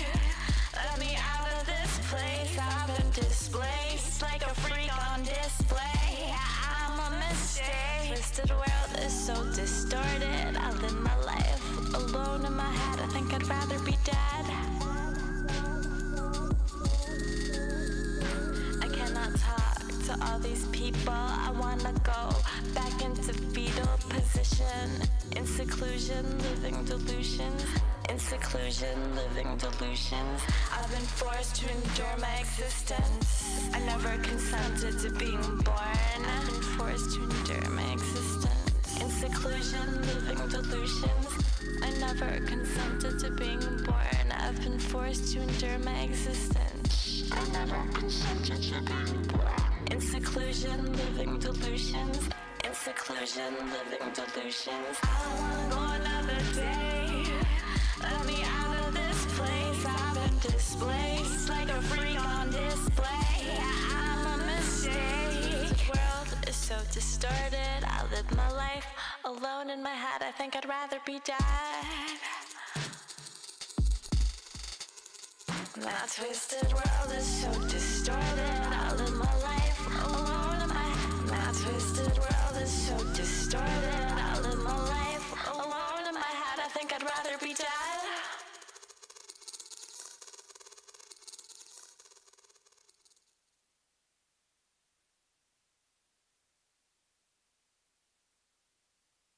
So that's like the intro video.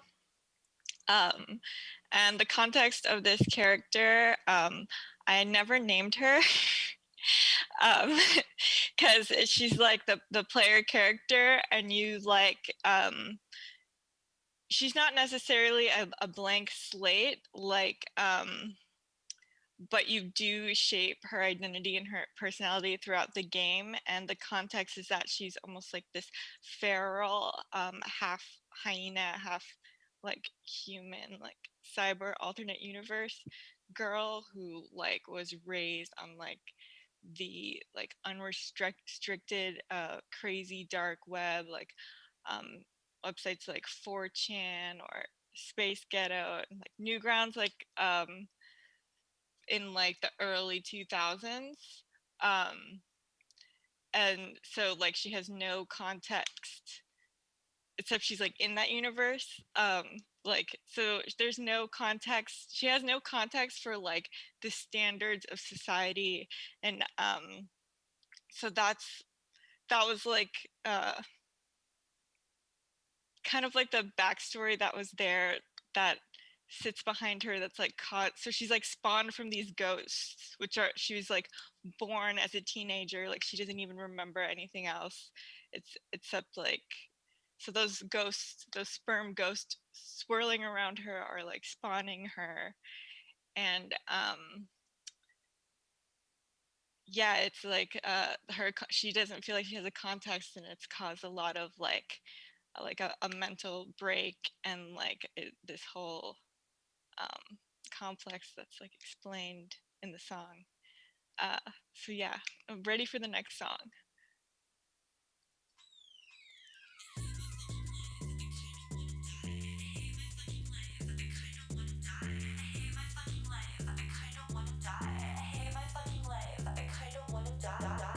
Fucking life, I kinda wanna die. I hate my fucking life, I kinda wanna die. I hate my fucking life, I kinda wanna die.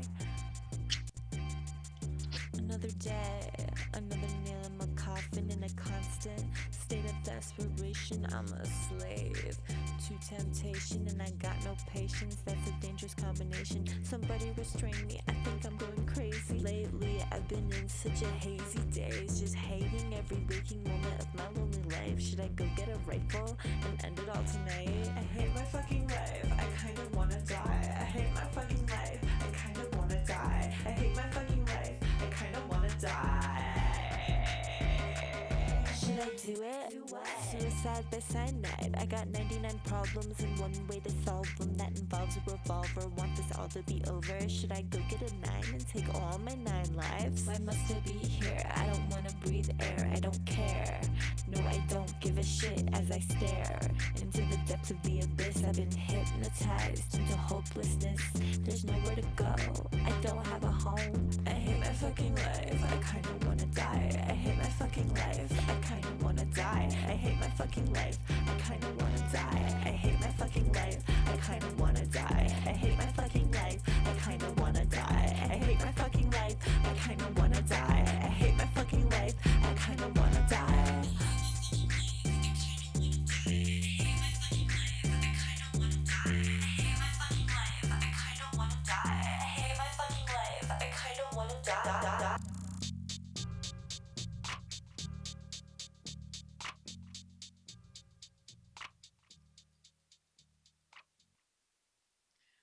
All right, so the context for the world that they live in, it's like the end of the world. Like it's literally only 5 high schoolers left on Earth, and those are like the only people left surviving.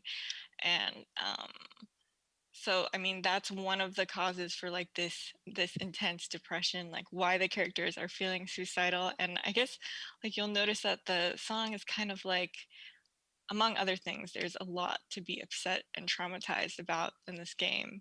Like all the characters are traumatized whether they know it or not. So they that's like it's upbeat because like I don't know, I feel like having that, I mean you'll see it online a lot, like just like making jokes about like how not okay you are, how not okay everything is, and it like makes it feel better. So that's why it's kind of like a celebration. Like the characters in the concept of this game have nothing to look forward to except like the end. So it, yeah, I don't know. It's like it's still like sincere, even though it sounds like yeah. Even though it has a groove. So yeah, we can play the next song.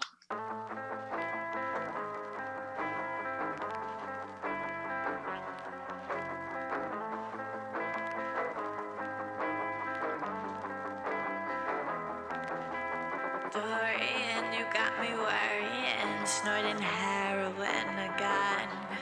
Laced with fentanyl, blaming mental illness. It's detrimental to your health. It's pathetic. You got a death wish. It's so selfish, but I get it. You don't wanna live in this persistent, miserable existence for another minute. You should kill yourself. You live in filth. You should fall off, it'll solve your problems. Your flesh will start rotting, for you hit the bottom. You'll die of starvation. You want this, you got this, I promise you won't be forgotten. Wait, stop all this nonsense. Let's weigh the pros and cons, cause once you're gone, and I heard you got a gun. Is this really what you want? Your body splattered on the concrete. I can feel your heartbeat, and part of me believes that we were meant to be. So just breathe in deep, take it day by day. Please stay. Dorian, you're the only one who understands the pain. I can't explain it in language. So much anguish and hatred. I'm so anxious, I can't take it. I won't make it. Let's get faded, razor bladed. I'm a sadist. You can take it. You can take it. It's so selfish. You're so precious. You're my best friend. We are destined. It's not the end. Things things will get better. Just let me help you settle your eternal restlessness. And you got me worrying, ignoring all the warning signs, all the Fiji water and Ouija boards await you on the other side.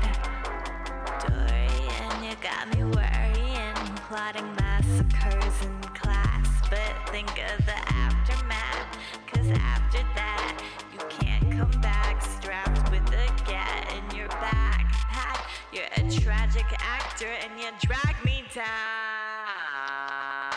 Drag me down, drag me down, drag me down, drag me down.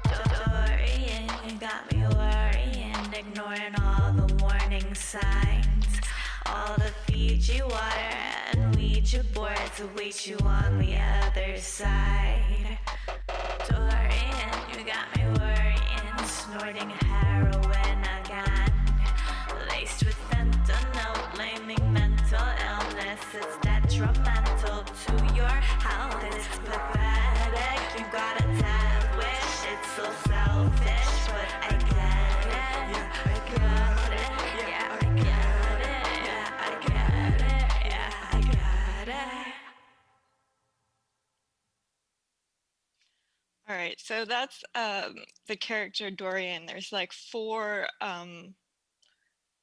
main NPCs in the game that you interact with as the player character, and Dorian is the most troubled one. He's the only one who's like blatantly suicidal.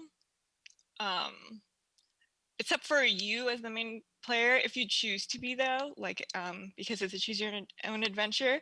And then the songs, like I almost like make them vague isn't the right word, but like you'll see like in the beginning of the song, you start encouraging him to kill himself, and then you change your mind and like start weighing that choice in the song, like because this plays like after a conversation you have with him where you could either talk him out of suicide or encourage him to do it.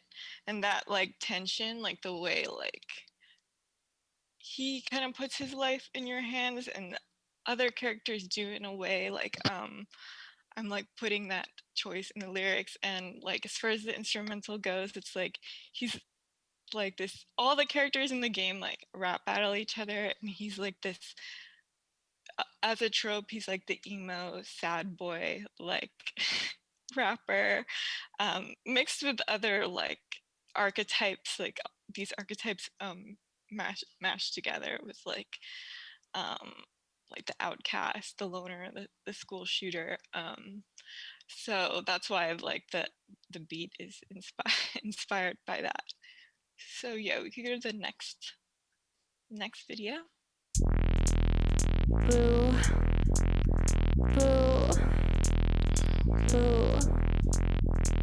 Yo, yo, I'm a ghost, floating by, looking for a new host to get inside. Yo, yo, I'm a ghost, floating by, looking for a new host to get inside. I'm a poltergeist with no ulterior motives. I just go where the wind blows, through windows and walls. I move like smoke when I burrow into your skull. You're a miserable, susceptible individual. You're not a daughter, you're just a spawn. I've haunted your thoughts. I'm all the guilt and doubt in your conscience that makes you feel lost. You should probably go talk to a psychologist, but they don't acknowledge that spirits even exist. Sorry, I've been feeding off your body. I'm so spooky, but I'm just doing me.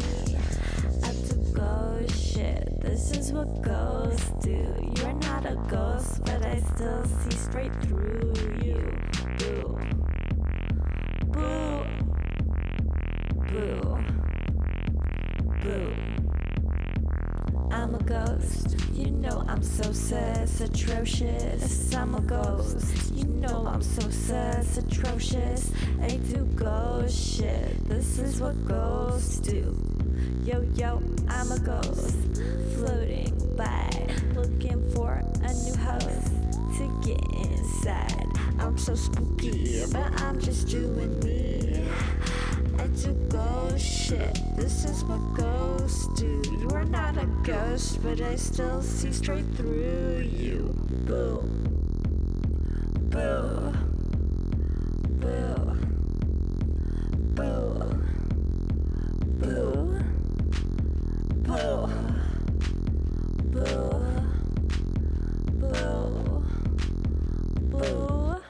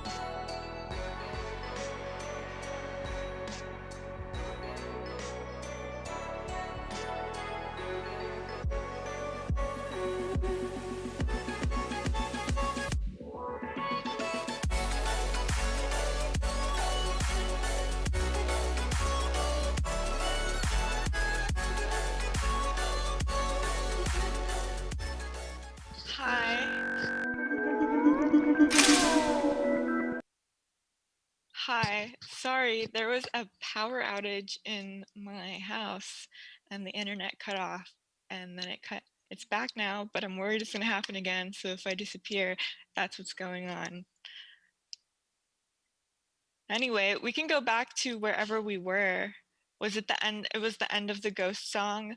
Yeah, so those are like, basically they're like the ghosts that like torment this main character, and Dorian's also the only character who can see them. Um, so yeah, that's that song is from their perspective, and you know, they're sort of like this caricature of like repressed memories or like mental illness, which I mean, it makes sense as ghosts being a way for people to explain these things. like in the past, or just this idea of being possessed. So I wanted for them to have a song about how they were tormenting this character. And yeah, like you can hear kind of like the different influences. Like that's like the more upbeat, like electro clash type of beat. So yeah, we can go to the next video.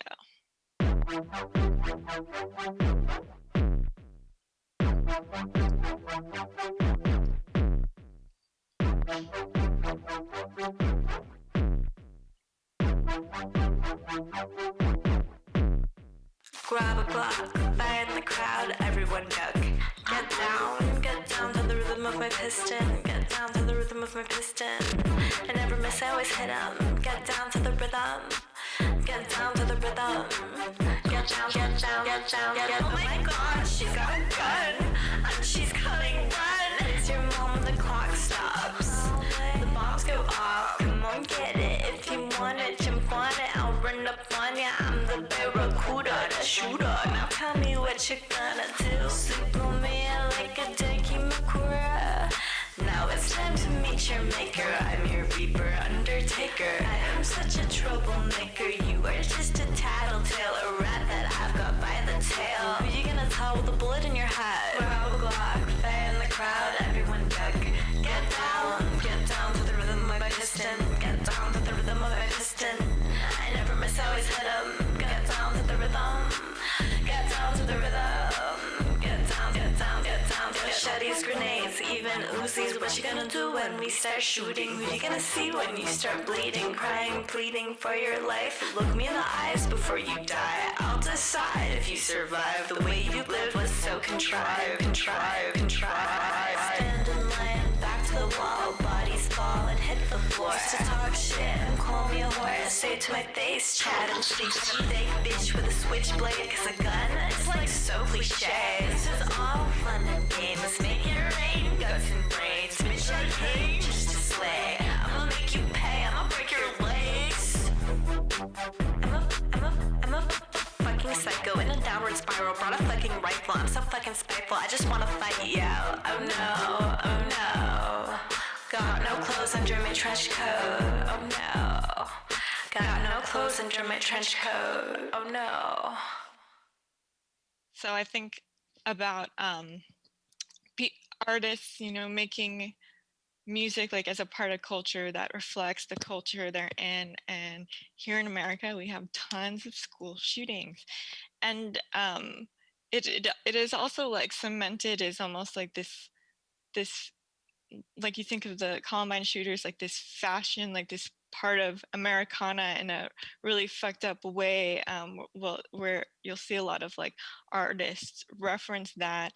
And again, I think of it as like a coping thing, like, oh my god, it's so absurd that I live, like how fucked up what I live in is. But then just also like I have to keep this short, but I have a lot to say about that, like, but maybe we should just move on. You can ask me. But it's never like it's sort of the disconnected tones of the song is like how people are so like media oversaturated that we are like far removed from the fucked upness of it, but like we have to be to like survive emotionally. But yeah, so we can just move on to questions now for the last 2 minutes. But if there's no questions, then we can just play the last song.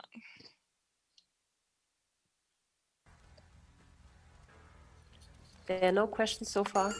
Okay, cool.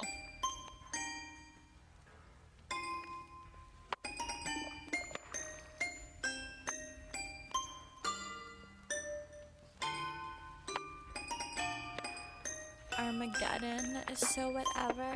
I'm already dead inside, living in hell as an empty shell of a person. It just gets worse, and I've been cursed forever to wander aimlessly in my darkest hour for an entire eternity. My whole world is shrouded in shadows. Now I'm drowning in shallow water, wallowing in terror and watching in horror as the moon hurtles towards the earth. Always feeling hurry. apocalypse, I watch it all collapse, ashes to ashes, there's nothing but trash left. Smash me to pieces, crash down on me, kill me please, kill me please. I got caught up in the theater, I can't take off the mask, good or evil, I can do either. I've been driven to madness and back, but I'm still the last bitch laughing, living in darkness. Was it all just a figment of my imagination? Is all forgiven just because it's the end? I've given into temptation, lost my inhibition. I got no self-control, something's taking hold of me. Like I'm being raked against hot coals. It all just blows up in your face like a hot load. Blows up in your face like a hot load. The apocalypse, I watch it all collapse, ashes to ashes, there's nothing but trash left. Smash me to pieces, crash down on me, kill me please, kill me please. Look at the moon in the gloomy sky, two is looming, do you wanna die? Look at the moon in the gloomy sky, two is looming, do you wanna die?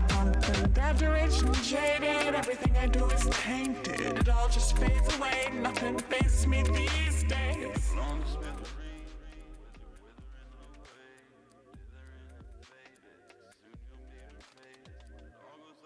Oh, and I just want to say thank you to the people who produced the songs, Moonbounce and Teen Girl Squad and 50 Grand. Oh yeah, they made some of the instrumentals on these, and I wrote the lyrics and performed them. Yeah, and I did the animations. But yeah, cool. Thank you so much.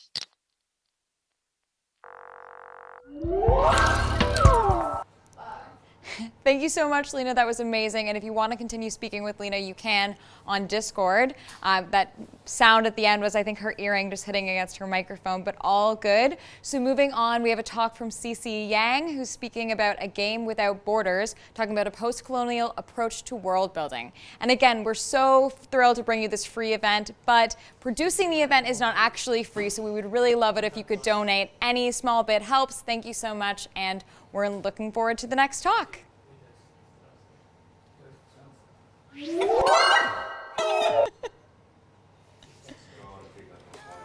Yeah, I can't.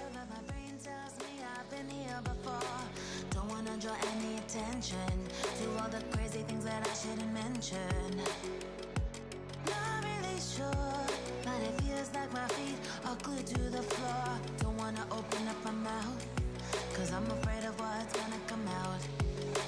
Life is but a dream.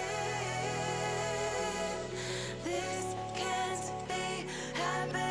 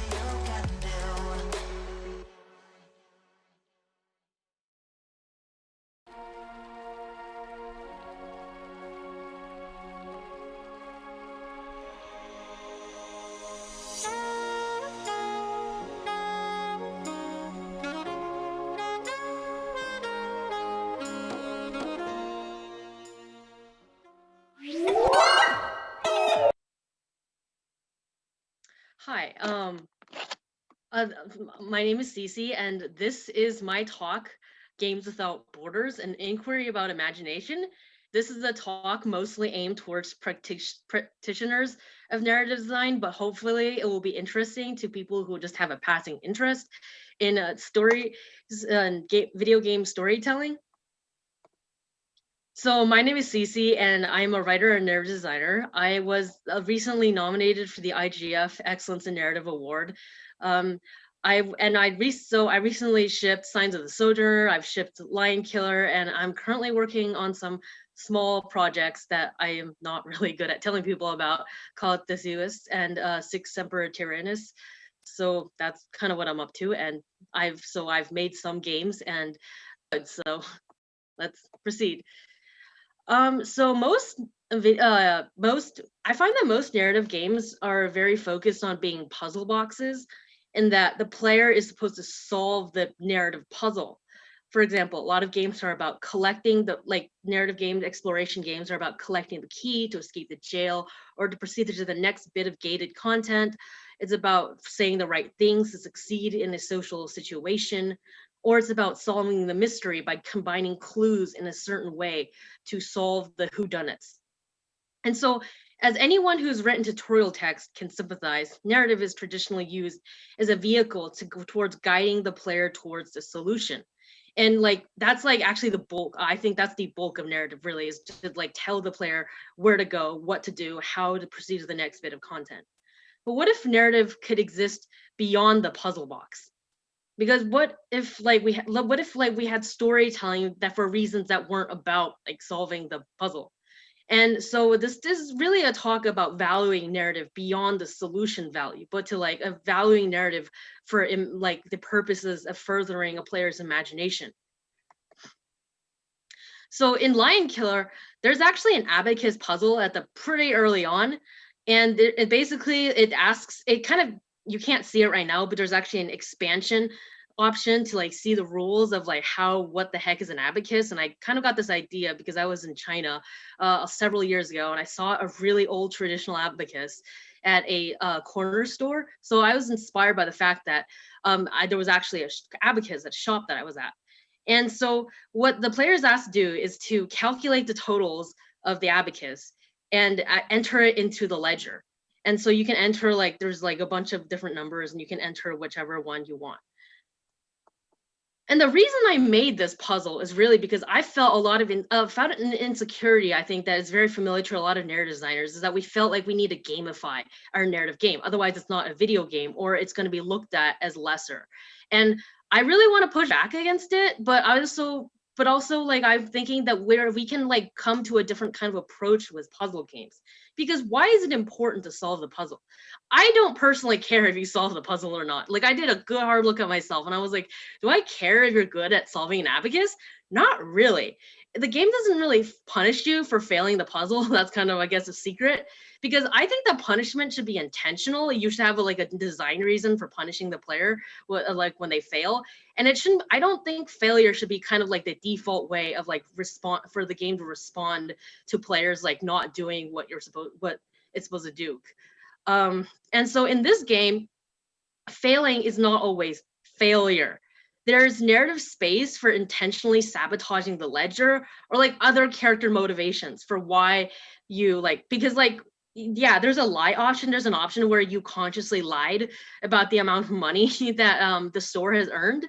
But there's also the other failure, I guess the failure options of the failure options of if you got the wrong number, if you calculated the total and you got the wrong number, it still leads you to the screen at the bottom, which is maybe you're a sloppy mathematician, or you could have tried to consciously cheat the owner out of money. And I think it's just really interesting to kind of use a failure as a storytelling space to be actually people are motivated by different things, and maybe it could be that it doesn't necessarily have to be a black and white failure for a puzzle box. So this is a Don't Wake the Night is a game that I played several months ago by Santo, who is an indigenous game designer. And I was really fascinated by the premise because it kind of felt like a courtroom game almost, in that you're an omnipresent spirit. Well, not omnipresent, but like you're basically a spirit that's been summoned by this community in order to like evaluate like the outcome of someone breaking the rules within the community. And so like you're kind of an anxious spirit and you listen to people talk. And the really weird thing that I felt when I was playing the game is that like it takes spectating to the utmost extreme, in that well, you're spectating, but you can obviously tell that they're having entire conversations about issues that you don't really understand. There's like they're gossiping about like specific situations that you have zero context for. You're obviously like not part of the conversation because they're gossiping among themselves. And so you ultimately you have to make a decision at the end about what to do with the rule breaker. And you don't know the context. You're just making a choice without really solving anything. You're not really understanding if what the person did was like that bad, because you're ultimately a spectator. And I think that was like really realistic. And I thought it was a really interesting approach to game design, because we don't always know the answer. And I think that's the kind of the main takeaway of this talk, is that like solving a puzzle, it's like it's not always like you don't have to do like collect clues and then solve the puzzle. It can also be like you're clueless the entire time, and that's like realistic for most scenarios. It's like if you jump into like if you're jumping into some people's conversation in real life, unlike video game characters, you're like, I have no idea what the situation is, and I really actually have no business like getting involved because I don't know the context. And I think it's just like these kinds of games are interesting in reinforcing that like you're not the best person to like kind of solve the situation. So this is part of like Borders Part 2, is that like borders have never been truly real to me. Like I like, besides the countries that I've visited, I've lived in like 3 different countries. So like to me, like borders are kind of like, they're real, but they're not really like solid things. And so like people, goods, and trauma flow across arbitrary lines on the map. And this is especially true because like everything about like my heritage, it's just like the stuff just kind of like comes in and out of the country, out of the US, and it's not like it's like to me like the borders are like less real, I guess, to like a lot of people. And so this is kind of why I've always had a fascination for like secret identities and like off-screen subplots, because I think like when you're like an immigrant in a diaspora and you have like other identities like being queer, it's like you have like you're juggling like 3 to 4 or 5 different identities at once. And that's kind of why I'm always like mentally when I'm designing things, I always assume that there's like several layers of motivations and there's different kind of things going on.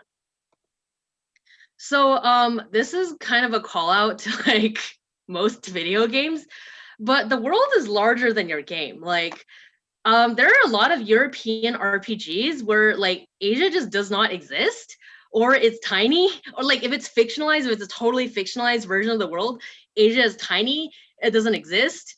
And like that's just really weird to me, because Asia exists whether or not Europe acknowledges that it exists. And especially in world building, it is very strange to me because like Africa is like Northern Africa like influenced the entire cultural development of Spain for like literally forever, and Africa is literally across the sea. And somehow like games are very like liberal about borrowing from like Greece, even though Greece is all the way on that side of the Mediterranean, but it doesn't borrow as much from Africa, which is just like very, very strange. I just like, what is going on? Because like it just like historically it just doesn't make any sense to me. And it's just really awkward because borders are political constructions. They're not real. Like it is like the Mediterranean has been kind of like a body of water that like has been transporting people and goods forever.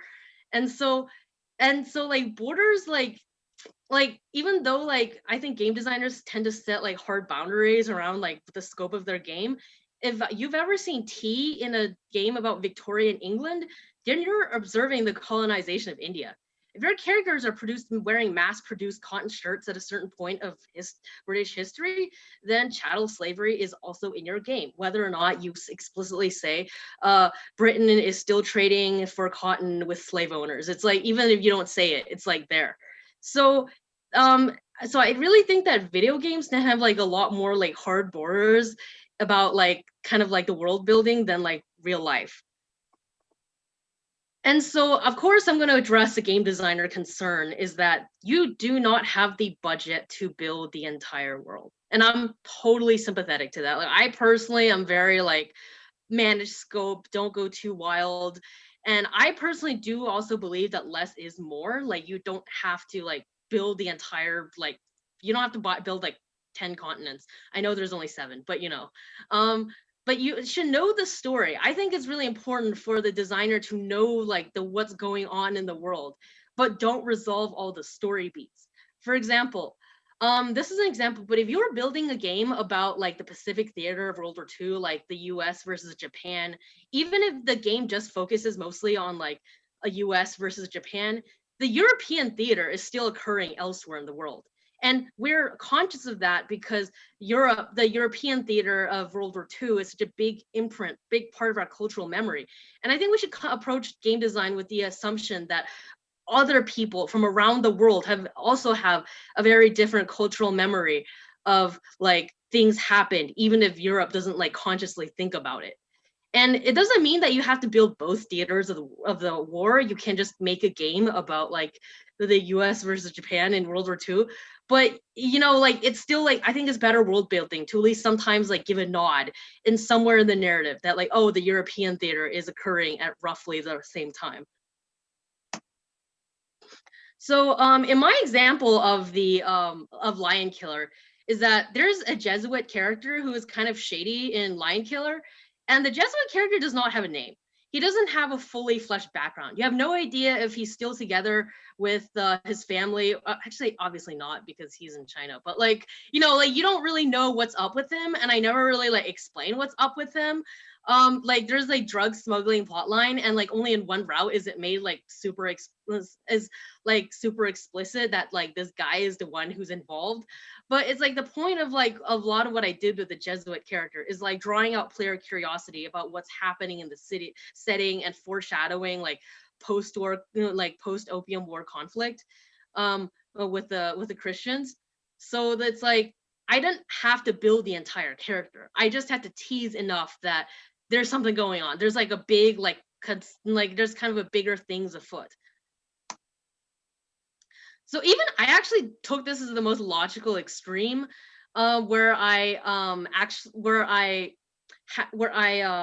had a kind of a war scene in one of the battles that I can't remember off the top of my head, and that you literally don't know who lived or who died. There is like a scene where like you are like defending yourself against a soldier who is paid to kill you, and you're like, war is really, really like violent, and you don't really like, and like you're the only person in all of the smog to know the reality of what happened. And I don't necessarily outline like exactly what happened. Because I'm a big believer that like people like know the truth, but like you don't necessarily have to like spell it out. And so like I kind of like the Sepoys being involved is just implying that China was just one part of Britain's like bigger like colonial war. I mean, not war, but like I guess they were in conflict with Russia. So like it was kind of like a bigger geopolitical thing going on in Asia, because I think what a lot of games about this period failed to convey is that few modern wars are two-nation conflicts. There's like a whole bunch of colonies like also like kind of being a part of it, and like and so like I think that's just really important to build out. Oh yeah, because like people have different cultural memory, right? Like people might remember the war totally differently. People from different countries will think about the war totally in a center a different part of like what happened. And so like I guess the conclusion is that like that when you're telling a story in a video game, you should know as close to 100% of your story as possible, but only build about 30%. Like, but you still should have this full like picture in your head. Because if you imply that everything is already in the game, like if you put like all of your world building in the game, then you limit people's ability to have imagination when they're playing your game. I think you should like definitely, this is not an excuse to be like, oh, we're just not going to put any like other kinds of like people on your screen, because I still think on screen diversity is important. But I think you should allow all the like thousands or millions of people who are not in the game to also exist in this world, instead of just enforcing a hard border along what kinds of like people exist in their game world. Because it'd be awkward if you're saying, we're going to give you 100% of the world building, but we didn't have time to build out all the people that we didn't include in the game, because like scope is always a thing. And so it's really important, I think, to narrative design beyond the camera. And what I mean by designing beyond the camera and not building beyond the camera is like, you should have like, again, like all of this off-screen storytelling instead of just like putting everything there. And I think just as game designers, we shouldn't hold all the secrets to our world. I think we should let people like imagine what the heck is happening in your world. Just like, because like, I think reality is like, I do think that I'm not one of those people who think that reality is, you know, is like subjective. No, I think there is one reality, but I think that not everyone has the full picture. Not everyone has all of the secrets.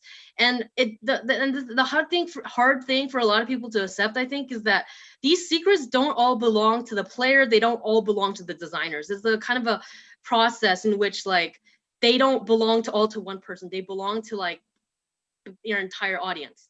So like, this is an argument against like narrative borders. Like, I'm not telling you like don't have borders between like two countries if your game is like if your game is like Civilization or something. But it's just like, I think that being able to decide what does and doesn't exist is kind of a colonial mentality.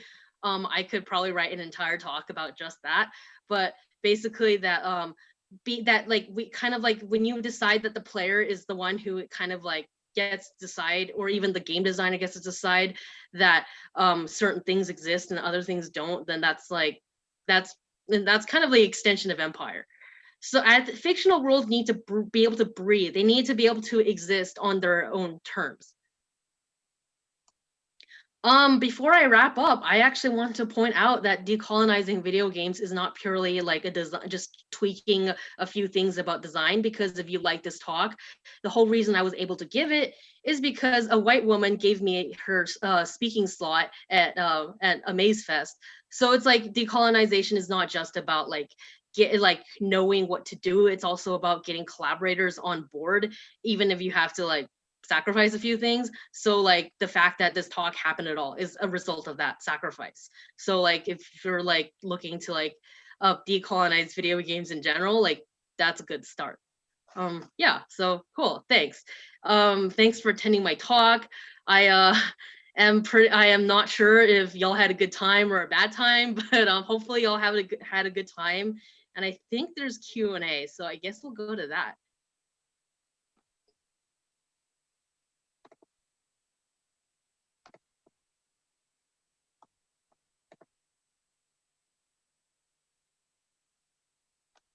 Yeah, this one's from Jordan. And that's actually what I constantly think about. And I think what a lot of people, when they design games for a global audience, like they don't realize that all those global audiences have like a different cultural memory of events.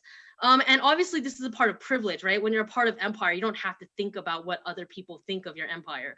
But like, definitely, like I think that if you're like educated on like a certain history, then you can't look at like historical films without thinking, that was a result of a really immoral economic system.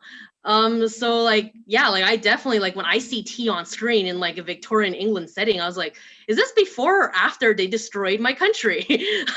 So like, that's actually something that people will think about when they're playing your game, or at least a lot of people will, because of the way that we remember things very differently. So I think it's just important to acknowledge that.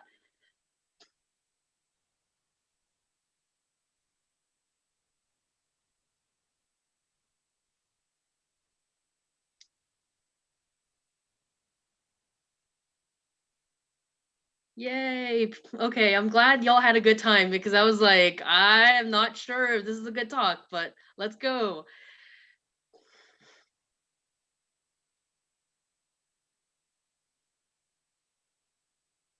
Sweet.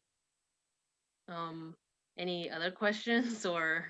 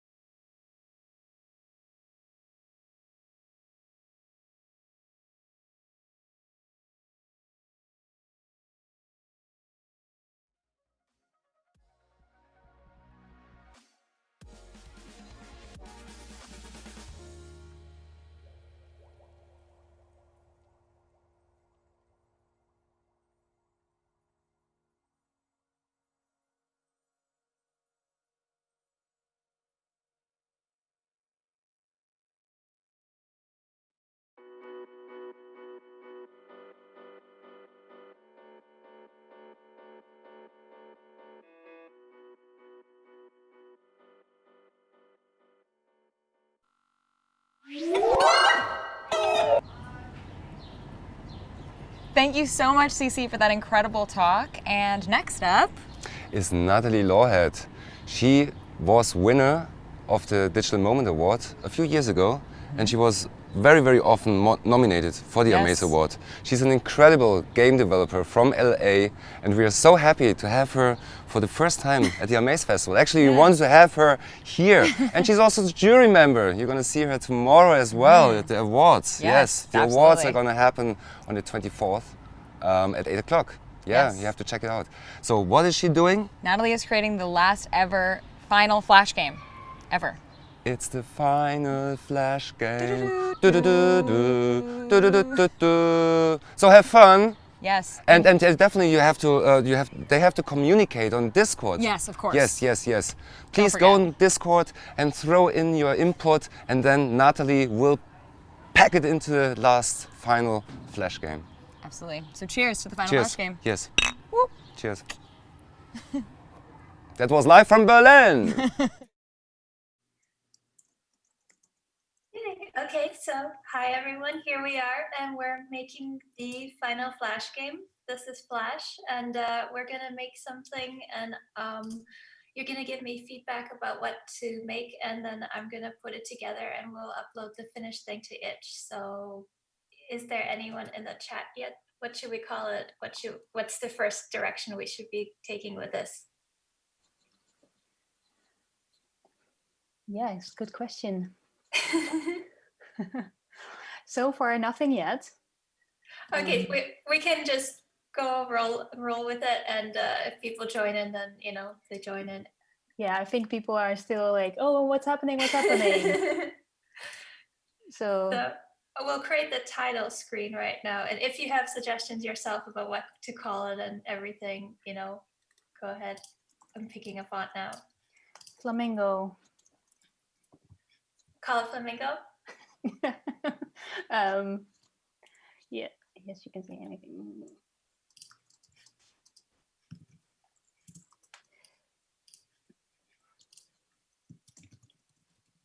Nosedive. Someone is saying nosedive. Nosedive? Should that be the title of the game, or should that be the theme? Like I could make a nose right now, and it's gonna be about diving, a diving nose.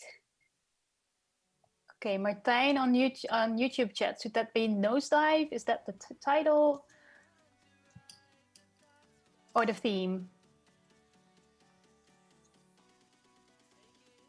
Title Amazing Flamingos, says Timmy on the Discord.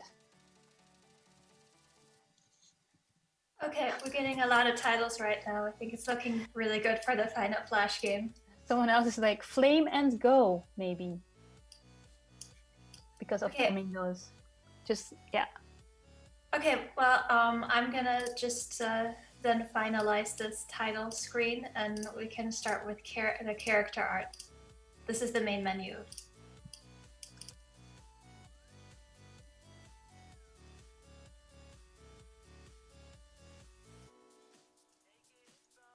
And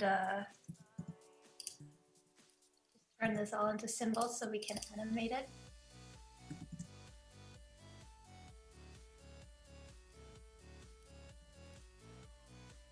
Here, make this weird.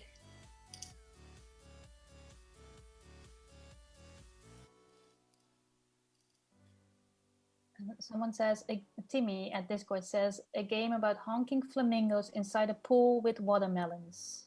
Okay, we can definitely do that. That sounds like solid creative direction. I am gonna go to Google and find a watermelon. We'll just do this the traditional way and just rip images from Google. This is a good watermelon, I think. Oh, this one's nice. No. Oh no. Okay. Oh no, I think Flash crashed. Did it? I think it did. We can now see your Google screen as well as the Flash in the background. So I think it crashed, so we'll open this again. Oh, this is a technical difficulty. But we have a nice watermelon, so we'll start around that.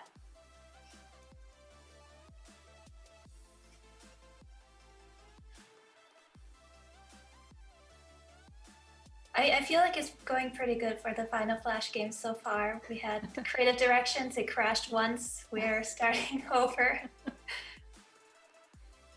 Flashmingo. People are really riffing on the flamingo and the watermelons because those two are amaze. We are gonna be doing that then. Icons. We'll definitely do that. Here.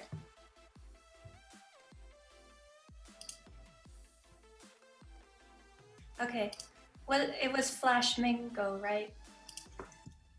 Maybe the character is named Flashmingo, right? So before you had Flamingo, what was it? Amazing Flamingos? Amazing Flashmingos? Yeah, let's do that. Okay.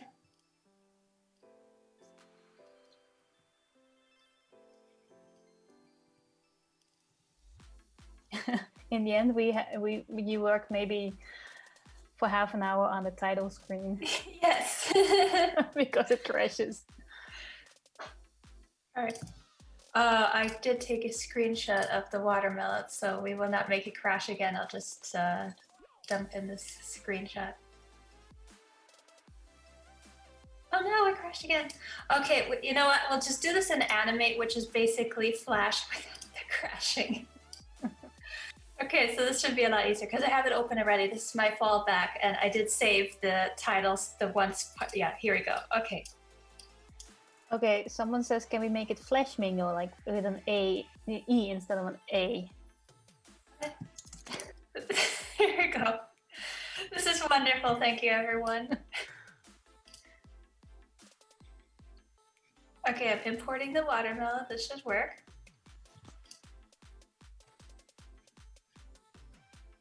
There we go. Yay, here it is. It's our watermelon sprite. I'm gonna just, there you go. Wonderful. Yeah. So what should this watermelon do? Should it be jumping? Do we want it to walk left and right? Is this a platformer? Someone mentioned jumping in pools. Can we go over that again? Yeah. Flamingos on skateboards inside a pool was Timmy's suggestion. Where does the melon fit in? Maybe it's another character. Where does the melon come in? Successful watermelon. Okay, people are typing. Be juicy. Someone says be juicy. What that? Yeah, okay. Okay. Oh, I know how. Okay. I know how to make a watermelon juicy. Oh, it could also be the wheels of the skateboard, someone's saying. The watermelon. Yeah, this is all great. Here. Or it can be the coins. So many options for the watermelons. I'm gonna get this flamingo in there first too. Yes, for sure. Okay, I have to find one that's actually gonna be seeable. This one's cute. Oh, this one's good. Can I drag it in? Is that safe to do? Oh, here we go. Okay, that was a lot easier. I'm gonna, I think, keep the background because it kind of looks good. Here you go. We're also making this watermelon juicy, right? There. Because it's a cool watermelon, so it's juicy. There's some logic to this. There you go. We need all this to animate too, so it looks interesting. So we'll just quickly do this.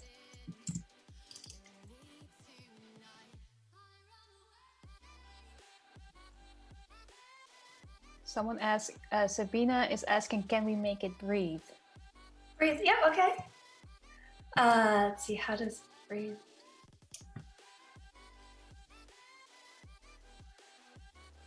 Okay. Let's get some.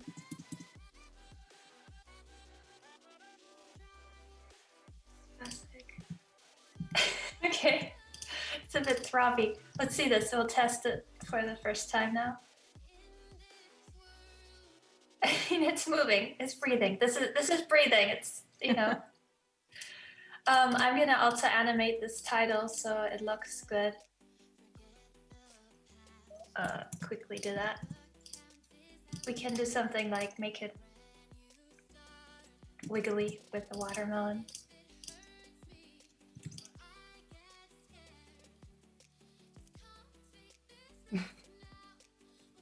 People are liking it. Oh, this is great. It's all we want for a Flash game is for people to like it.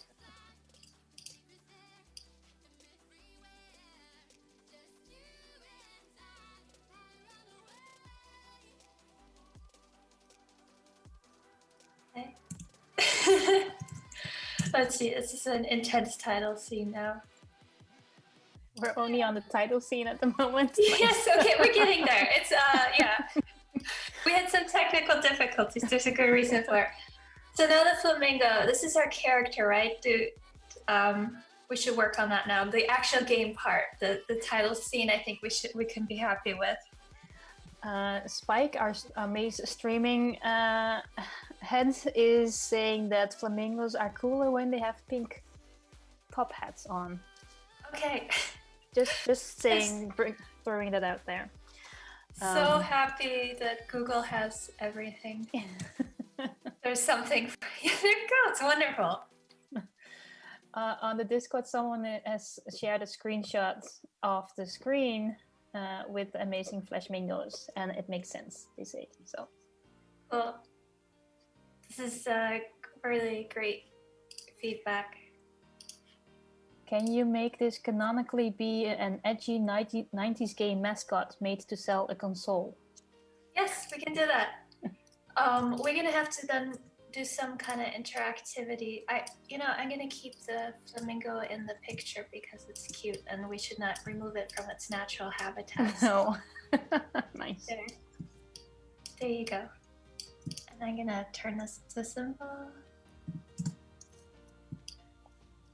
So we're gonna do this. So this is selling a thing. Let me see how. We could do this. So like this is the main menu. You click on the watermelon, and then you get the flamingo, and the flamingo will have this dialogue tree selling you a console. So essentially, what we're gonna be getting from the chat now is suggestions for narrative design, which is good. This can be narrative-rich Flash game. I'm gonna quickly give it a background. It's a natural habitat. Oh, pool. We wanted a pool, right? Which is totally natural habitat for the. This is a nice pools. Oh yeah, we'll just do water. Ta-da.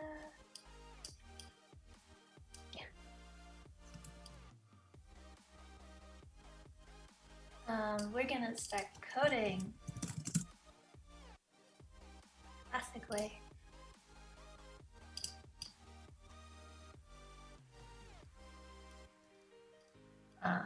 Here.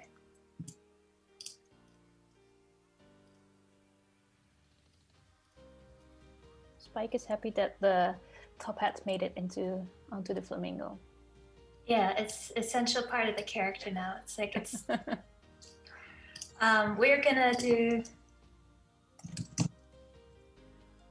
click on the watermelon, and you can then get the flamingo. That's how you start the game.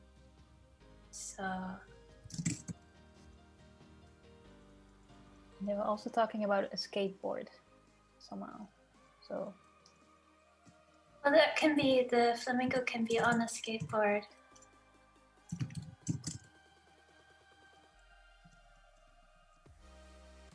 Sabina says, this is so wholesome and natural. Insert capitalism. This console will finally enable users to feel emotions while gaming. As the undertitle. That should be on the itch store page. That's the pitch we'll put with it. I'm gonna add more pool background to our flamingo since that's natural habitat. Okay, that didn't work. Andrew Bell mentions, can there be a countdown to the next console generation, which can be delayed repeatedly? Okay. Okay, you know what? We'll work on the scene, the environment art behind the flamingo, because the countdown and console thing are important. Game console. We'll just start with. Okay, I'll just take whatever. Oh, so many choices. Here, this is nice. We won't get in trouble for using this, I'm sure.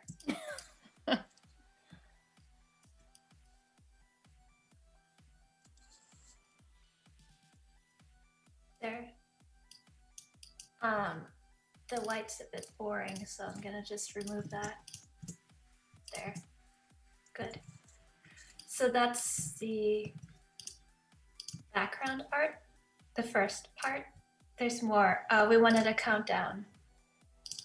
What does a countdown look like? Good question. Okay, here we go. This is video gamey, right? That's a movie. We probably can't really use that. Wait, this looks gamish. There's things. Okay, this is the part of Google search where you're trying to get what captures it perfectly. I'll go with this. So Alvaro says the console that we're selling next is the Flash Tendo 63. Flash Tendo. Okay, we'll just. Oh yeah, that works with the title, doesn't it? Yeah. 63. Cool. We're gonna make this look a bit more readable and nice. Maybe we can make that blinky because it's about selling something and it needs to capture your attention. It cannot be Arial. That's all, you know. Let's see what's flashy. No. Oh wait, I know one. It's kind of grungy and gutsy. Okay. Flesh Tendel 63. Here we go. That's very. I'm gonna make that animated. It should probably be simple but blinky. We'll do this. Photo sellout, it should be blinky. Okay. Yeah, we'll do that. That's what Sabine says.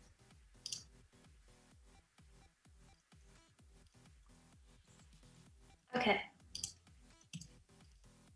We won't test it yet, but this is essentially blinky.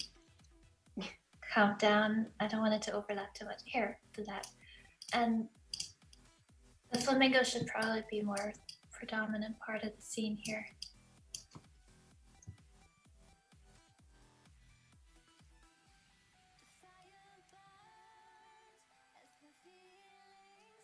There you go. Okay, we have our background art, and we have to start doing, I think, the writing on this now. So like, we'll just do a little bit of character animation on the flamingo. Since it's a Flash game, it doesn't have to be amazing. Should it be jumping? Like, what should it be doing on a very basic level, the flamingo?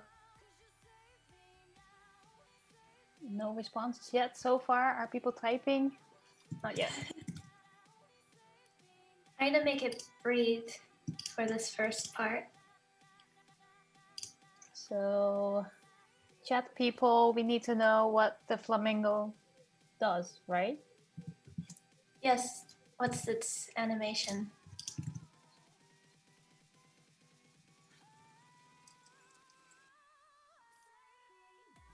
Speak. Rotating 360 degrees. Okay, that. And beaking.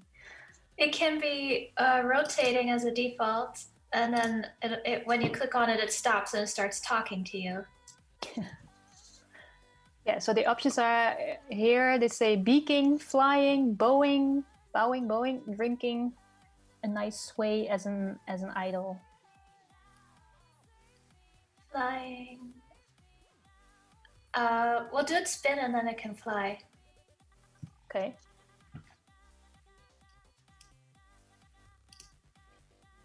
Do a slow spin.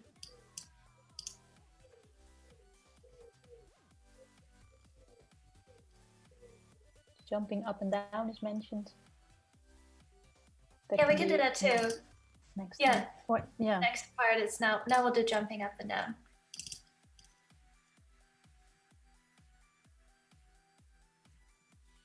It's like you can click on it and then it starts talking to you and it's jumping. Disaster Career says Flamingo does a kickflip.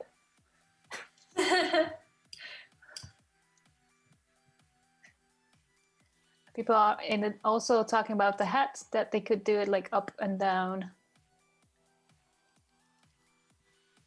Someone asked, did we discover yesterday flamingos honk? Because everyone in the MA space are flamingos, so they do honk. Yeah, we know this is science.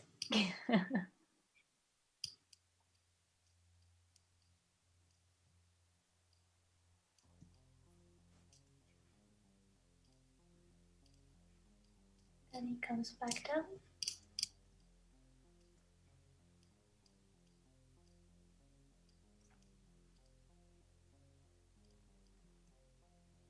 It's a jump. So we'll do this now. Add some interactivity.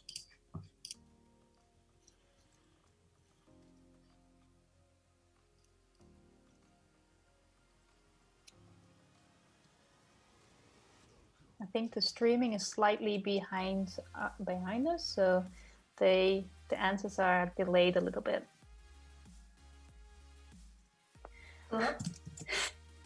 Can you make this game be the sequel to Science? Yeah, we could do that. That's ambitious, but you know, why not? How do we do that? Ideas. Let's see. Let's test it now because we got pretty far along, and it's a good time to give this a test run. So here we are.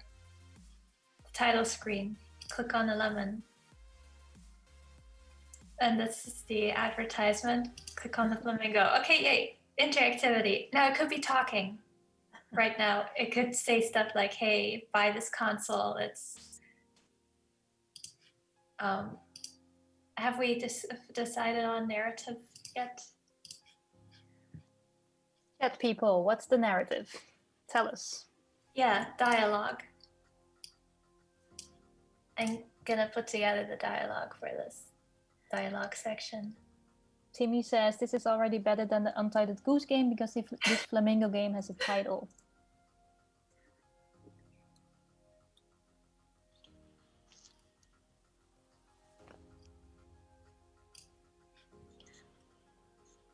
Filter.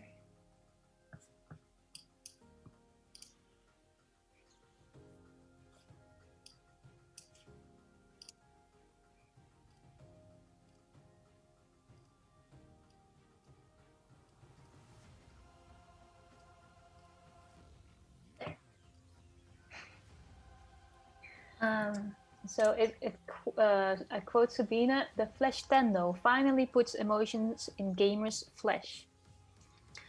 That's something probably that the ad thing could say with the texting. Is that a thing? Let me open Notepad and write that down. Okay, can you say that again? The flesh tendo finally puts emotions in gamers' flesh. That's haunting. That's good. This is like a horror game now. It crashed, but that's okay. We saved, so I opened it again. We're not gonna give up. Yay for saving! Yes. Here we go. So as if nothing happened. Okay, dialogue now, and we have the first set of talking.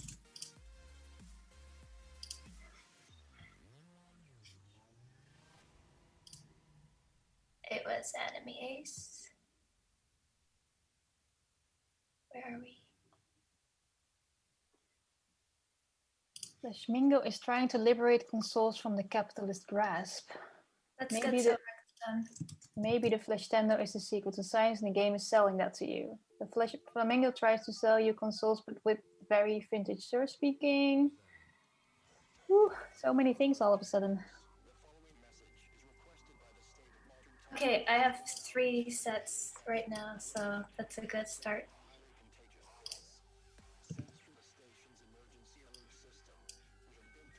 Someone says, I didn't realize Flash crashed into it this often.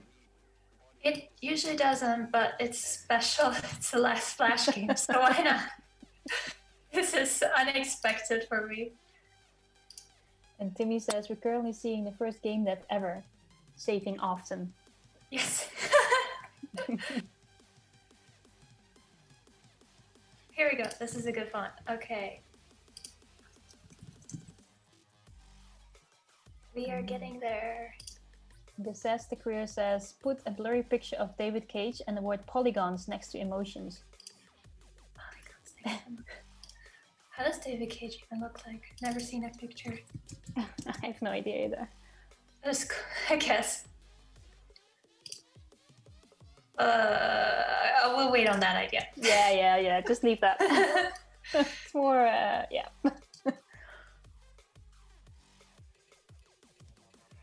Flash is trying to save itself from the last game for it. Flash Mingo paints consoles pink. Occupy mainstream, says Pablo.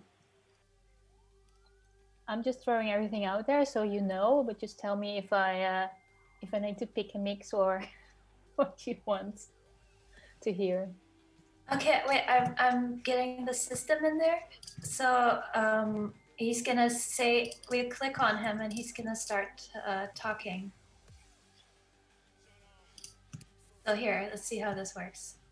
We need music too eventually. I don't know if we want to rip something from the internet. So, okay, here we go. We click it. There you go. Okay, that's a little buggy, but we got it. It says something once you click it. Awesome. Let's see how we fix this. Multi-line. Can the text be flamingo colored? Okay, yes. Someone says, wait, the flamingo is David Cage, right? Okay, we can go with that. That's cool. Or you could put in like a real cage instead of the person. That's good too. We could do that. Where would we put it? We're getting a lot of elements here. I know. I don't know. I can't keep track of it. I was hoping you could. Well, they say if they want it, it has to go. It's the final Flash game. It needs to be, everyone. Let's give it like a cute cage. This is cute. I hope this doesn't crash it.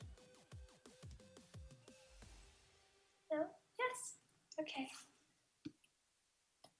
Timmy on Discord asks, can anyone here quickly make some tunes with flamingos honking?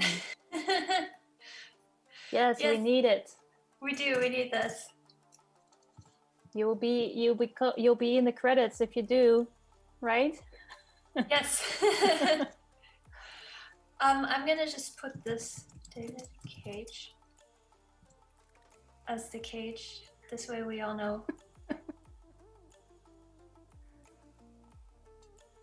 There. It is done. So back to the dialogue. We could do something where you click the flamingo and he says random shit about the things we just were given. So we'll do that. Okay. I have 3 lines of dialogue. Oh my god. Someone says, CDN says, Flashmingo Flamingo could do flamengo. Oh my god. Like the dance. Well, we could do this where we click through the dialogue, and if he reaches the end, then he dances flamingo.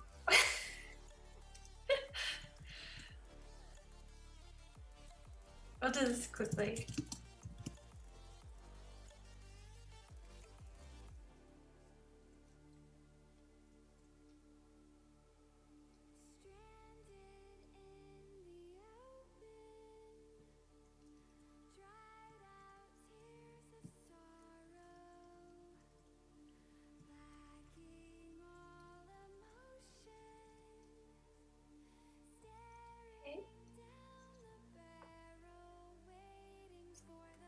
This is how we,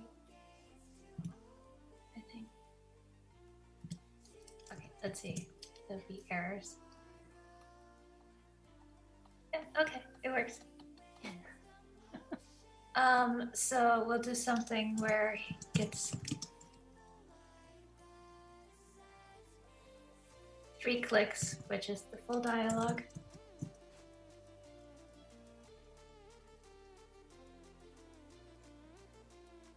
From DM on Twitch, on Discord says opening FL Studio. Someone else asks, is that short for Flamingo Studio? They say yes. We're really going with this flamingo theme. It's a good theme. We're all very committed. The consistency here is important too. So I'm happy we're all on the same page. The creative vision. Yeah. Timmy shared Birds Ink Flamingo bird sounds as a YouTube video, but as for the soundtrack. But yeah.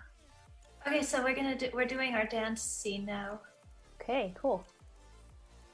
I'm gonna get a brand new flamingo image for this because we need lots of variety.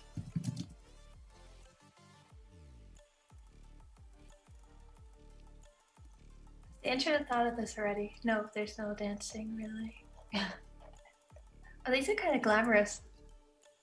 We'll do this. Or okay, that's a photo, not someone's art. Good. And we'll pick one that looks dancey.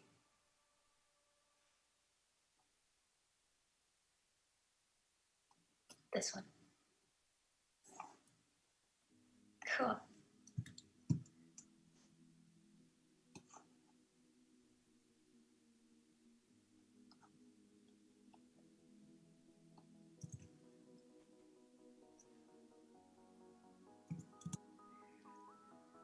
What kind of, we said flamenco dance, right? I don't even know how that looks. How big are their wings? Do they spread their wings ever? I know they fly. Yeah. It's a glamorous dance, so let's see if this will work.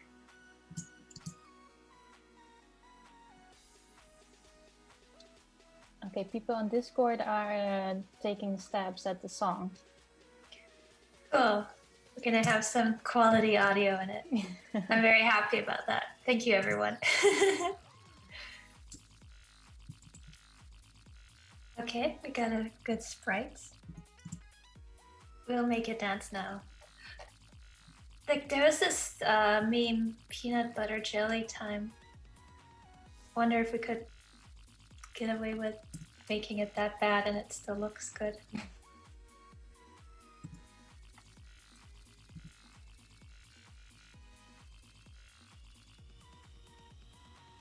It's gonna be a very good dance.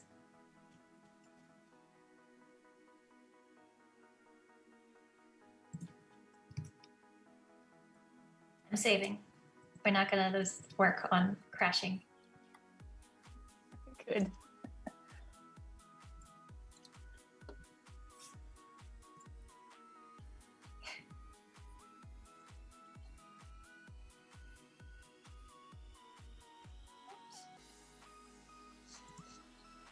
Oh, that's intense.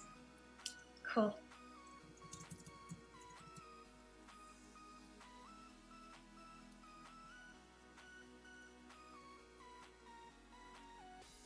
Frames.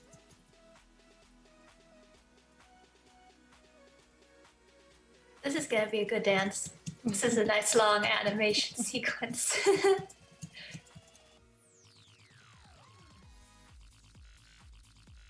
Okay. See it happen. Yes, good.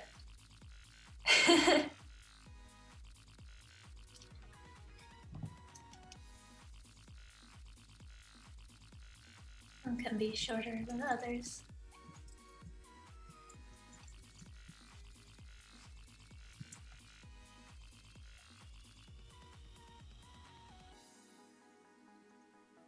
Okay, let's test it. Good. Yes, here we are, the dance. Wow.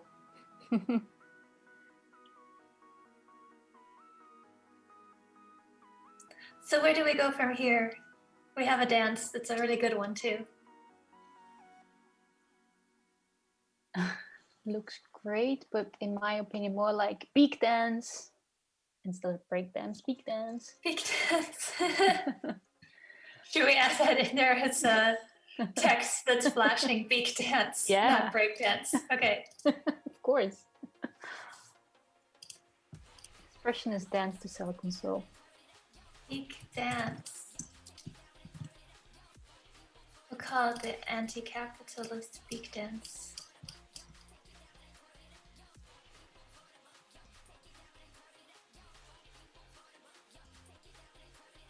Anti-capitalist beak dance.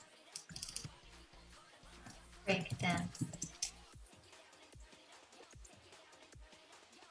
And we will animate all this text too, because that's gonna be super cool. Edgy.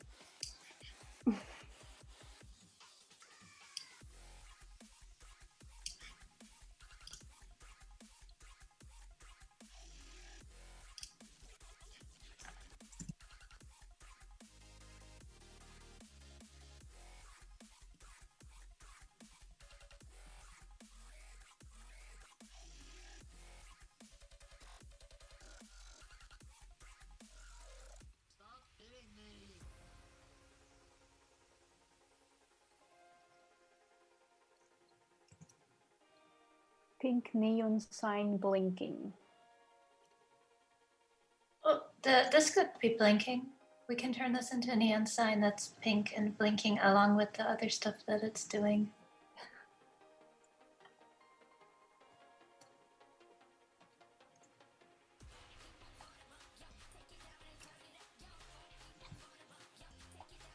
Here. Do that.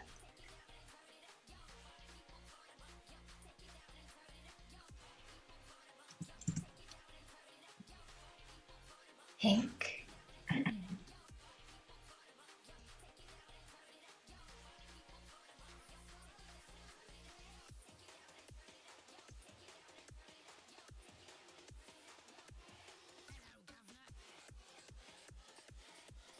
So we're halfway there for the game making. Time wise. This is gonna be a good game. I can feel it. We know it. Yes.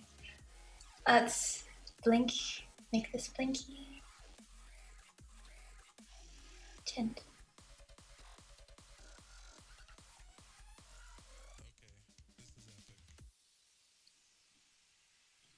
Just do this. Yeah.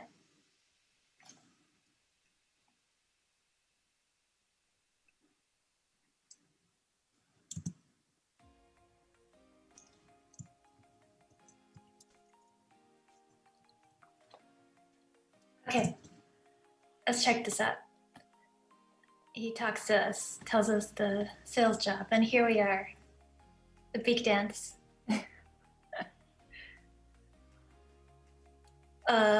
Where do we go from here? Do we want to quickly do one last scene of this flamingo adventure? I mean, we started with a console. Do we want to, like, I don't know, bring it back? The amazing Flash Tando 63. I think that's something that we're selling. Yeah. Now it's dancing flamingos. There was a pool involved in the first scene, I guess, or in the opening. Where do we go from there, people? Okay, story-wise, how does David Cage transform into a beak dancer? Is it this an ending where we resist to buy the console, and then he discovers solidarity? We could resist to buy the console. It's a good point. How do we do this? We do still need music, so how is that looking? Because this is a very silent game. Yeah, Scandiam Funi is still making, and Disaster Queer is making a thing. I'm not sure how it goes though, but they say they are working on something.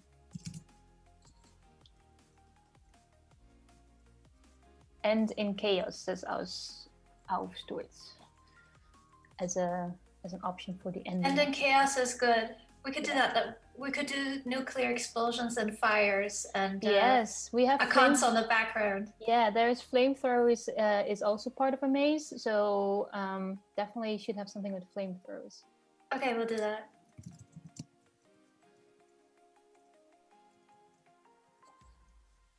Laura to Stephanie, everything becomes flamingo.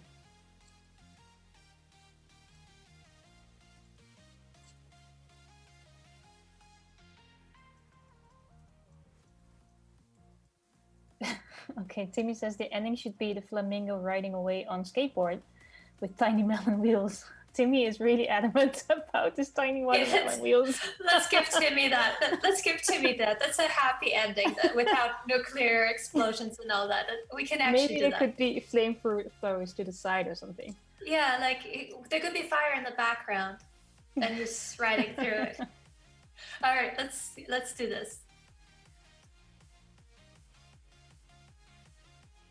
I will choose the one that we had at the beginning because this is a good one for a skateboard, and we'll keep the hat too. Peaceful chaos.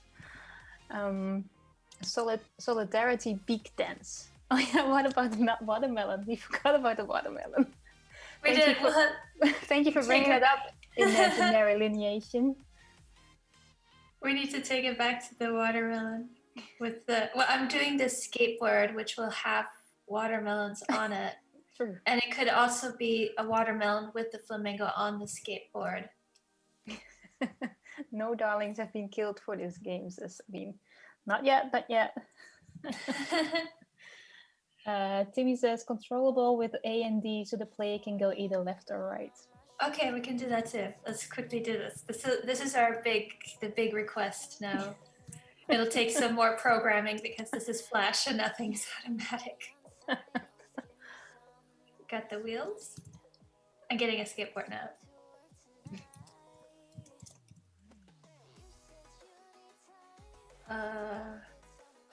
This one's pink. It's perfect. Yes, pink skateboard.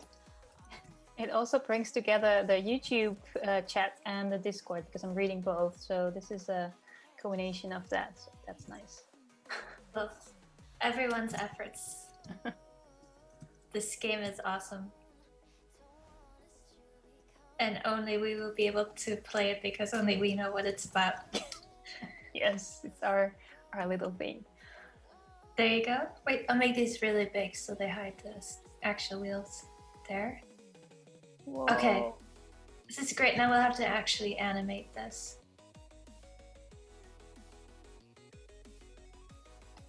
So. Someone's showing a screenshot of the Amaze space where this is streamed with the flamingos because people are flamingos. So there's flamingos in the space and then the flamingo on the screen. It's beautiful.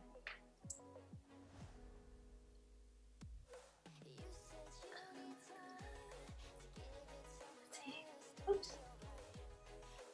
Thank you, Timmy, for sharing. That's Yeah. This is gonna be rough, but there. I think this is good.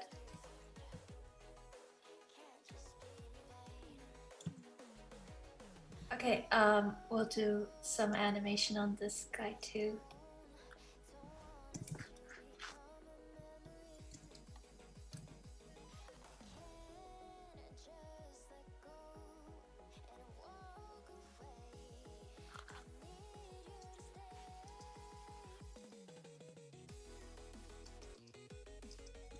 We have 20 minutes, right?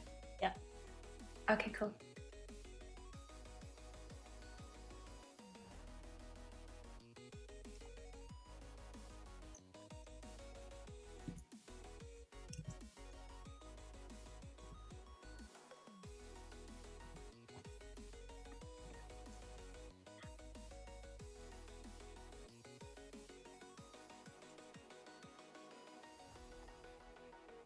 Okay, that's great. There we have a little animation so we can control this with our keyboard. I feel like this will be a good ending. You can control with the keyboard and, just take it off screen and that's it. Yep. Rebecca says Flash will be the next big thing. Yes, I can feel it already. We brought it back with this jam. I'm gonna put some fire in before starting coding on this thing because we need that. I want to see some fire. Laura loves the Wheeler melons.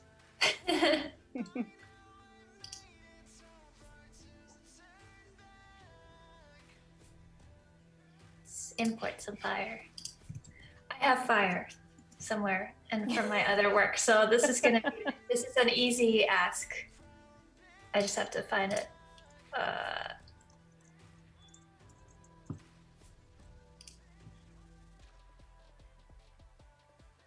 Somewhere for an HTML page, I have fire.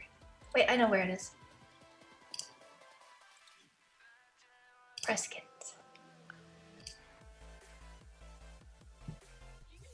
Here you go. Good fire. Yes.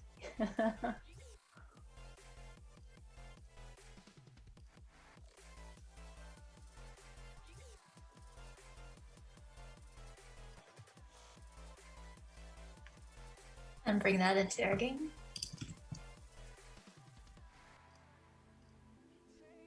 Ta-da!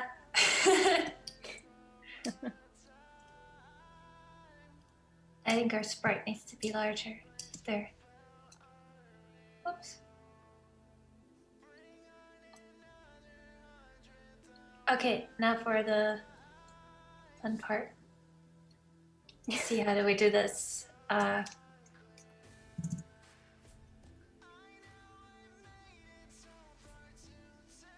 Sabina is asks, can we include the next big thing into the dialogue? Cage could mention it. Flashmingo 63 is gonna be the next big thing.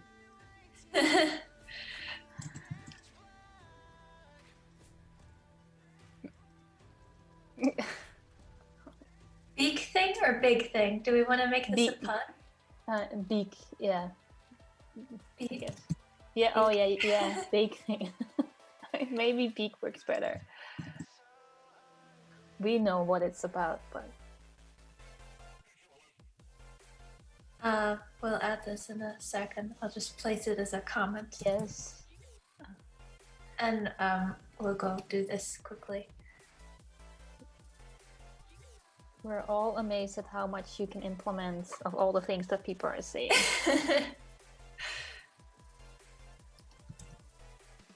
Since I don't remember, this is this is a very old school part. I have to figure out the key codes from pressing the keys. So left and right. Okay, nice. Left and right. Okay.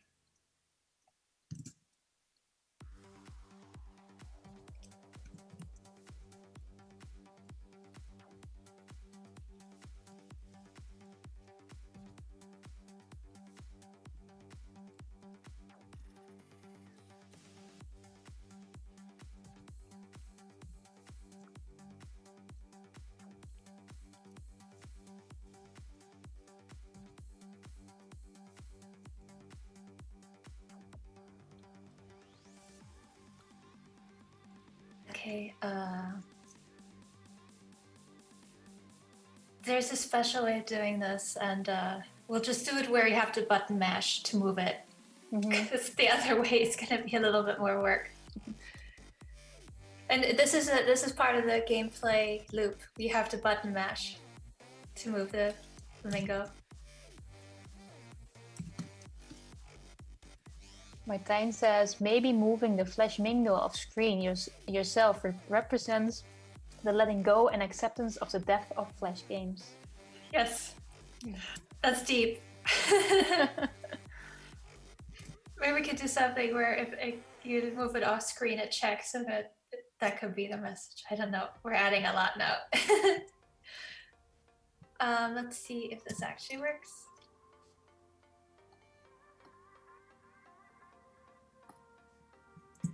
Oh, okay, that's up and down. I can change that. But look, it works. Look at it go.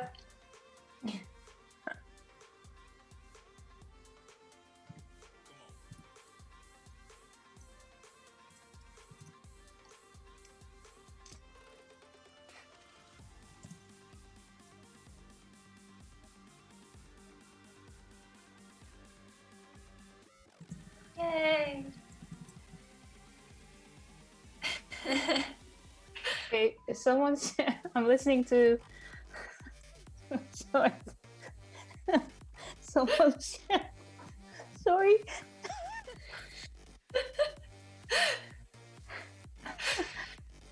I'll mute myself.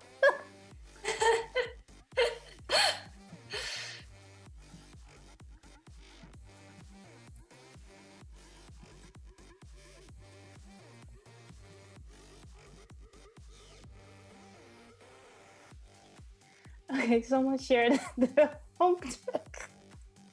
It's beautiful. Do you want to put it in the Slack? Yes, I'm gonna download it. Scamdi and Funi, I'm gonna download your track. There is two people shared something, so I'm gonna try and get them both. Okay, cool. It made me laugh. Oh, I don't know how this works. Go on. So far, okay. They both shared it as an MP3. Good.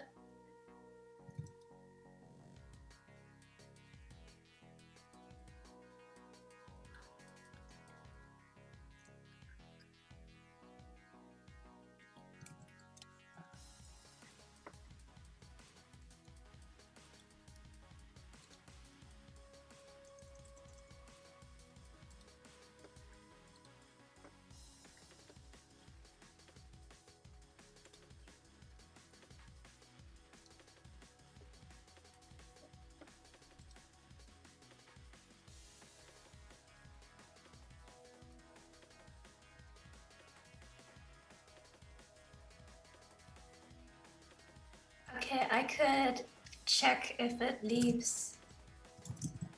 Let's see. And then I could throw you win by flush Tendo 63. It's gonna be the next big thing.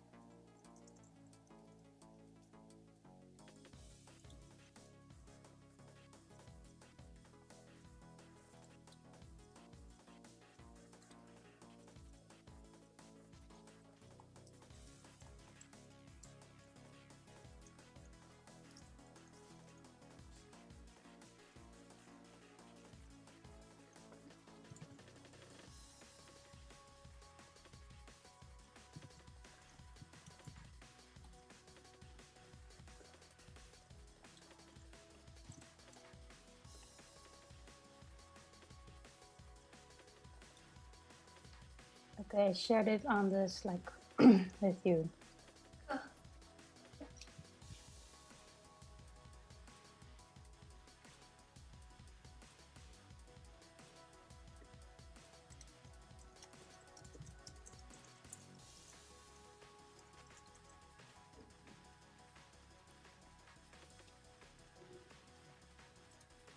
Slack.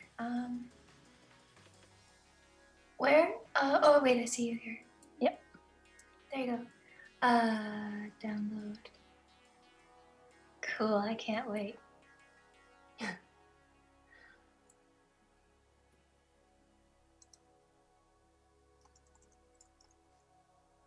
I'm just gonna throw these in without listening to it, because I think that's gonna be much more exciting.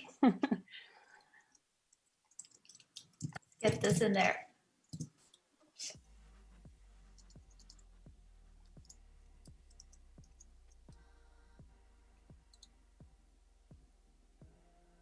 Disaster queer or well, so the main menu will be the honk track. What do you think? The honk track was quite long, I think. I haven't listened to the other one.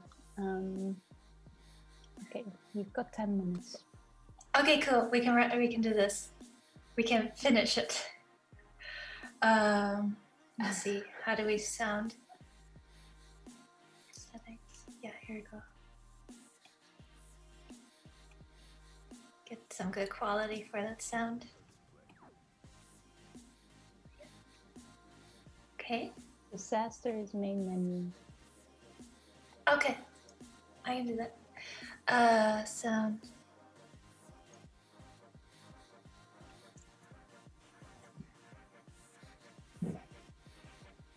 Oh no, the other flamingo is the intro.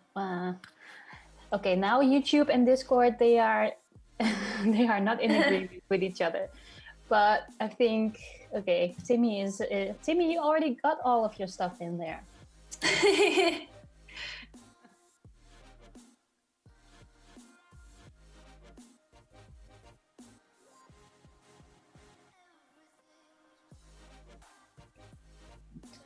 Properties.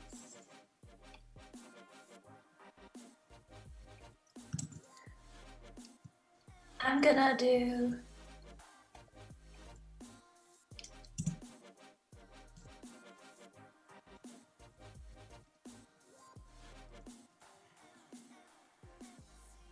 Oh, Sabina is wrong, they said. No, Timmy says sorry. Both say sorry. Oh no. What did you decide on for the music? I'm just doing the disaster one at the start. Okay.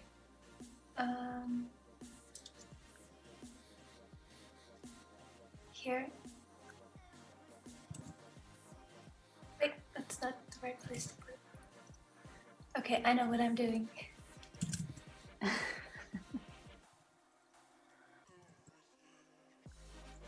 Oh, apparently we are in agreement, Discord and YouTube, since Flamingo is by the Disaster Queen, so... Okay. I'm so confused right now, but if YouTube we'll and see Discord, it. it's fine, it's fine. We're gonna see it happen. Oh, okay, no. We got errors. Lots of errors. Good stuff. Sound channel. We have 6 more minutes. Don't want to rush you. Oh, I got it. I know what I'm doing now. We're doing it.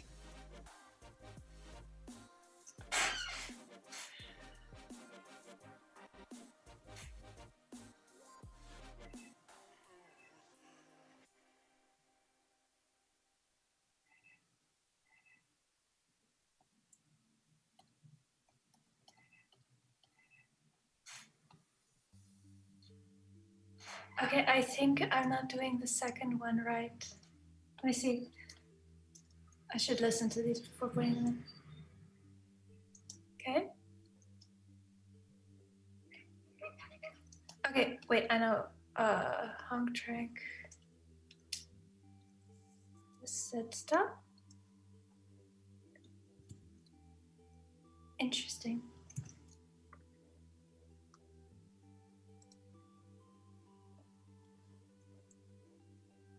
Let's say 2 and 1. I'll reverse it. Oh, wait. Yeah.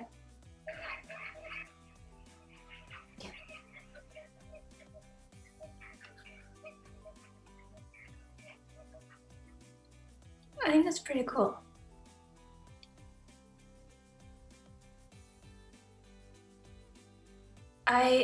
We are running out of time, right? So I'm just gonna wrap it up, and we should post it. As long as there's fire. There is fire at the end. We do get fire. Cool. We've got fire, flamingos, watermelons, a cage, maybe. We have a cage, yes. Also a cage. We have a cage named David Cage. To clarify.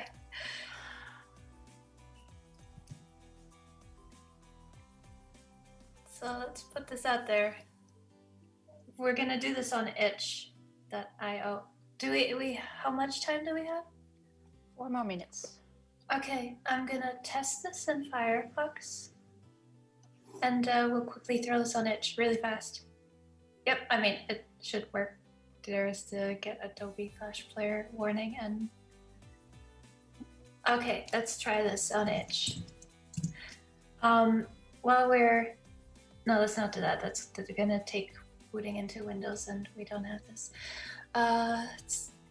quickly, hurry. How do I post an itch again? Panicking. Dashboard It's is where okay. It's okay. And what's it called? Oh, what was it called again? Oh no, we had an intro screen. Flashmingo. We do. Amazing Flashmingo. Amazing Flashmingo. And here's the image to upload with. Martijn, there is no more time for maybe you win at end screen. It's done. Yeah, we're uploading it now.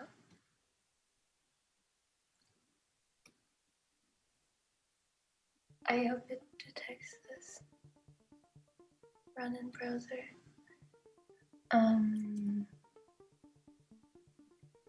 How do you upload a flash? You know what? I'll just put this on the old-fashioned way on my server, and I will tweet out the link, and we can all see it, and then I'll figure out how to put it on itch. I flash game on itch. Did I share it right? Yeah, this has the queer, not queen. Okay.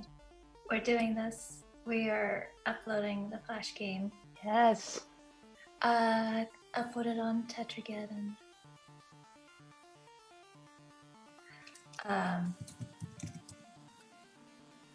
There. Disaster Career says, I feel like YouTube didn't have the vision of Discord. I think we mixed it together.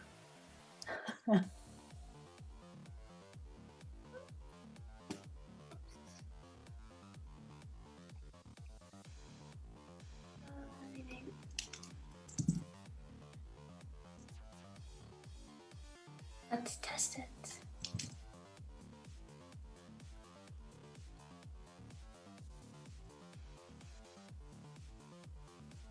Come on, load. There, we got it. Yes, well done. There is fire and flamingos dancing and people are clapping.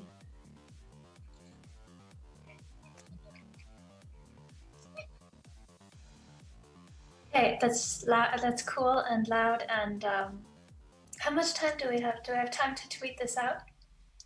1 minute. Okay, we will tweet it. I'll just tweet it, no comment, but it'll just go out there.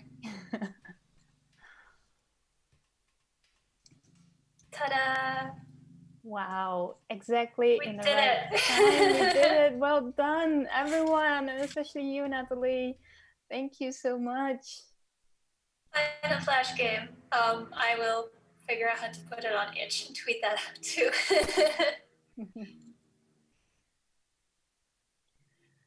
I think you can say some last words.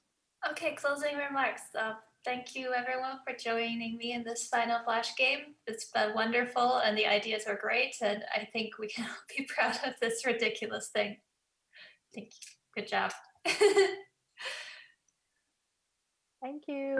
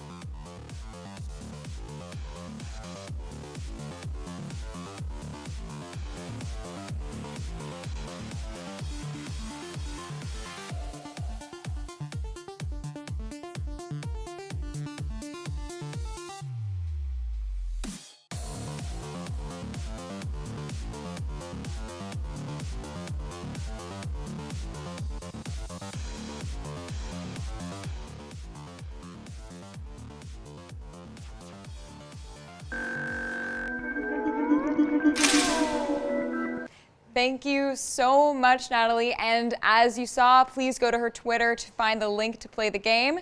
And next up, we'll have Decolonial Practices in Playful Media, moderated by Karina Griffith.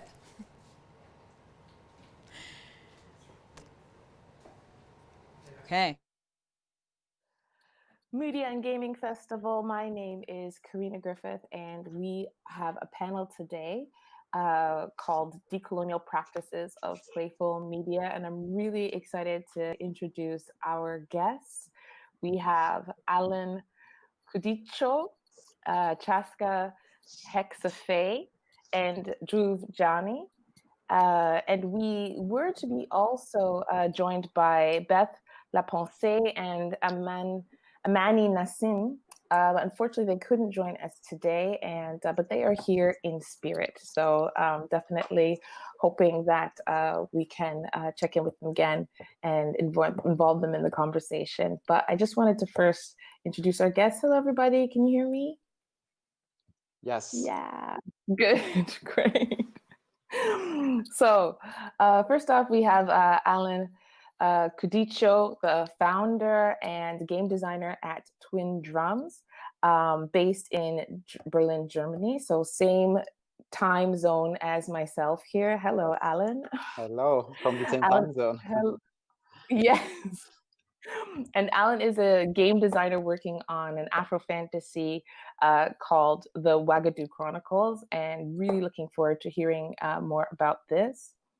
We're also joined by Dhruv Jani. He is author and artist at a studio Oleomingus, and your practice is in Chala. You've told us it's like on the western coast of India. And this sort of tiny arts practice research studio studies the intersection of post-colonial writing and interactive fiction, and using video game spaces as a site of discourse, and really looking forward to hearing more about that. Hello, Dhruv.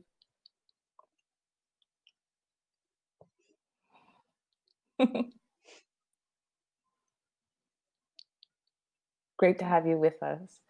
And we also have, as I said, Chaska Hexafe, and from here on in, I'm just going to call you Hex, which is great. And Hex is a Lakota student of movement, contemporary dance, digital art, and games, and as you said, occasionally a narrative designer, based at the moment in Seattle, USA, but you used to be over here on our side. So great to have you today, Hex. It's great to be here. Great. So we have a really transnational conversation today. I wanted to just start by asking how everybody is coping. Just let me know how you guys spent the beginning of your day, or maybe it's the end of your day, depending on where you are. Alan, how are you doing? So for me, it's the end of the day. I mean, and yeah, it's busy. I think, and that's a good thing. I think in these days, being busy is better than thinking, reminiscing much about what's going on around the world. So. Oh, glad to hear that you're well. And the Dhruv, hello, Dhruv. As I said, transnational conversation. So I know we have a bit of a delay, but Dhruv, let us know, have you spent your day so far? How are you coping? Oh, good. So, well, the day so far has been in the studio, just catching up with a little bit of work. My partner is stuck on the other side of the country because of the pandemic and the lockdown which followed. So we are now, we're now slowly getting used to a very different pattern of working. So yeah. Yeah, I definitely hear that, this idea of, changing patterns, creating new patterns, and this all has an effect on our body. I'm going to answer my own question as well, but I want to know how you're doing, Hex. Hello, Hex. How are you coping? How have you spent your day so far?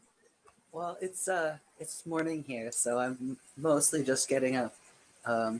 Yeah, a lot of what I've been doing in the mornings every day is checking to see what's going on with the current uprising that's happening in the US, and especially in Seattle. We've had protests almost every day for over a month now. So I get up and I like check Twitter every day, basically. Yeah. And it's, for me, it's so interesting how these protests are also taking place in virtual spaces, online spaces, and connecting again, sort of transnationally. So for me, this is a really trying but amazing time. I didn't introduce myself. I'm going to do that now. My name is Karina Griffith, and I'm a visual artist working mostly with moving image. I'm also a PhD candidate at the University of Toronto Cinema Studies Institute, so I'm interested in researching moving image as text. And I come to sort of gaming more from a theoretical place, but I'm so excited to talk to you really about your practices and also sort of the embodiment of these ideas, you know, really, you know, getting away from like up here and getting down here to what does it mean to think about decoloniality and specifically a potential for that in a gaming space. I'm going to answer my own question about how I'm coping. Definitely one thing I've noticed about this current crisis in terms of not being able to meet in person is that there are so many different online spaces in which we meet, and we have to learn so much in a short period of time. For instance, I mean, this is the first time I've been in StreamYard and also the first time I've been in Slack. So just today, learning 2 new programs and 2 new interfaces and 2 new spaces, that for me has been a challenge the last few months. And I think it reminds me of being a child when you get so much input all at one time, but usually children have time to nap, and we don't get that very often. So definitely thinking about what it means to enter new spaces and what it does to our bodies as well is something that I've been thinking about the last little while. But one of the questions I really, again, we have this title, Decolonial Practices of Playful Media. And I was really curious, like, what did you guys think when you first heard that title? And you can really just speak very bluntly. You know, what was the first thing that came into your head when you heard that that's what we were calling this? Because for a while, it was just the decolonial panel, but then, you know, we kind of honed into something. What were your first thoughts about that rubric? Maybe I'll ask Alan to start. Yeah, okay. Then, yeah, I would say I just felt a very strong sense of connection because that's something in general I'm thinking a lot about lately. And it's very personal as well. Like for me, decolonialism, if so you could say, is a personal journey. And it started somewhere kind of as a teenager. I realized, okay, there's something wrong in this world. There's something wrong with my African side as well, because I realized the whole world around me was, I mean, because, you know, I was born in Europe, but, you know, in an African household. And I always felt like the European side was, you know, very, very thoroughly represented in all media. And then the African side was absent mostly, or misrepresented, even worse. So I feel like, you know, this was just a thought in the back of my mind, and I started researching, and slowly it has grown into kind of eating up everything, including my job, and I mean, because I decided to. So now, like, what I'm working on is kind of part of this personal journey of fighting colonialism, basically. So when, you know, I got this invitation and the details, I felt personally touched, and I was very happy as well to talk about these topics. Well, that's obviously the best response that you're happy about it. But feel free to, like, you know, for those of you who heard that and felt a bit daunted, I don't know, does that resonate with you as well, Hex? What were you feeling when you heard that title? I was very excited because similarly to Alan, a lot of my work in games is about decolonizing, and a lot of the community that I have in the US is other indigenous people working in games, and a lot of people are doing really, really, really amazing, interesting things around storytelling and creating digital spaces for indigenous cultures and decolonizing, and yeah, it's really cool. something I'm always excited to talk about. Well, it's great to hear that, you guys have a chance to also be a part of these kind of conversations in your communities. I think it's super exciting to do this transnational conversation. I'm going to try and reach out to Drew. I know you've been having a bit of technical issues, but Yeah, can you hear us better now? now. Yeah. Oh, that's much better. It's like Yeah. you're right here in my living room over here. I'm going to ask you as well, what were your first reactions and thoughts and feelings when we put a name on this conversation? I'll read it out again. We're calling it the decolonial practices in playful media. So I was ambivalent about the idea of decolonial practices because a lot of our work examines problems that stem from a very rapid decolonization that India went through in becoming a nation state, but also excited, because games desperately need to be addressing issues of identity, belonging, gender, possession, appropriation, community, and so on, and decolonial practices that are extant, that have already worked, have proven to be very useful when applied to media, especially media like like video games that freely borrow from ideas from other sources. So I was a little unsure about how I want to approach the idea of decolonization as a protocol in playful media, and does it have to be a coherent practice, or kind of then break into other fragments maybe. Oh, I really appreciate the kind of friction that you speak about, and also the idea of, does it have to be coherent? Because again, I really like to think, as I said, more effectively and in the body, and sometimes that's not necessarily coherent. It's not actually something you can communicate. It's just something that you feel, So I totally appreciate that ambivalence. Let's talk about that as well. And let's also, as I said, let's make space for talking about what doesn't work. I think that's really important. Also, we talk about tactics.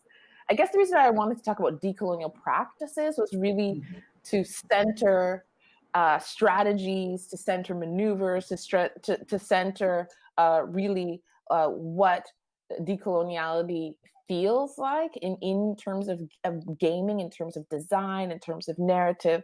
But then I'm also really clear, especially here in Berlin, Germany, I'm sure you guys can speak about other spaces, but how this word decolonial is just sort of losing a bit of meaning. Here in Berlin, it's always paired up with a quote from Audre Lorde or something. But to get specific, I really like to go back to, Bell Hooks really lays it out, where she talks about the imperialist, white supremacist, capitalist patriarchy. And this is really, a mouthful, but it's really talking about systems, right? So, because this word decolonial is so fuzzy, I really wanted to ask you as well, what does that even mean to you, when you hear decolonial? And maybe you can also share your experiences about how it's becoming a bit ephemeral in this present moment. I'll ask perhaps Hex to start. Okay. I feel like I need a little bit more direction because there's a lot of content in what you're asking. Yeah. Do you want to focus on the problematic aspects, or yeah? Yeah, let's get right into the problematic aspects. I'm ready for the problematics of the decolonial. Let's go. Okay. Yeah. There's definitely, I have noticed that particularly when I was living in Berlin, there's a lot of lip service to the concepts of decolonial process and thought.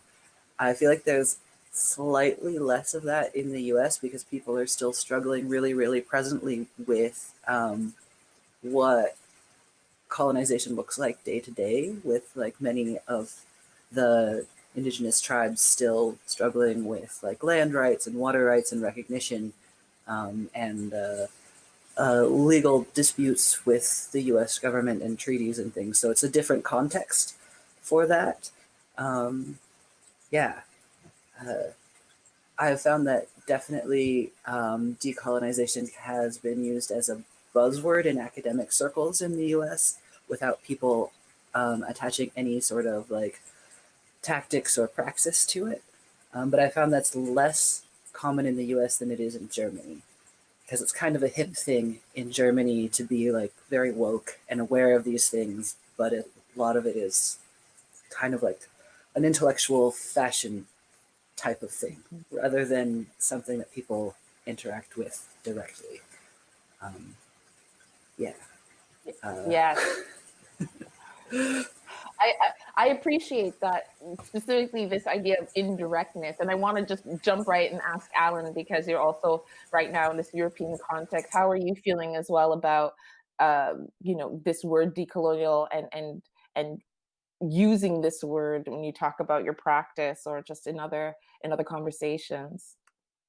So for me, like, I do realize that, words can be fashionable and they should come and go, but I still find it like very powerful and very important, because colonies were the actual places where all of this violence happened, right? And all of these systems were constructed that still, to some extent, and I dare say sometimes even strengthened, like still exist today. So I want to use it. Like, yes, I use racism, I use other words, but I think colonialism and decolonizing are still powerful, and I like them. And I find, I think I would definitely agree that there is like, many people who use it in a fashionable way, but I have this maybe a bit optimistic view that just uttering a word and saying it kind of helps normalize conversations around it. So kind of like when people, I don't know, like previously homophobes start saying, oh, I'm fine with gay people, and actually not. But they're saying it. It's already a step forward, So I'm trying to look at the positive side. And I feel like people talking about, yes, I see that people talking about colonialism as like something very distant. That's one thing I see is very, that kind of weakens the conversation. It's like colonialism is something far away. It's in other countries. It's like this. It's in the past. Either time, space is not here. Whereas actually colonialism is literally sitting next to us. It's like the elephant in the room, or the tiger, or I don't know which other country you have in mind. And it's really, And I do think like one interesting, specifically Berlin, where I've been in the last years. I think an interesting watershed moment, maybe watershed is a bit too strong, but like, a positive moment was when they organized an exhibition on German colonialism.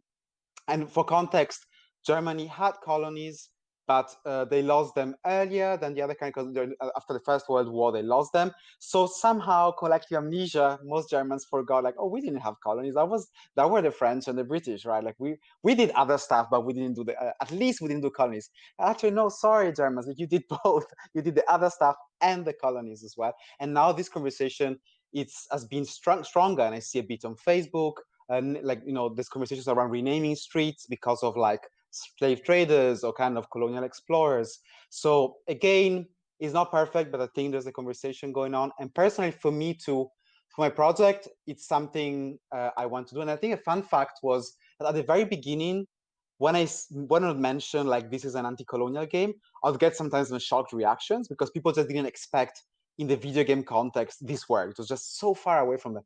And that's when I realized I'm going to use this word. It's like it's exactly what I'm going to do. And even just the very aesthetics, or my game, like saying, hey, we're going to base this on pre-colonial Africa. It's already fighting so many elements of colonialism that it is a decolonizing game. So I think it's I use the word. I like it. I understand this. I agree. It's not always used in the best way, but I think there's some power in having the term in the conversation, keeping it there. Yeah, I hear that as well. The idea of it creates a space, it creates kind of communities. So you feel, you're getting close to talking about the same thing. I appreciate also what you said about collective amnesia. In terms of my context coming from Canada, we had this problem as well of a collective amnesia that there was slavery, that Canada was part of the slave trade. But because as well, they ended slavery earlier, and that's why the Underground Railroad sort of ended in Canada. There is this collective amnesia about the fact that there were slaves at all. I mean, majority of quite a few people, I would think even up to 10 years ago, didn't know that slavery took place in Canada. But I do want to come back to your game, because I think as opposed to collective amnesia, what the project that you're working on is a kind of Black speculative thought, which is, you know, the idea of, okay, if we're going to forget, let's kind of forget productively, which I think is really exciting. So we're definitely going to talk about your work shortly. But I wanted to ask also Drew to weigh in on the word decolonial, since that's how we're framing our conversation.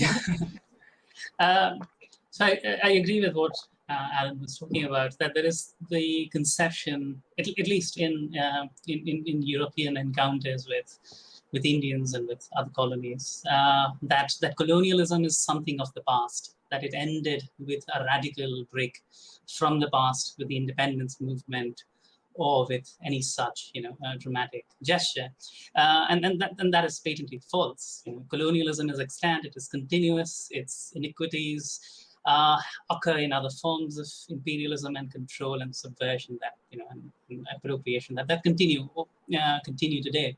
But the idea of decolonization has this very tempting fallacy built into it, where you start to reimagine and try and arrive at a pre-colonial past, you know, which is absent of all hybridity of culture. You know, that 200, 300, sometimes 400, 500 years of colonial rule might have imposed upon a culture now, and that is.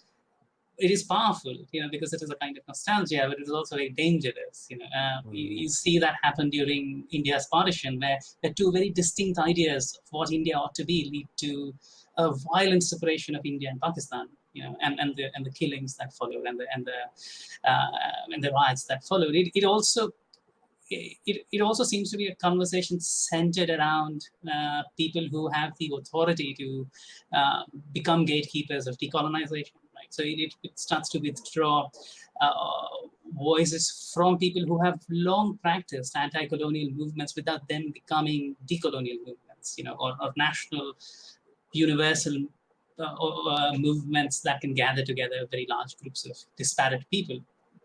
So Dalit movements in India, for example, or you know, Naxal movements in Bihar, and other Adivasi movements that resisted colonial impulse and now continue to resist imperial nationalist impulse in a very similar language.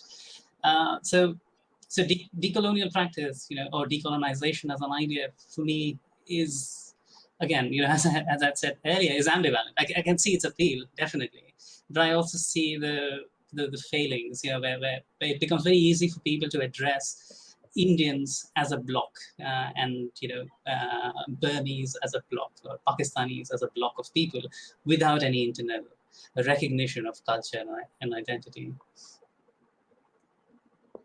Yeah, this is really interesting what you're bringing to the table, because I think what we need to be careful of is losing complexity. You know, I think that's quite a danger when we talk about decoloniality, that we think of it again as something that could happen, you know, in a kind of chronological type of way, and everybody following along one line. And that's the thing that really makes it dangerous, is when we then lose complexity in the tellings of stories. And so on that note, I want to go right into talking to Alan, because you had mentioned specifically your recent work. And I was really interested in because this is a project that you said that you also call anti-colonial, and it's in this realm of, as I said, sort of like Black speculative thought. So perhaps you can introduce your project, and we can speak about specifically what like a decolonial practice can look like in terms of the gaming space. Sure. And I just want to make a quick comment on what Drew said. I really strongly agree with. And just, for instance, in Africa, which is, you know, the post-colonial part of the world I know best, like I think it's always important to remember that many of the modern actors of colonialism or neo-colonialism, the enforcers, are Africans themselves. And that's something too that, you know, many people, it's such a complicated topic. Like, for instance, the institution, like the institution of the church, you know, they are like, you know, it's a very complex topic, because there's so many different types of churches and religiosities and so on. But very often they are the ones who like breed self-hatred towards local traditions and religions and you know, and everything, and things that have been maybe even things that survived, like the so-called colonialism, now they just basically, as we speak, we have, for instance, like some temples in Africa of traditional religion are being burned by churches. These are all black people, Africans, who take the torches and go like, this is wrong. This is the devil. We should burn this 500 years old African temple. And this is something that would have, like in the common imagination, would have been expected from invaders coming from Europe in the 19th century, which they did, but now is often being continued. Or like, not wanting to speak their own language, or punishing kids for speaking African language. This is often like black teachers, African bred, born, and they would sometimes physically punish children for speaking their own native African languages at school. So it's like a Pandora box that could literally take us down a rabbit hole. So I'll leave it there. But I very much agree. I think, and that's why we need to have this conversation that's so complex, and there's so much. I'm not even going to speak about queerness and like the reactions I get, for instance, from often pushbacks from Africans themselves. They are like, and I'm like, look, this is not how Africa. I made like recently a thread on Twitter about queerness in pre-colonial Africa, and the strongest reactions I had, negative ones, were from some Africans that were like, this is not true because of the Bible. But it's like, but you realize the Bible was not there, right? So I'm going controversial straight away, apologies. But like, I think we need to talk about these things because it's just very, it's complicated. We don't talk about this enough. And yeah, going to the game, so Karina, specifically, I think the practice, there was definitely like one maybe best practice, the colonial perspective I applied to straight away, which was like looking at other parts of the world that were not colonized and how some of the imaginary and their playfulness looks like, and then going back to what, in my case, the African one looks like, and realizing, okay, what's missing? For instance, Tolkien. I looked at Tolkien's work, like Middle Earth and so on, and Europe hasn't been colonized. So like, how did these non-colonized populations create, or like artists such as Tolkien create a world that was not like fantasy world that was not colonized, versus what are the fantasies that we can have from African cultures? And then you realize straight away that there's an imbalance, and actually almost an absence of fantasies coming from African aesthetics and cultures and so on.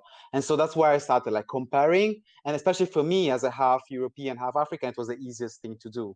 I mean, easier from a not emotional point of view, but from like a practical, because I had the knowledge sort of in being in between. But definitely very trying from an emotional point of view, because when you start digging, you realize there's just so much entrenched colonialism and racism, which is kind of blocking these fantasy playfulness games from expressing the true kind of African nature in this case.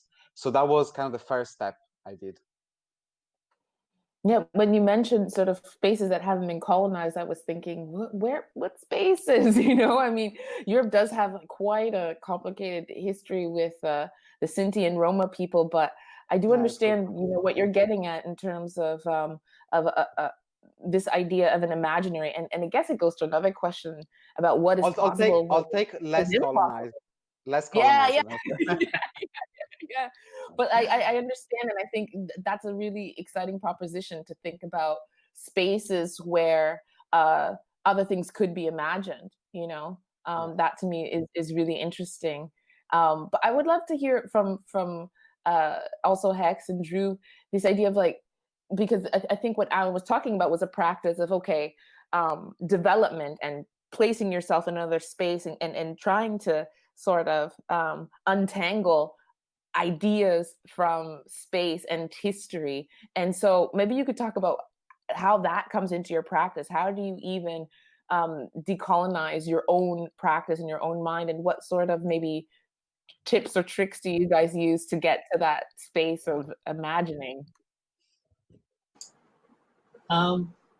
So we have a very nascent practice here. We sort of two people working at the studio, and what we decided very early on, because of the complexity of the problem, but also because of the scale of erasure which colonialism engendered, was to work almost exclusively with historiographic texts. Only work with texts, only work with forms of record and how do forms of record change. And our process is roughly to withdraw authorship from archive and then withdraw veracity from authorship, and then withdraw authority from veracity, to constantly de-author the idea of writing history and question who gets to write history. Why is the history written the way it is written, and can we pollute it? And then use the reverent, form of games, as Alan calls them, playful and somehow inherently frivolous, to pollute one absolute record of history or several absolute records of history until they become extremely muddy and fragmented and fissured, but also extremely plural at the same time and inclusive and sometimes bizarre and mythologized. That as a process we have found to be very simple to do. Create a series of conceits like fictitious authors, multiple translations before the story ends up in our game, using our game as a median point, for the story to journey into some other format, and simply play with the allowances of the forms that we are working with: text, images, sound, and where they are derived from, and create stories, of their origin.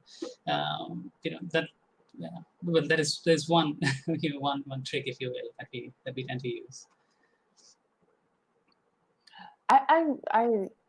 This idea of multiple translations intrigues me. Can you speak a bit more about that? Because it's also something I wanted to ask, because all of your work, the naming, the idea of you're creating an entire language, actually, you have the possibility of doing that in a game. So maybe you could talk a bit more about this idea of going through multiple translations and how that brings about a kind of untangling, or through tangling in a way. So one thing that we decided very early on as we started working on games that surround the place that I live in, and try and tell stories of the southern Malwa region, during colonial times, was the problem that we would fall into, that we might inadvertently start to appropriate ideas that we think are sensible, or ideas that do not entirely belong to us and have no genesis in our writing. So we created a fictitious author, who could create a facsimile of those ideas, and then it seemed like an interesting process. So we created another one until we had 3 or 4 layers starting in 1830s, who were writing and whose works kept getting translated, eventually ending up as the works of another fictitious author called Miru Marhasan, whose works we then directly credit in the video game, and whose translations, and we always create a story around this, are always incomplete. So they're always mistranslated. They're always written in a language that is no longer completely accessible. They're always, re-edited by some latter-day editor. So the form that we are working from is already broken, and is already untrue. So whatever we then end up presenting in game form is an even lesser version of what has translated across, 100, 150 years of colonial history. And this ability of translation and fictitious authors predating any truth that you manage to inculcate inside your game world gives us then the ability to claim that it is not only incomplete, but it is also open to multiple interpretations, automatically, because even we are not sure what we are presenting here as being completely true. Well, okay, now we're talking about truth. I love it. Hex, I want to another sort of, or just truth of, like, this really. I mean, to codify what I meant by truth in that specific instance, rather than the larger philosophical idea of truth, was truth that gives way to authority, right? Truth about possession, truth about territories, truth about identity, caste, and where the boundaries are drawn and where they lie, and the absolute certainty that some people seem to be able to function with when they claim that I belong here and you do not. Right? That kind of truth becomes very easy to challenge when you start to mess around with their ideas of what is historical and ahistorical. Well, that's really quite a useful tool, which you've just mentioned, a real tactic, this idea of how to get untangled truth and fact and authority by going through different translations and also questioning everything. So that's an actual something that we could maybe use.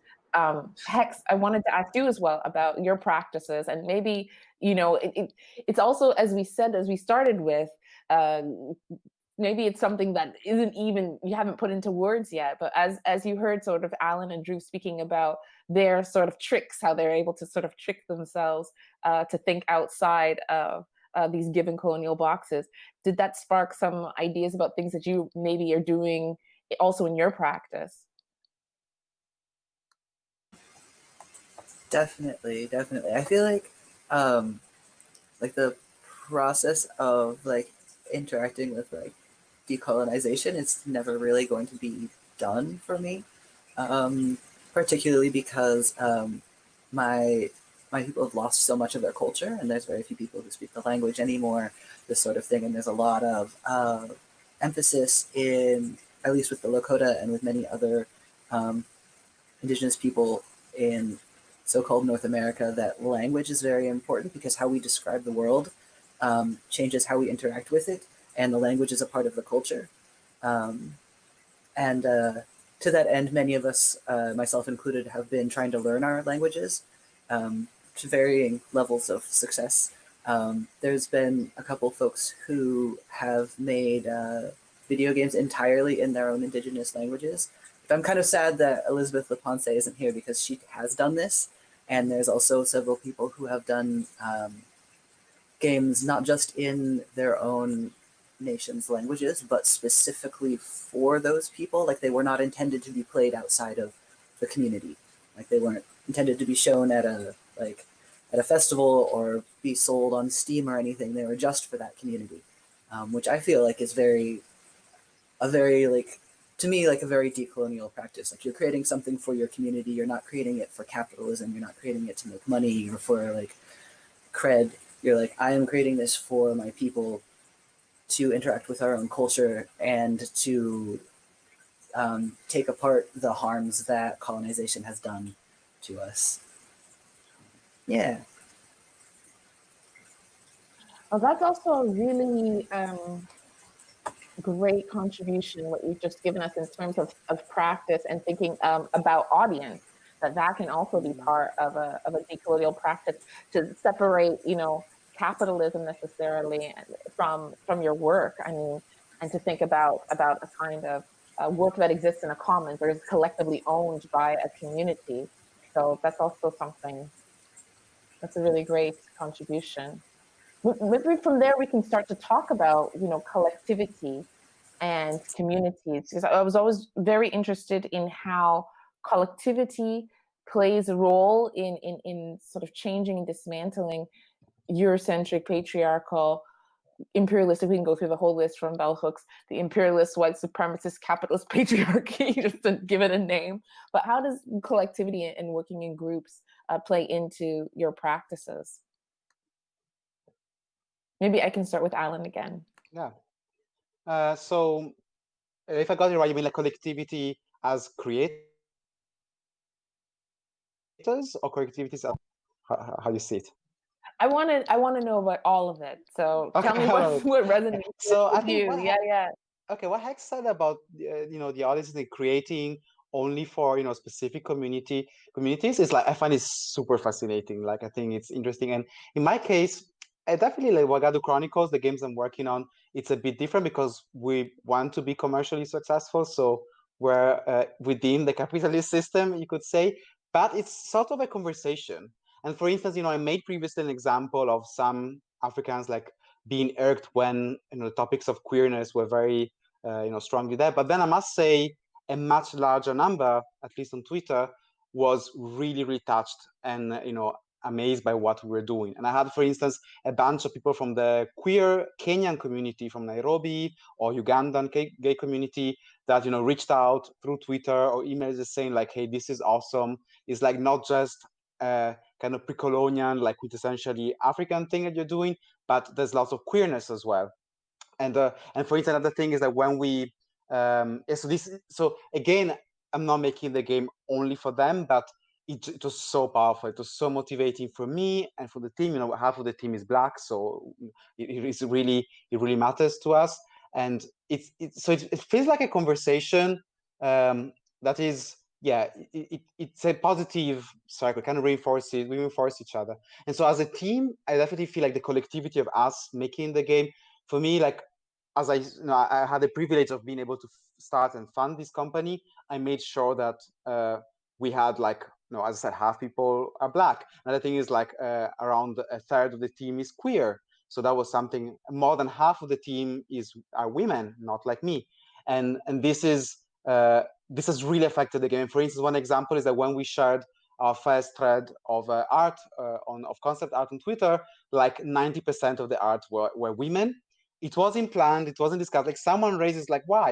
And it's, oh well, because the artist is a woman and she just wanted to draw women. Like we didn't have that conversation, and it just happened. And when someone raised it, I was actually so happy, because I realized that having the people who are part of the conversation just automatically direct the conversation to a certain direction. And in this case, it was an awesome direction. It's like we're not having a bunch of white dudes, lightly bearded, muscly dudes, like doing breaking things and the fore of our game, but very much something else. So yeah, I feel it's a conversation. I think it's very important to think about both.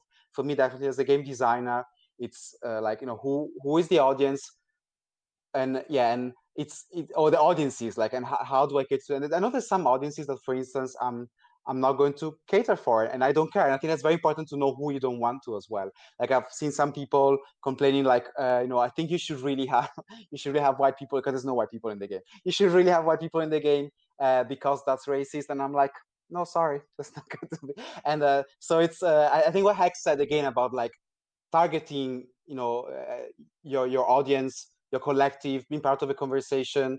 I think it helps everyone. And I think, to be honest, like our game, I mean, people not of color and not Black people would benefit from playing it. Like they'll learn a lot and they'll make a great contribution. And but at the same time, we want to keep it like us, right? So it's a conversation, ongoing conversation. I hope that answers the question. Yeah, even more so than and this idea of kind of like an accidental decoloniality I find really interesting, because I feel, I mean, are there really accidents? There must be something in the structure that you created that allows for these things to happen. And I guess that's actually what we're hoping for, that it's not always labor breaking down structures, that you've kind of broken down a structure and then it creates an opening. But I would love to actually get Dhruv to also weigh in on this question of collective work, collectivity, and communities. So because we practice very locally, in a very small studio, in a very small town, in a very small space, telling small stories, so we hope.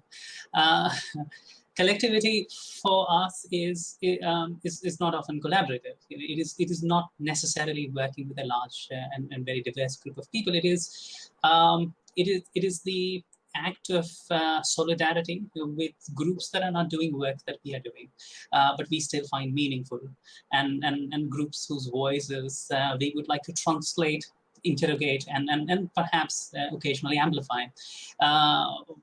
For example, the game that I worked on recently, a game called The Indifferent Wonder of an Edible Place.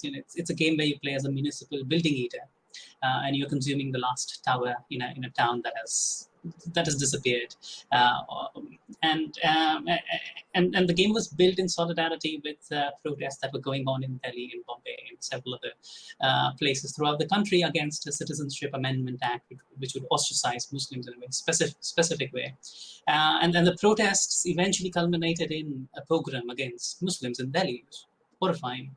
And while we completely agreed to the idea of the protests, to protest in Chala was ridiculous. There are a handful of people, and maybe 2 people would end up protesting on the street. What we were more interested in was thinking about the consequence of the protest and the consequence of what comes after. And in that brief moment, we found a collective space where we were talking about similar things that the protesters were talking about, only momentarily, only for the duration of the game or the duration of the protests, so the duration of our interaction. And then that collective sort of breaks apart, and maybe another collaboration opens up somewhere else, where we engage in another discourse. And this keeps happening over and over and over again. And we find that pattern very, very exciting, because it also tends to push against this inevitable idea of what the region around Chala ought to be, and what it will end up as. It makes it very easy for us to find other people who think about it differently and then amplify their voices through narrative.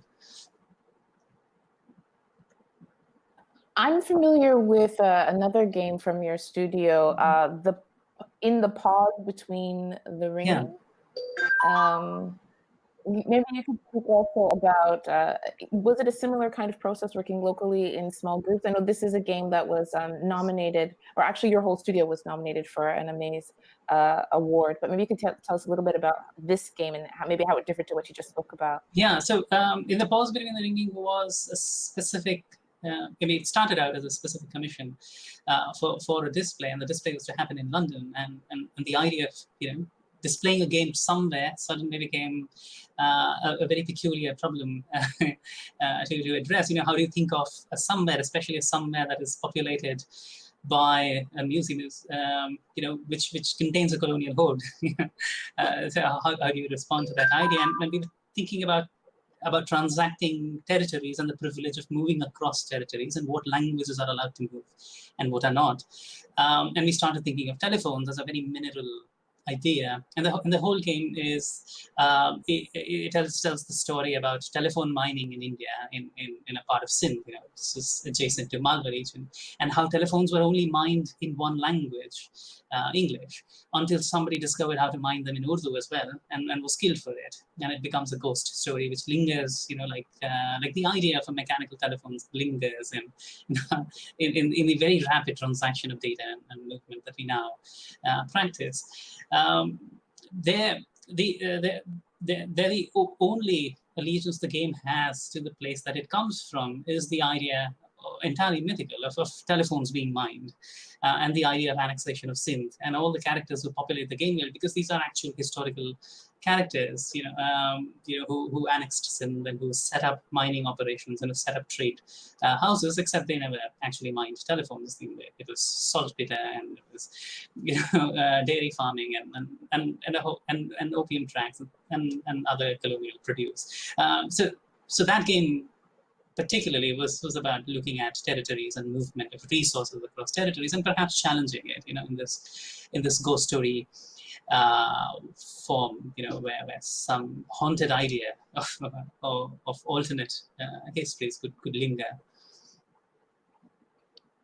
Yeah, this is really what you're saying about alternate histories makes me really think about, again, possibilities, and what you were saying earlier about, truth and authenticity and breaking them apart. Yeah. And I'm wondering about, and maybe Hex, you can also speak to this in your different practices, this idea of opacity as opposed to transparency. You were speaking earlier about other artists that you really admire, who are creating games in languages, and that excludes many other people, and people maybe don't know exactly what's going on. I personally really enjoy spaces where not everything is meant for me. That's also when I start to think that about a decolonial practice, when you enter a space and you don't assume that everything there is made for you, So I wanted if you could talk about this in your work, this idea of, I don't want to call it secrets or mystery. I really like the idea of thinking about it through this idea of things remaining opaque, and how that can also be part of the practice of decoloniality. Does this speak a bit to some of the work that you do, Hex? I would say so, yes. I like that you referred to it as like opacity, because when you are creating things for a specific audience, people outside of that audience will not necessarily get all of the references that you're putting in there. And even when you're creating something for a larger audience, it's very possible that not everything is going to be, all of the information is not going to be transmitted. And that's just another whole problem about communication and creating something and storytelling in general.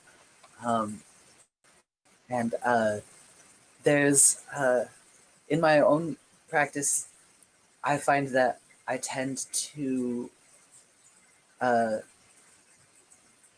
put in little parts of things and the people who will recognize them immediately, and other people simply don't.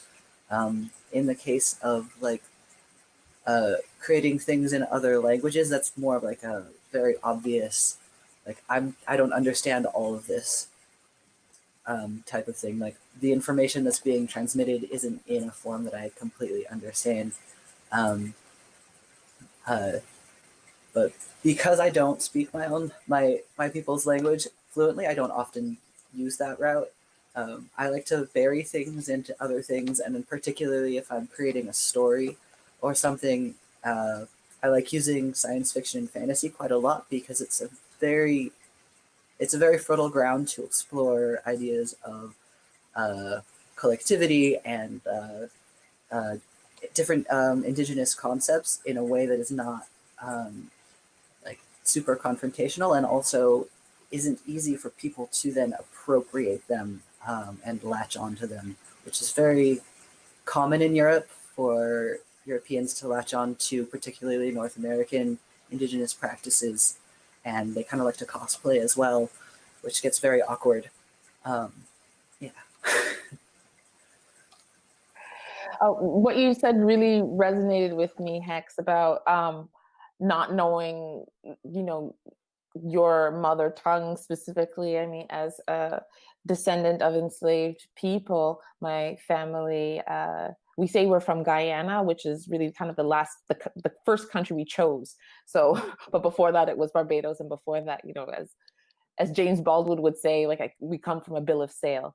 And so when I meet people who ask me about my mother tongue, I used to joke and say, well, I'm just gonna learn all 300 African languages and just see which one feels the best on my tongue, But what I've lately come to really appreciate is a type of Caribbean patois, which in a way is actually my mother tongue.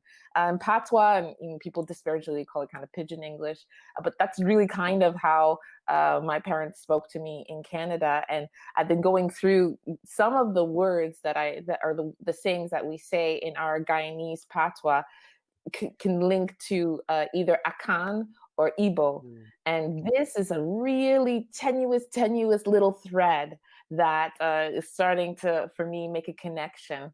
It also comes in through music and sometimes in food, but this through patois, with just these few little things that, that your grandmother always said to you. And it's just that one little tenuous thread that's sort of taking me on another journey. I wanted to talk definitely about language and neologisms and these ideas of words in your work. Maybe Alan, to come back to talk about language specifically in the Wagadu Chronicles. I love this project. I'm so excited when I see what you're doing. Maybe you could just speak a bit about language and words and creating new words in your work. Yeah. So I think I have to comment straight away on what you said before about your own experience, because it really makes me think about things that have happened actually while working on the Wagadu Chronicles. And one example is a friend of mine who's Barbadian actually connected me to someone else from Barbados who's currently working on the project, a programmer, that she's awesome. And like we're discussing mythology, like West African mythology versus Caribbean mythology, and then these creatures came out that are called duendes, apparently, that are like these evil children that have no face, and they're not unbaptized children in the forest that can kidnap you and do terrible things. And then when I spoke with my mom, I discovered that the Akans in Ghana that you mentioned have the same legend. And so actually somehow through my Caribbean friend, I added another in the game actually. So I ended up adding in the game something that's actually from West Africa originally, but I got it through the Caribbean side. And I think for me, like this, when we spoke about collectivities before, like, yeah, like this, creating this space of like, starting to speak about our own decolonize, cultures, our own spaces. It's just things that happen, it's not falling in place. And it's like, yeah, this amazing diaspora, black mythos starts coming together. And that's what you call like a tenuous thread. I think it's stronger than we think, but we just haven't had enough room. And by we, I mean, I guess like the diaspora, like to explore it and to and I hope too that the Wagadu Chronicle is, of course, it's a game, but it adds to the community, because we're having these conversations now because of the game. We're sitting all together. I'm here because of the game, right? So, and I'm listening to all these amazing conversations, and I'm really being super stimulated, and I'm going to go back to the team with more energy. And this is happening because of games as well. So it's part of the conversation. And specifically for languages, I wish I could engage in your fabulous trip around the continent, learning 300 languages. That would be my dream. And maybe if I find a way to extend my life, I would. But since I cannot, for the Wagadu Chronicles, I did language. I think it's a great question, because language is very important. And what it is, I picked like around 7-8 languages from around the continent, and sort of assigned them to these 7 main people. They're not called races, because I find the concept of race itself to be a very colonial concept. So they're called lineages. You can even switch, they're very fluid. So even if they're actually physically different, like some people have horns and others are like, golden eyes. And so, but it's something you can change during your life based on how you feel. Like if you feel like you love the savannah and you want to be very fast, maybe you can grow your horns and change and become one of these, the Swalas, who are like the horned savannah herd people. And I've assigned like different languages, and of course it's a fantasy world, so I'm not being like super strict. Plus, I don't speak most of these languages, but it's been very useful to create places, people, names, and so on that don't fall into the typical kind of say European, Eurocentric fantasy stereotypes. So, and I did find myself, I think it's very interesting, because I found myself debating, how much do I use? How much African do I get? And for instance, the 7 lineages I've spoken about, I've decided to make, I had this choice. I could have gone, okay, I'm making 100% African names. And then, if you get it, cool. If you don't, it's your problem. Or 100% like Eurocentric, like English names. And I decided to go somewhere in between, where some of them, for instance, the Horn people from the grasslands, they're called Swala, which means antelope in Swahili, a Kenyan, like East African language. But then, for instance, the people who are with gold eyes and kind of fur, lion manes, that are other savannah people, they're inspired by lions, I call them the lion blood. Initially, I actually called them Itsingonyama, which is lions in Zulu. But then I realized people just couldn't pronounce it. So I found myself in this difficult situation, okay, I'm going to make them suffer 50% of the time, and even get used to it and potentially love these words, and then the other half will give them a break, And by them, I mean even many of us, because even I don't speak Zulu, right? And it was hard for me. I cannot click, like some African languages have clicks in Southern Africa, I cannot click. So there's some creatures in the game, I actually don't know how to pronounce them, but I love it that I hope people will correct me and other people. And so it's a conversation. And those are, I find it really fascinating to listen to Drew's and Heck's point of view on localness, language, exposing to the international world, the community. And language is a big part, and it's kind of an ongoing conversation, literally within the game for us in the Wagadu Chronicles. I have so much I would love to talk to you guys about, but I have one more question, and then I'm going to leave space in case you have questions for each other, or in case there's something you want to share. But I'm going to ask you one last question. And it's a little bit of a different question. It's not a trick question. It's not a trick question, but it is a bit, I was interested in if you could talk about what is almost impossible in your work. And when I was thinking about this question, I was thinking about my own practice, writing scripts. And when I was writing scripts, I found it almost impossible within the first, second, or third draft not to have stereotypes in my work, in terms of I would have a Black female protagonist, and she needs to travel, and suddenly I'm writing that she gets deported, and then it's only in the third draft I'm like, why is she getting so for me it's almost impossible in terms of my practice for me to not have stereotypes written in, because those are just my internalized racism in my first draft. But I want to hear from you guys. I'm not sure what this sparks for you, but what is almost impossible in your practice? I'm going to ask, yes, Drew, go ahead. Well, it's a difficult question to answer because so many things are impossible in the practice. But there are a few things that bother us extremely. One is we keep receding, into smaller and smaller units of history every time we are confronted with hypocrisies in texts that we cannot, assimilate, and very quickly the whole process starts to end up in questions of whose history can we tell, and how far is this my history, and and where do I draw the lines of my identity? How much am I appropriating from?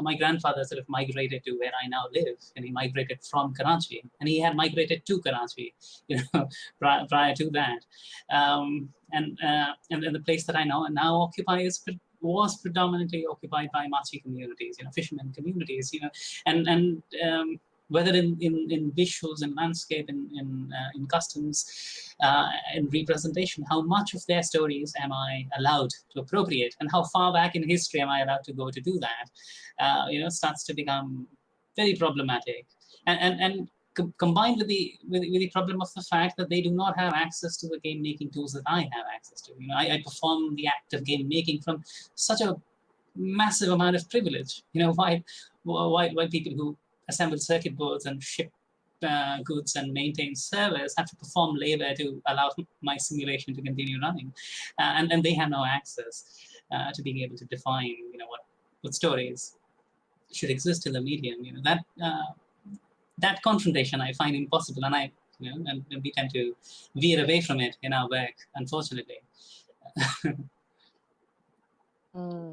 Yeah, that is so, very honest. This idea of hierarchies that very difficult to unbind. I wanted to ask Hex as well. So Hex, please tell us what does it make you think of when I ask what is almost impossible in your work? What is almost impossible? Oh gosh, so many things are almost impossible. Partly because I feel like the creative process, almost everything feels impossible until you're doing it, until you're like in the middle of it. Yeah, I don't know. One of the first things that came to mind is a little bit snarky. Is that one of the most difficult things that sometimes feels impossible is talking to white people about indigenous games and stories and trying to storytell these type of things. I find that not entirely impossible, but difficult for sure. Now, it goes back to what we were saying before about opacity also as a strategy, and also about language. I understand completely where you're coming from there. That is also almost impossible for me. Yeah, definitely. Alan, I'm going to ask you the same question. What do you consider almost impossible in your work, in your practice? So I find it, especially thinking about this topic of decolonization, I find it impossible to get it right. And I think that's fine, in the sense like I think a younger me maybe would have tried always to kind of nail it, to make sure that everyone agreed, and just to, to get it 100% right. And I think, as I get older, I'm like, it's impossible, and it's not because people disagree with you, it's because in the end, you're always a bit wrong, and that's fine. Just and I feel like that's the only way to move forward. So whatever, like in my work, whatever I'm doing now, moving forward the conversation of neocolonialism, and trying to break away the shackles of neocolonialism within fantasy and video games and media. I'm quite proud of where I've gotten so far, what the team is doing, where we're moving on. But I know that we're making mistakes as well, or just doing things that other people would do differently. And for instance, a fantasy, I think, as Hex mentioned before, like kind of funny, it shields you a bit. It creates like this magical place, which is fun. I love it, but it kind of solves some issues because it takes you away. But still, even within fantasy, you have people that have expectations, and they might be right expectations. So I think it's just fine to embrace being wrong. And we're not used to it. Like in this society nowadays, we always expect to be right, and we disagree, and we're on the internet fighting. But I think it's fine to say, hey, it's fine to say we're wrong, I'm wrong, but still we're moving forward. We're trying, and this wrongness is going to make things better. But at least we're engaging with the conversation. So yeah, and I hope people see this, and if they have a different opinion, they reply and create some beautiful experience that is an answer to this, and then we keep on moving forward and improving the world. So this is my thought. That is such a powerful thought. I think we often forget this idea that because of how we are positioned, that we have to have the answers. And it's so powerful to say that we can also take this privilege of failure, because otherwise, how do we learn, how do we access humanity? That's really powerful. Is there anything that you guys want to add before we close this virtual space? Well, I guess we don't close it, we just kind of shift, but is there anything you guys want to add to the group or ask each other before we wrap up? Anything you want us to let us know about that's happening? All right. Well, if not, then Alan, did you want to say something? Oh, I just wanted to say that it was awesome. Thank you. Yeah. Not a great contribution, just expressing my feelings. I wasn't contributing very usefully. Yeah. It was awesome. I want to play everyone's game. Yes, same here. Yes. I really do. I really want to spend a week. Wonderful. Such a great start to a conversation. I would really love to just meet you guys again and continue where we left off. So let's just put that into the universe and see if that can happen. And we can invite Beth, La Pensée, and Amani and Asim to join us. They're here in spirit. So for all of you out there, I just want to tell you this was Decolonial Practices in Playful Media. We were joined by Alan Cadicho and Hex, Faye, hello, and also Drew, Jani. Thank you so much. Thank you. Thank you. Thank you. Thank you so much, Karina, and everyone who's on the panel. We're really looking forward to you continuing that conversation on Discord, so head over there to continue to keep talking. And now we're heading into a film called Hidden Figures by Jonah Kleinlein. I said Hidden Fingers.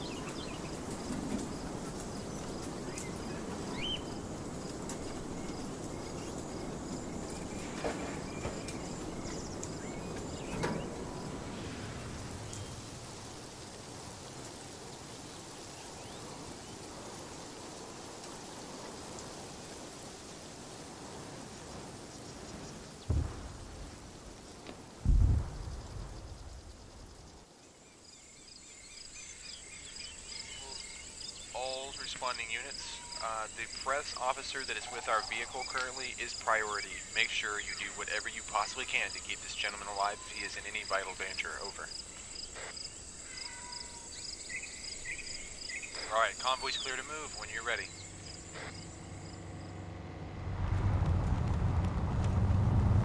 This is probably the most nerve-wracking part of the job, Joe, is going through unknown parts of countries, dealing with civilians that aren't really too happy with your presence.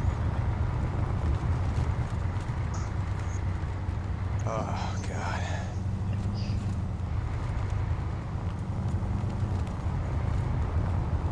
I'm pretty focused, mainly just trying to stay aware of the surroundings. these kind of situations, you know, we were advised that there would be no hostile resistance as we moved into the town, but we see that's just information, you know, we don't know that for sure. We don't, that's not a fact. That's just as much intel as can be provided. Most intel is from civilian clients that work with private military contractors deployed in certain hot zones. And so sometimes that information can get crossed because you know how the grapevine works. The story changes through every mouth it leaves, so we're just hoping right now that this is going to be just a simple, straightforward humanitarian mission where we just can come in here and help these people out, make sure that they're okay, and let them know that they haven't been forgotten about like so many people across the world. That's the MNDF's major mission, is just to make sure that the people that are forgotten are not truly forgotten.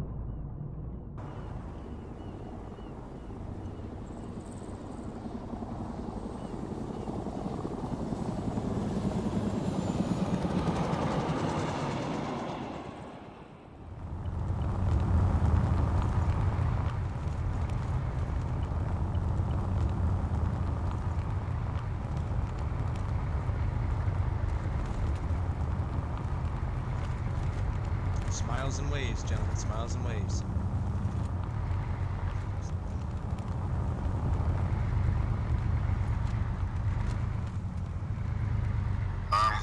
When I die in game, I feel sort of a sense of unaccomplishment, like I didn't finish what I was supposed to. Yeah, like that's one thing that I could have done better. Doesn't look like any survivors.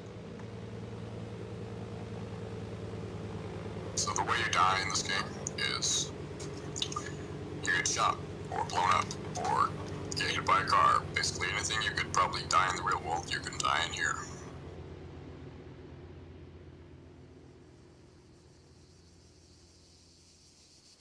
Red team status over. We're checking out a quarry. We're getting a little spread out, so we're gonna need a grid on your location so we can regroup. Oh, grid 128 929. Solid copy. We've got a ID on Yeah, your we found location. about there's a few bodies there. All right, we're moving up to you.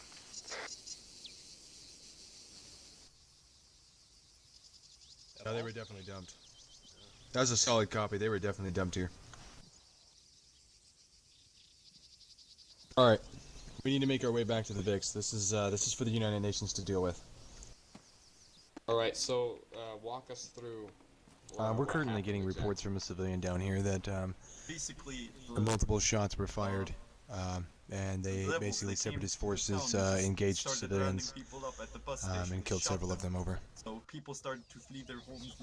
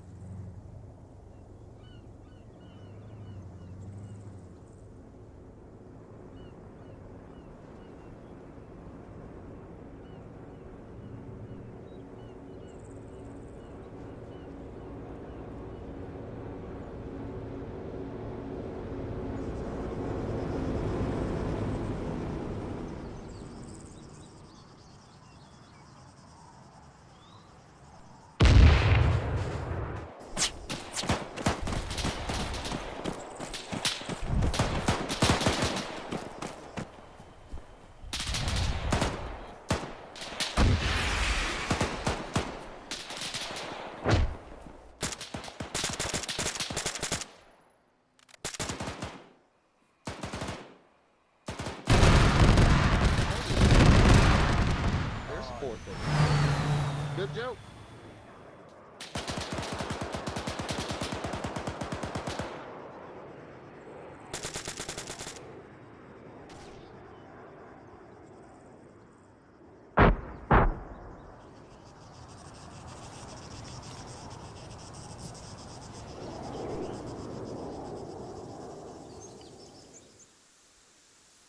Oh yeah, I think it's working.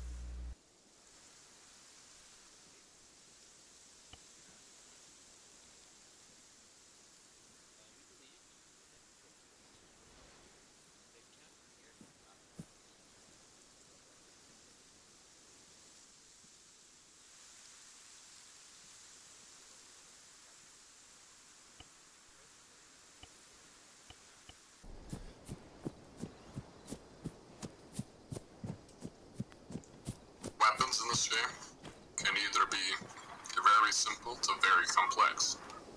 Our unit uses the very complex version.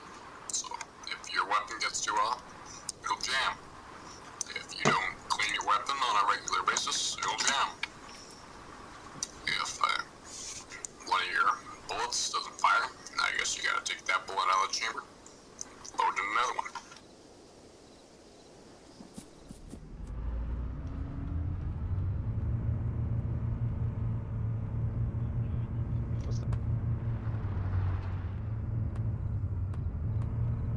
So, I would say it was successful. We were able to take out some light vehicles and infantry while reconning to see what kind of forces they would send in to take the town. It was good because no civilians were harmed. Everything went well.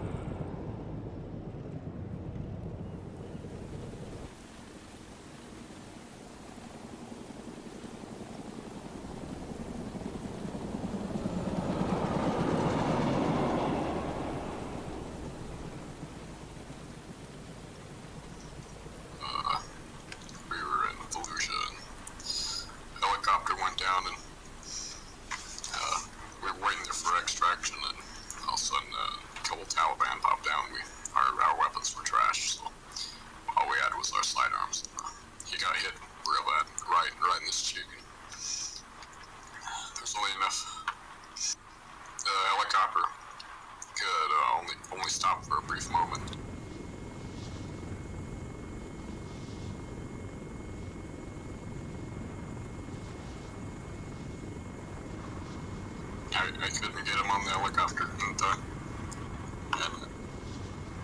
And he got left at the landing zone. And that's it. He's not here.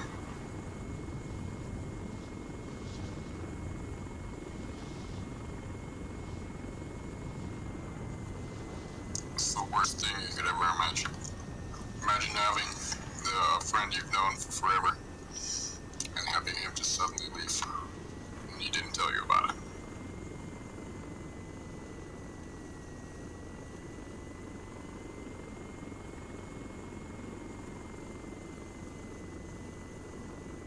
I feel like I disappointed him in a way because I let him down. I didn't go back and save him. I had the resources. I feel like I let him down in a sense.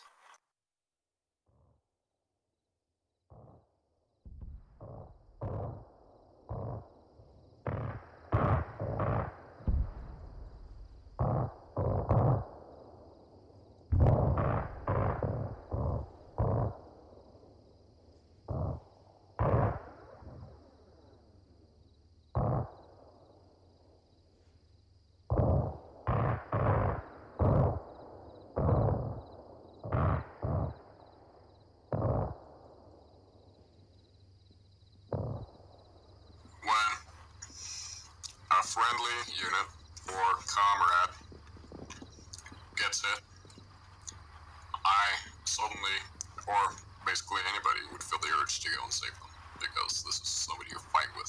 You've been fighting with them for weeks, months, maybe even a year. And when a buddy gets hit, you're not just gonna sit there and watch him die.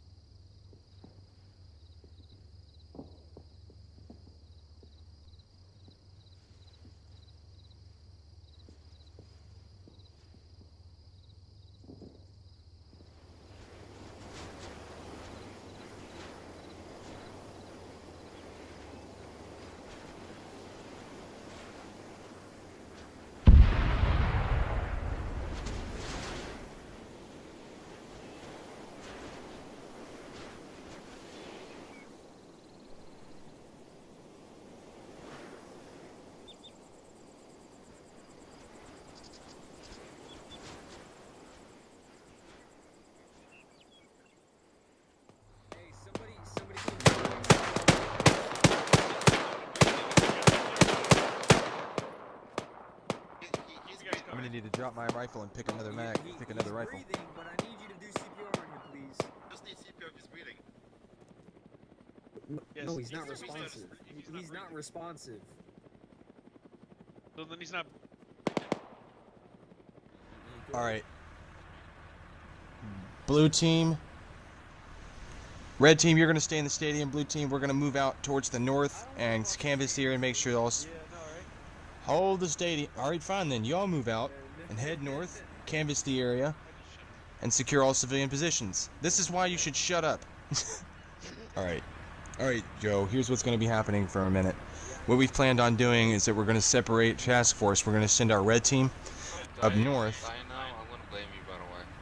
We're going to send them up north to see how other civilians are doing in the northern sector of the town while we hold here and wait for reinforcements.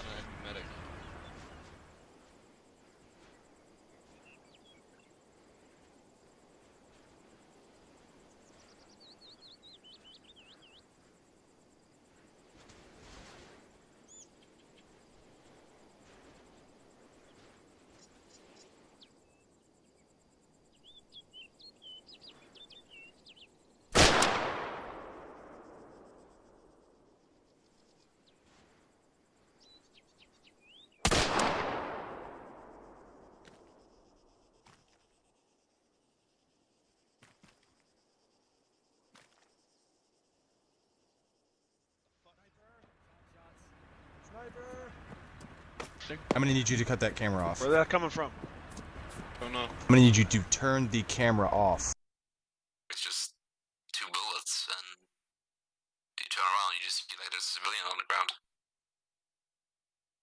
All right, Joe, you're clear to turn your camera back on. Give the guy some respect. Well, I'm gonna fix your legs so you can start walking again, okay? Alright, I gave This you. is I why gave I you like a trying to little avoid smarts shit to like be this, good to man. go. I like having to clean people up off the fucking street. It's not my job. There's some UN troops if you want to go talk to them, see if you can get any more help after that. Maybe you can get a ride out of the country. Obi, I'm gonna need you to fall in on me. Back rod. You discharged your firearm more than once. I had told you I shot him non-lethally. I disabled him. You shot him in the head. I watched the blood splatter. Good choice, man. Good choice. I don't know, maybe it's But you shouldn't have lied to me about it. I swear on my life, I did not kill this man. Alright, well. We rolled up, and this man right here, we were taking heavy contact at that time, and we were on high. We were really on edge because the militia forces we were fighting were just brutal. We had one man get knocked out, unconscious, and that happened. And so this guy runs up with a military vest on, which looked like he had grenade pouches on him, which I thought was a suicide vest. As we ran up, the colonel and me both shot. The man was killed, and as it turned out, the man was not wearing a suicide vest. He was just sprinting at us with a military vest on, which is a civilian casualty, which we would consider a casualty, but, you know, situations like that happen. In moments like those, you gotta make a split-second decision. Am I gonna let this guy run up and blow up and kill 6 people, maybe? Or am I gonna eliminate the threat and only kill one person and maybe have him be a civilian? You know, it's situations like these that people have to think about.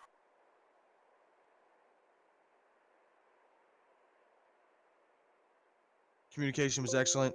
Medical attention was excellent. Combat was excellent. Here's my big problem. Killing that unarmed civilian. Wait, See, which one? The guy that was wearing the vest. Oh. Just because somebody's wearing military gear does not mean they're hostile. He had no vest on him. There was nothing in his vest. So basically, when he wouldn't comply, I shot to wound him, to disable him, which is completely legal. If you can't stop someone, and they just won't fucking stop, and you have no other means, and you're in the middle of a battlefield, then you can do that.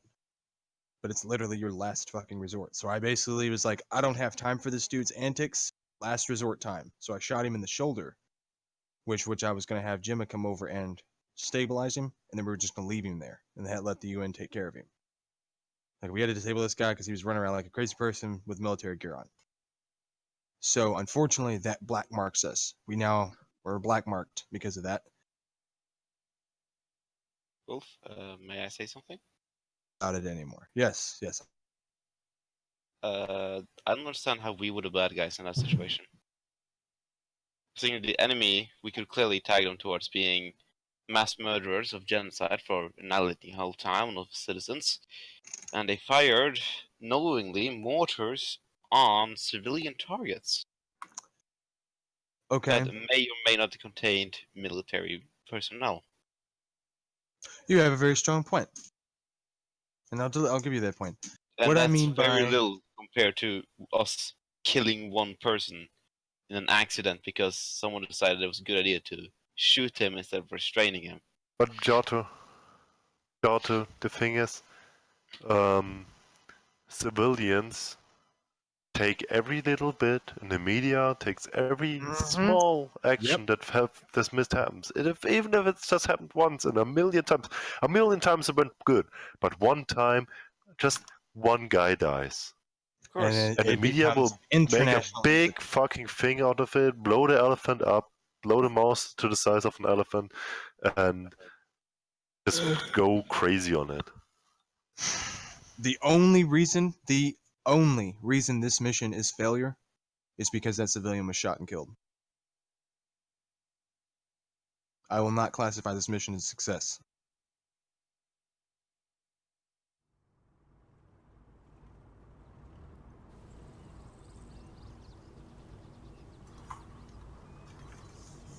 A civilian or AI death should be taken with the same importance as a player. You gotta treat him like he was a person. I mean, like, we took the time to body bag him. I mean, we could have just left him there in the middle of the road. I mean, we body bagged everybody who died in that stadium. Just because, you know, they're people too. They don't deserve to just sit in a field and rot and wait for somebody to stumble upon them and take their bones to a grave. And even in a game, you still gotta have some decency.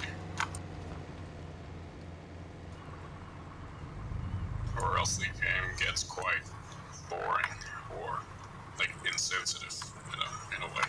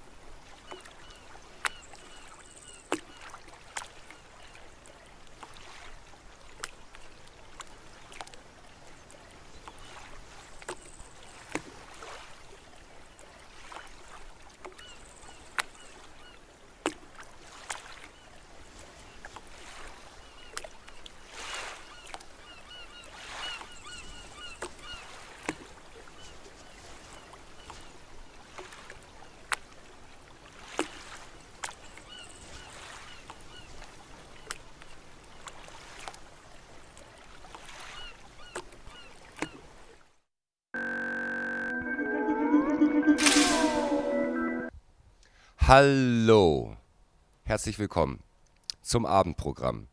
Das war unglaublich, das war ein unglaublich tolle Festivalprogramm. It was great and thank you very much. It was great to have you at the program.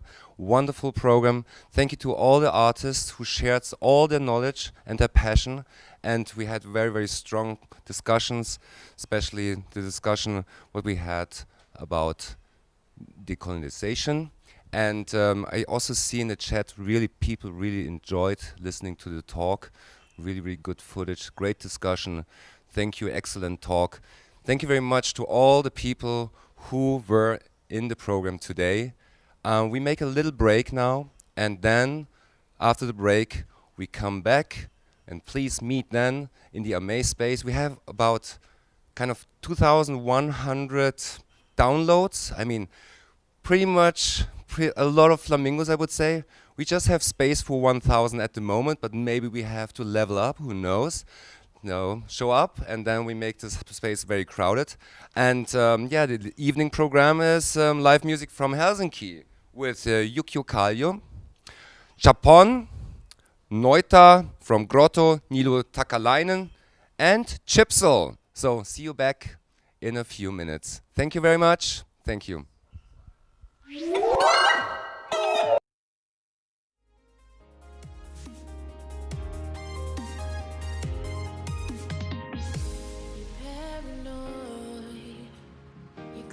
Love that you never started, you once destroyed a broken heart that was already shattered. Holding on to what we have, you take us to the edge and back. Holding on to what we have, you take us to the edge and back. Yeah.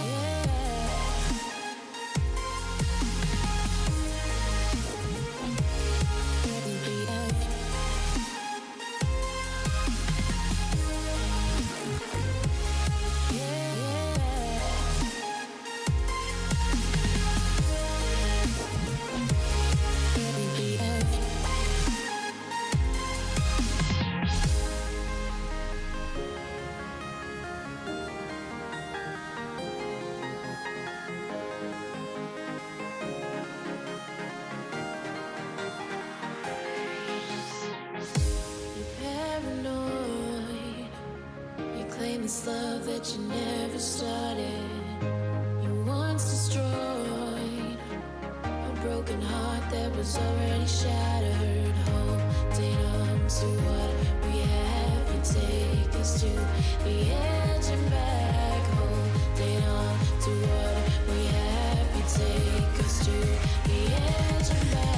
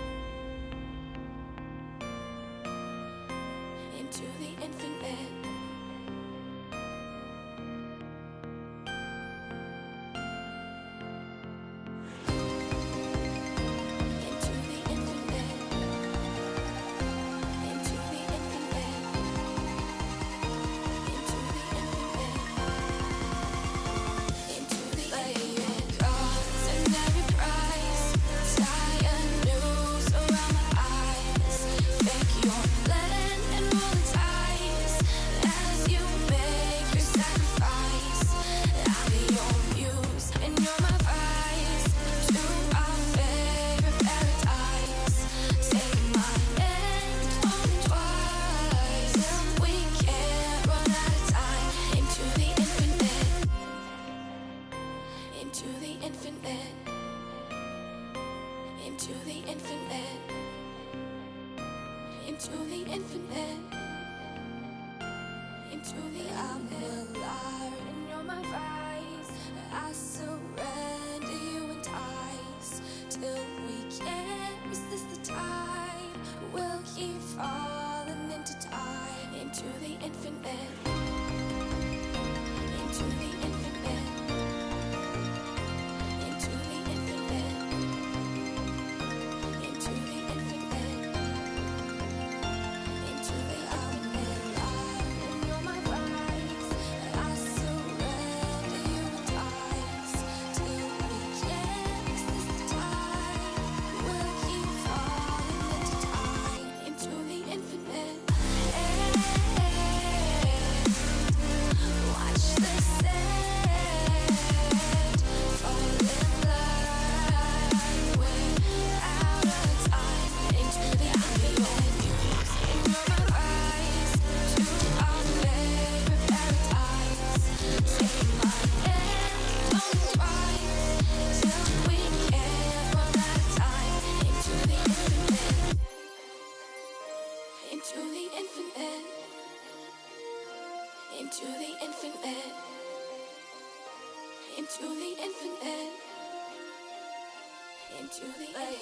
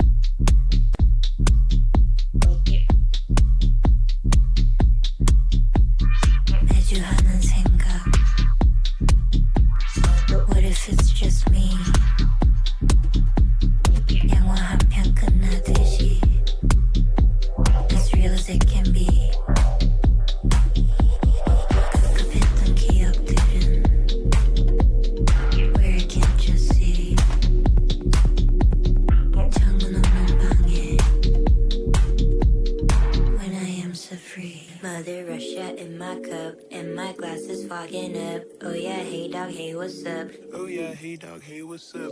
When the sweaty walls are banging, I don't fuck with family planning. Make it rain, girl, make it rain. Make it rain, girl, make it rain. Make it rain, girl, make it rain. Make it rain, girl, make it rain. Make it rain, girl, make it rain. Make it rain, girl, make it rain. Make it rain, girl, make it rain. Make it rain, girl, make it rain. Make it rain, girl, make it rain. Make it rain, girl, make it. 해줘 하는 생각.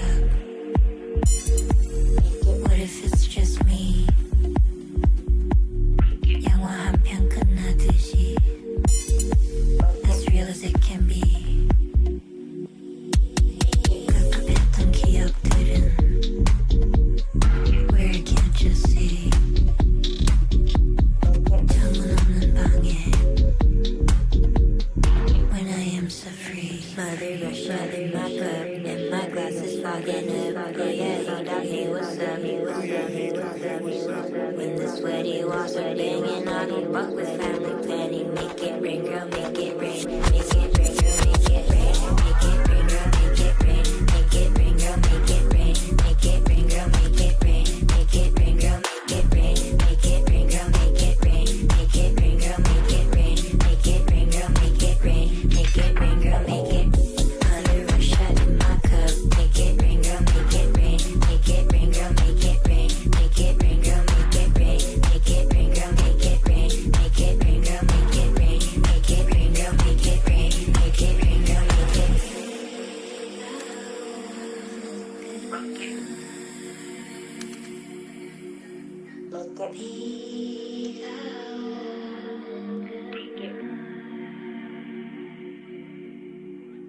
가만히 서 있던 자리.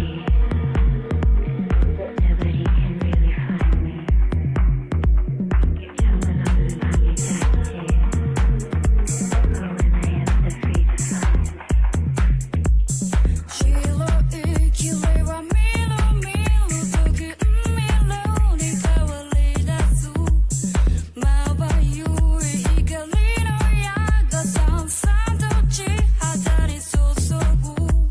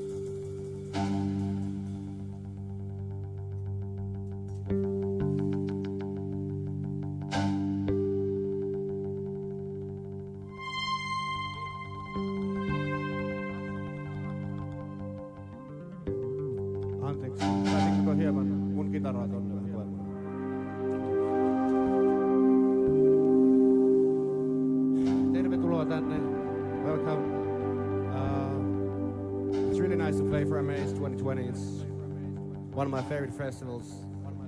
I've been there for like 5 times, and it's really cool to be able to help with this. Yeah, hope you enjoy. Let's play some more tunes in this kind of emotion, and then talk more. Yes,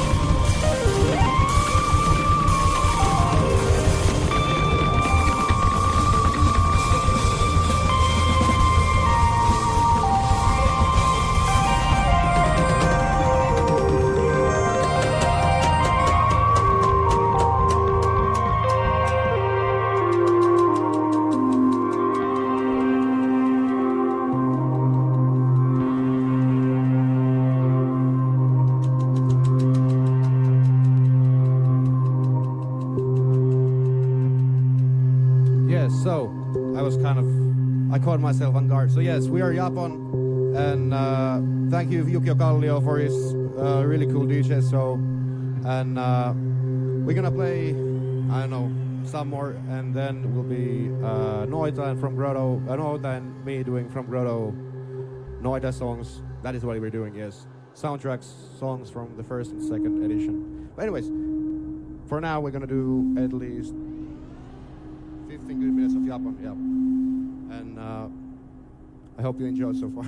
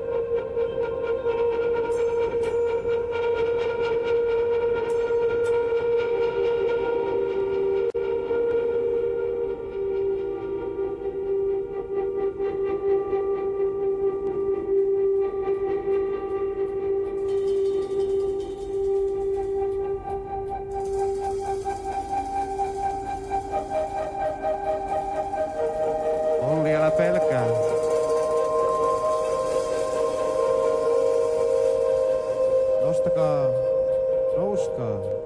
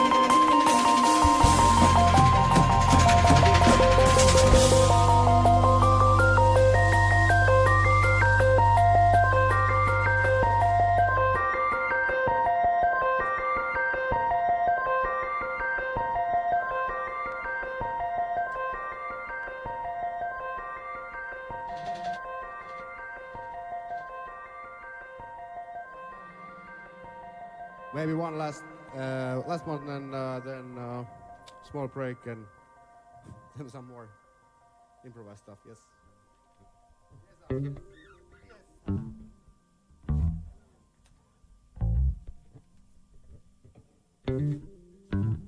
Yksi semmonen ralli, semmonen niinku oikein semmonen. Antaako Pekan vielä? Joo, antaa Pekan vielä. Kyllä se näin on. Se on tietynlainen riski, mutta en hyväksy. Älä nyt lähde sä vittu hämmentä tähän yhtään. Noniin. Okei.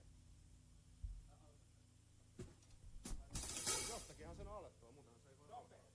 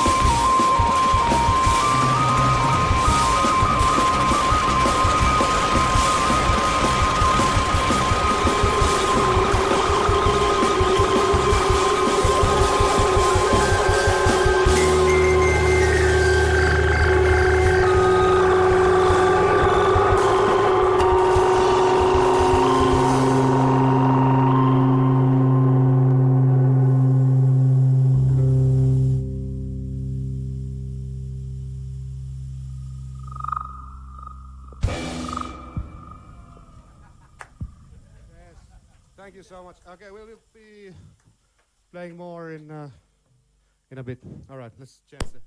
Yeah, they say no music on the middle, nothing like that. Just we should start playing it about in 15 minutes or so. Yeah.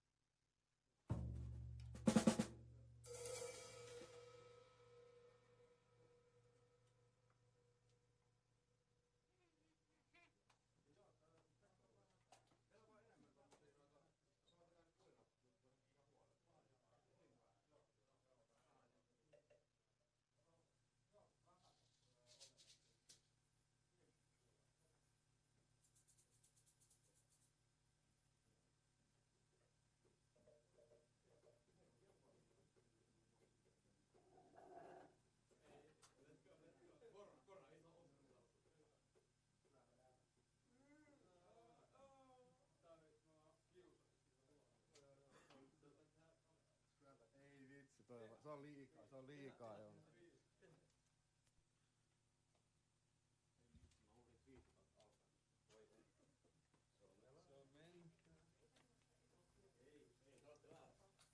Vielä kerkee. Miten se just oikea aika on? Saa kuvan.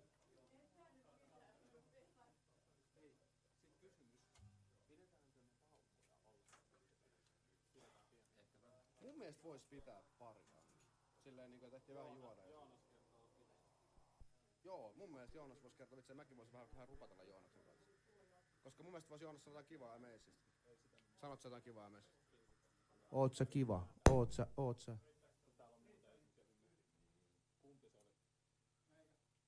Tja. He. Voiko tää saada vaan ihan snadisti kaiku? Voi hemmetti. No niin se oli se juttu, niinhän se oli. Se on varmasti parempi. Kyllä. Kyllä vain.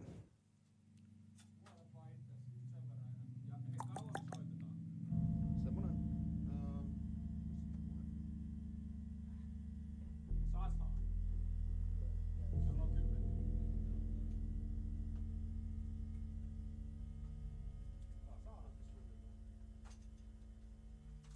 Ei oo niin justiinsa.